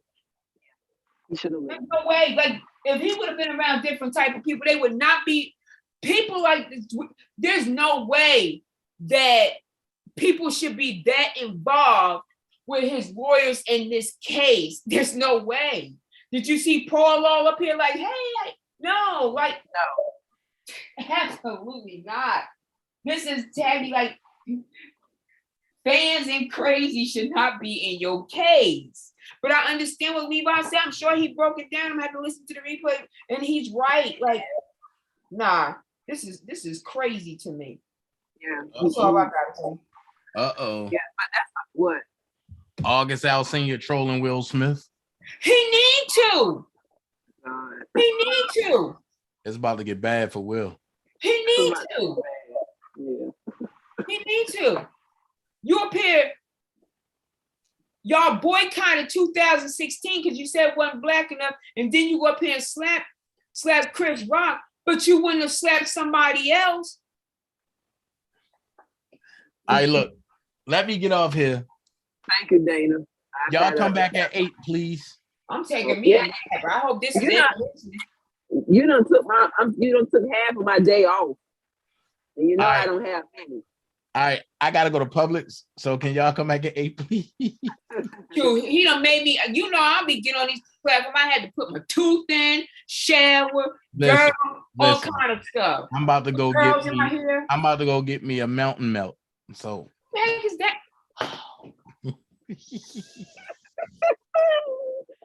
I'm gone. hold on, wait a minute. PG at Publix already. PG, don't go ask for a mountain melt either. No, but no, he always talk about he be making me sick. Like, why do you eat stuff that regular people, just black people, we eat, right? Like, just regular stuff. I'm not black. Hold Oh, up. God, So, you're a sovereign citizen. okay, hold on. There's no Wait a such thing minute. as a sovereign citizen. I'm not a sovereign or citizen. Wait a minute. What I'm did I sovereign, cook but I'm the not a other citizen. day? Slow down. What did I cook the other day and you told me that black people don't? Oh yeah, I cooked stuffed bell Pepper. But they were like the colored ones, like yellow, green. Stuffed colored peppers and with seafood in the middle. No. Slow down. Slow down. Listen. A black card for me, Dana. Listen. Slow down. It's okay to go above your horizon. Look. Slow down. A grilled cheese sandwich and oodles and noodles that's not it all the time, okay? Fried chicken wings ain't in all the time. Sometimes you want to get a colossal shrimp dinner. I understand that, but at least what I eat, people know how to spell it. They know how to say it properly. People know how to spell what I eat too. No, they don't. You went to, one day, it was a while ago, you went to Taco Bell and you ordered something. I'm like, what is that? I tried to Google it, but I couldn't. You know why? Because I couldn't even spell the first couple of words, the letters, to even put it in Google. Why? Because I went and got a Janano Grande? I don't know what that is. Or should I just say a grande? You know what that is, right? Yeah, I got that part, but whatever. Like, Passion, she like cooks and they were like standing up perfectly. I was like, black people, we need like a side with that. Like, you know, like a side on the side. Like not what? The side in the side. Slow down, you've been deprived. I'm slow down. Go get a rack of lamb, right? Oh yeah, now I eat that with the mint sauce. Split it down the middle and the bone. Do it the way you're gonna do it. But get a side of asparagus and wrap it in some echelon bacon. See, I don't know about no echelon bacon, but I do eat the lamb and all of that, and with the mint and all that. Like, yeah, we do eat. See, what I'm saying is we do eat these things, but we don't eat things that people don't know how to spell or pronounce. My mother from Alabama. No, and I don't still even know that word you just said from top. People in Alabama eat mai. Yeah, they do. But when you went to, well, that ain't their choice. They eat like a bluefish, or us, we like fish with bones or whiting or porgy. No, you order stuff that people don't even know how to say or pronounce. That's all I'm saying. Regular stuff, yeah. But I don't even know. I don't even remember that thing you just said from Taco Bell. My black card. I can't get past that one. I can't. Was I the only one who said that though, Passion? Was I the only one? Low down, your health card is about to be revoked. Oh, I know it. Dana, she made I don't know how to cornroll. I don't know how to double dutch. I don't know how to play spades. I don't know how to play poker. I don't know. Nope. So you're a white girl living in a melanin body. Huh? So you're a white girl living in a melanin body. Shut up. That's what the white girl said. My little daughter, her little white friend mother, she's like, I'm blacker than you. You're like the whitest black girl. I was like, wow. She's like, you don't know how to cornroll. I was like, okay. Cornroll? No, I don't know how to cornroll. I don't know how to jump. You know how to play checkers? Huh? You know how to play checkers? Yeah, I got that. Because that's easy. Oh, you know how to play Connect Four? Yeah, shut up. Oh, you know how to play Uno? I don't know. Oh, you know how to play I Declare War? Shut up. I I know, and I don't like potato salad. I like white people potato salad. You know, with the white potatoes, and they just put like a little vinegar and stuff. Vinegar. Oh, Jesus, thank the wheel. My mother be like, please get that away from me. Yeah, that's, you know, I like that deli potato salad. Do you eat real collard greens and not glory greens? Yeah, my mother from Alabama said she eat that. Yeah, like Do when you you eat chop ham it up. hock? Yeah, Oh, so you eat pork then, huh? yeah, I've been eating pork. And you don't have headaches? No, because I just give me a little Tylenol, I put a little baking soda in there, I'm good. I'm saying about all that other stuff. Right, Nikki M. Right, Nikki M. Low down. Give me your hood card. Don't know. And I tried to play because one of the churches is having a game night, and it was like, yo, we're gonna put you at the kiddie table. So start practicing now for next year. And so they was like, well, play online. But I'm playing people online, and they was cussing me out. And I was like, you know what? I can't be taking this over no damn cards. Do you eat asparagus? Yeah. Do you like them soft or hard? Kind of soft. I don't like the crunchy. Do you eat calamari? Yeah, but not chewy. It got to be fresh out the grease. Do you eat colossal king shrimp? Yeah. I'm dead. Yeah. I just, like I said, I don't know. And this is the thing I'm trying to learn now too, right? Oh my God, people be laughing at me. You know how you dance and you can do that complete turn? That's the thing I can't get. That damn complete turn. So Kels is on stage. Shut up, Dan. So he was closing the show out, right? And so I was watching on YouTube where he had on the all red, you know? Step, side to side. And he did that turn, right? And I was like, dang. I tried to slow it up a little bit, but I cannot do that complete, turn. It's called practice. That means you got 2 left feet. But that means you got to learn how to orchestrate your feet.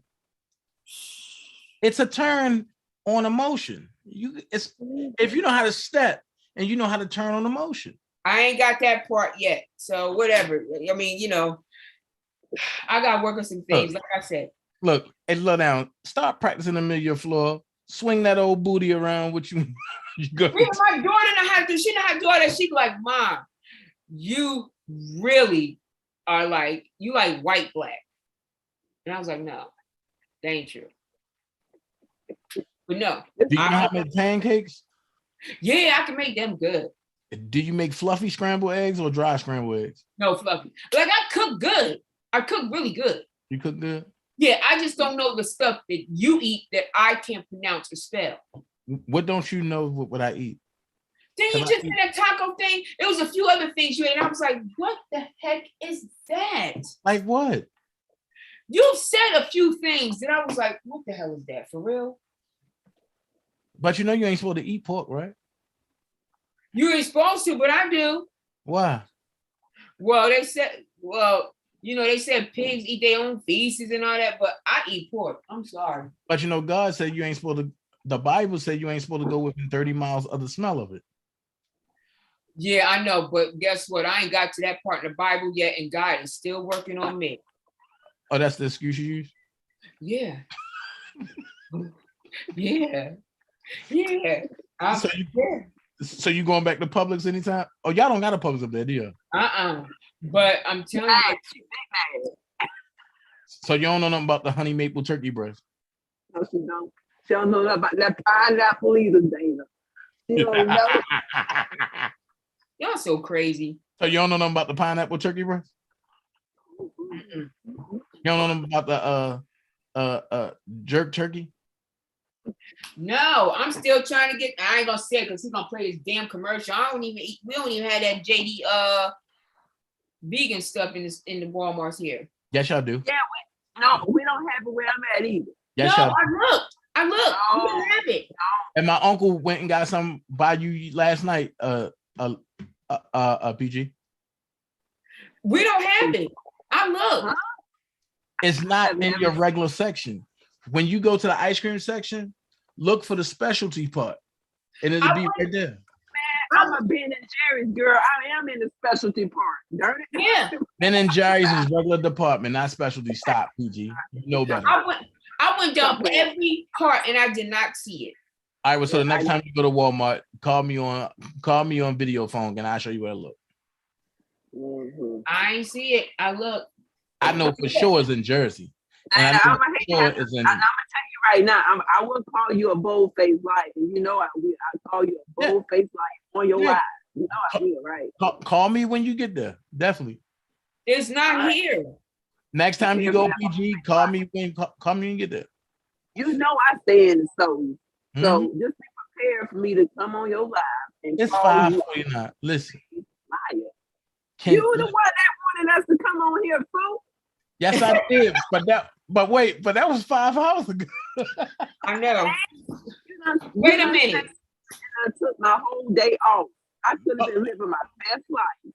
I thought it was the replay. I was like, wait a minute, he's still live.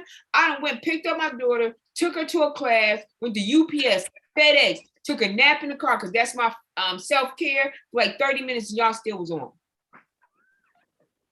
Now, wait. Lovely One said, that's the Old Testament. I have a question. So we not living in the Bible no more? And we picking and choosing which testament are we living in? I'm lost. Yep. Thank you, Lovely One. She said non-pork foods are worse than pork.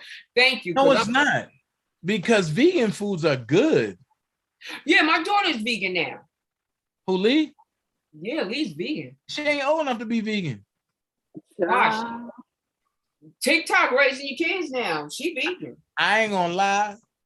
I had the best cauliflower wings ever yesterday. Yeah, she be eating cauliflower, different types too. I mean, I don't eat, some of them be pretty good, but then you be hungry 2 hours later. You'll be what? Hungry. No, that's because it flushes all of the impurities out. Well, if you drink water with it, it'll hold you a healthy 8 hours. Yeah. Well, you just can't go looking for that. You know what? And I stopped eating the impossible meat. But I stopped eating that. What is that? I'm not gonna say it on here. But trust me, when I found out what that was, I tried to throw up everything that I had called impossible that I ever ate. Now I only eat black bean burgers. Oh, you mean Beyond Meat? Impossible meat, not Beyond. I never heard that. I heard of Beyond Meat. No, the impossible and Beyond Meat, and you know what that is. That's plant-based. They got some stuff called impossible meat that bleed. So you know that's human. Well, the other day I had me some beans with ham hocks in them, and I ate all the ham hocks. What is a ham hock? Pork. What part of the pig is it? Isn't it what part is that, Passion? No, wait, and you eating the elbow? I don't know what it is, but it was good to me. That's like, how can y'all eat pig feet? Like, y'all eating No, I don't mess with the pig feet. I said ham hock. Well, if you eat ham hock, then why do you pig feet? Sucking on toes. Just go ahead and admit it. You suck on toes, don't you? Not no pig toes. You look like a toe sucker.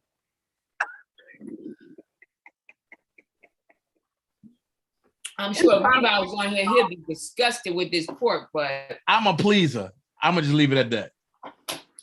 Because I sure eat it. I'm a pleaser. So, I'm starting to get. As the Bible say, the bedroom is undefilable, so you never know what gets sucked on. Yeah, it's time for me to get off.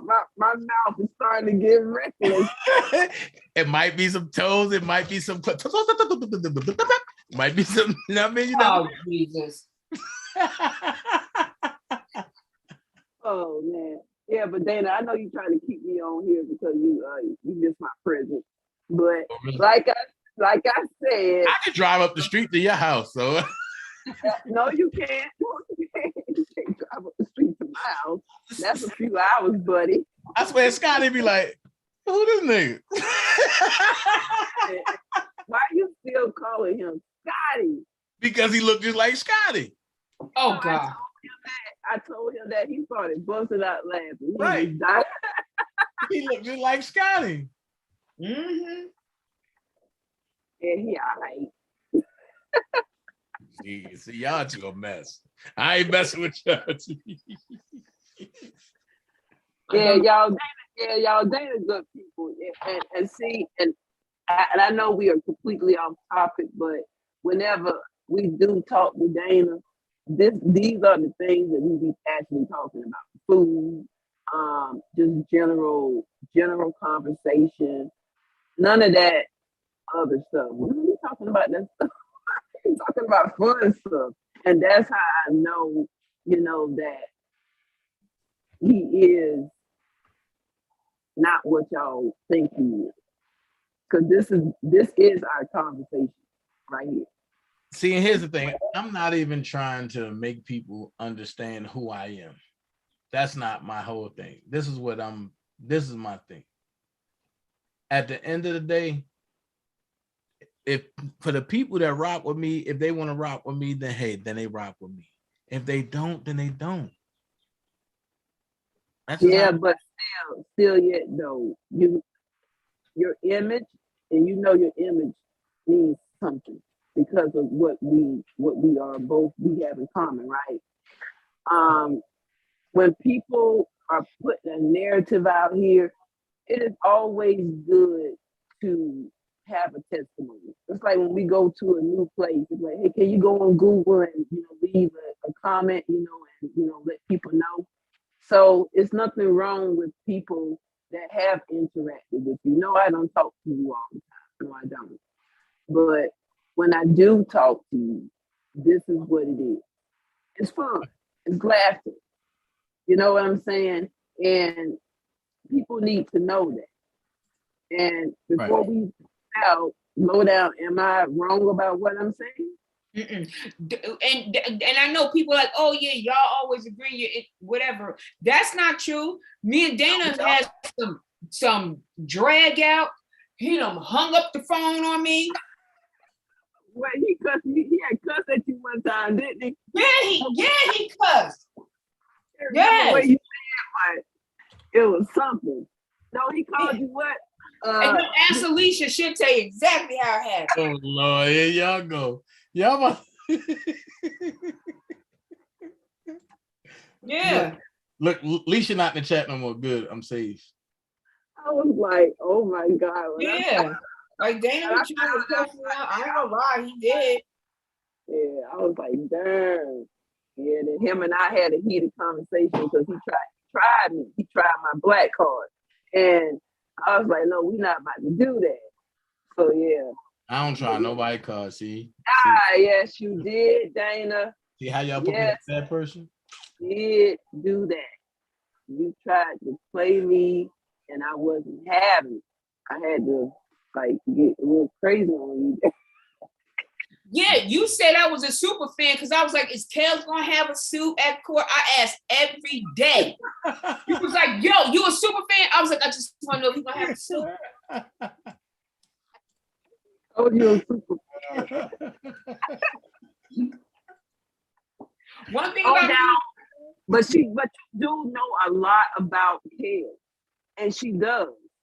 She knows a lot about him. If you talk to Lowdown, if you want to know, like just the little missing details about Kels, talk to Lowdown.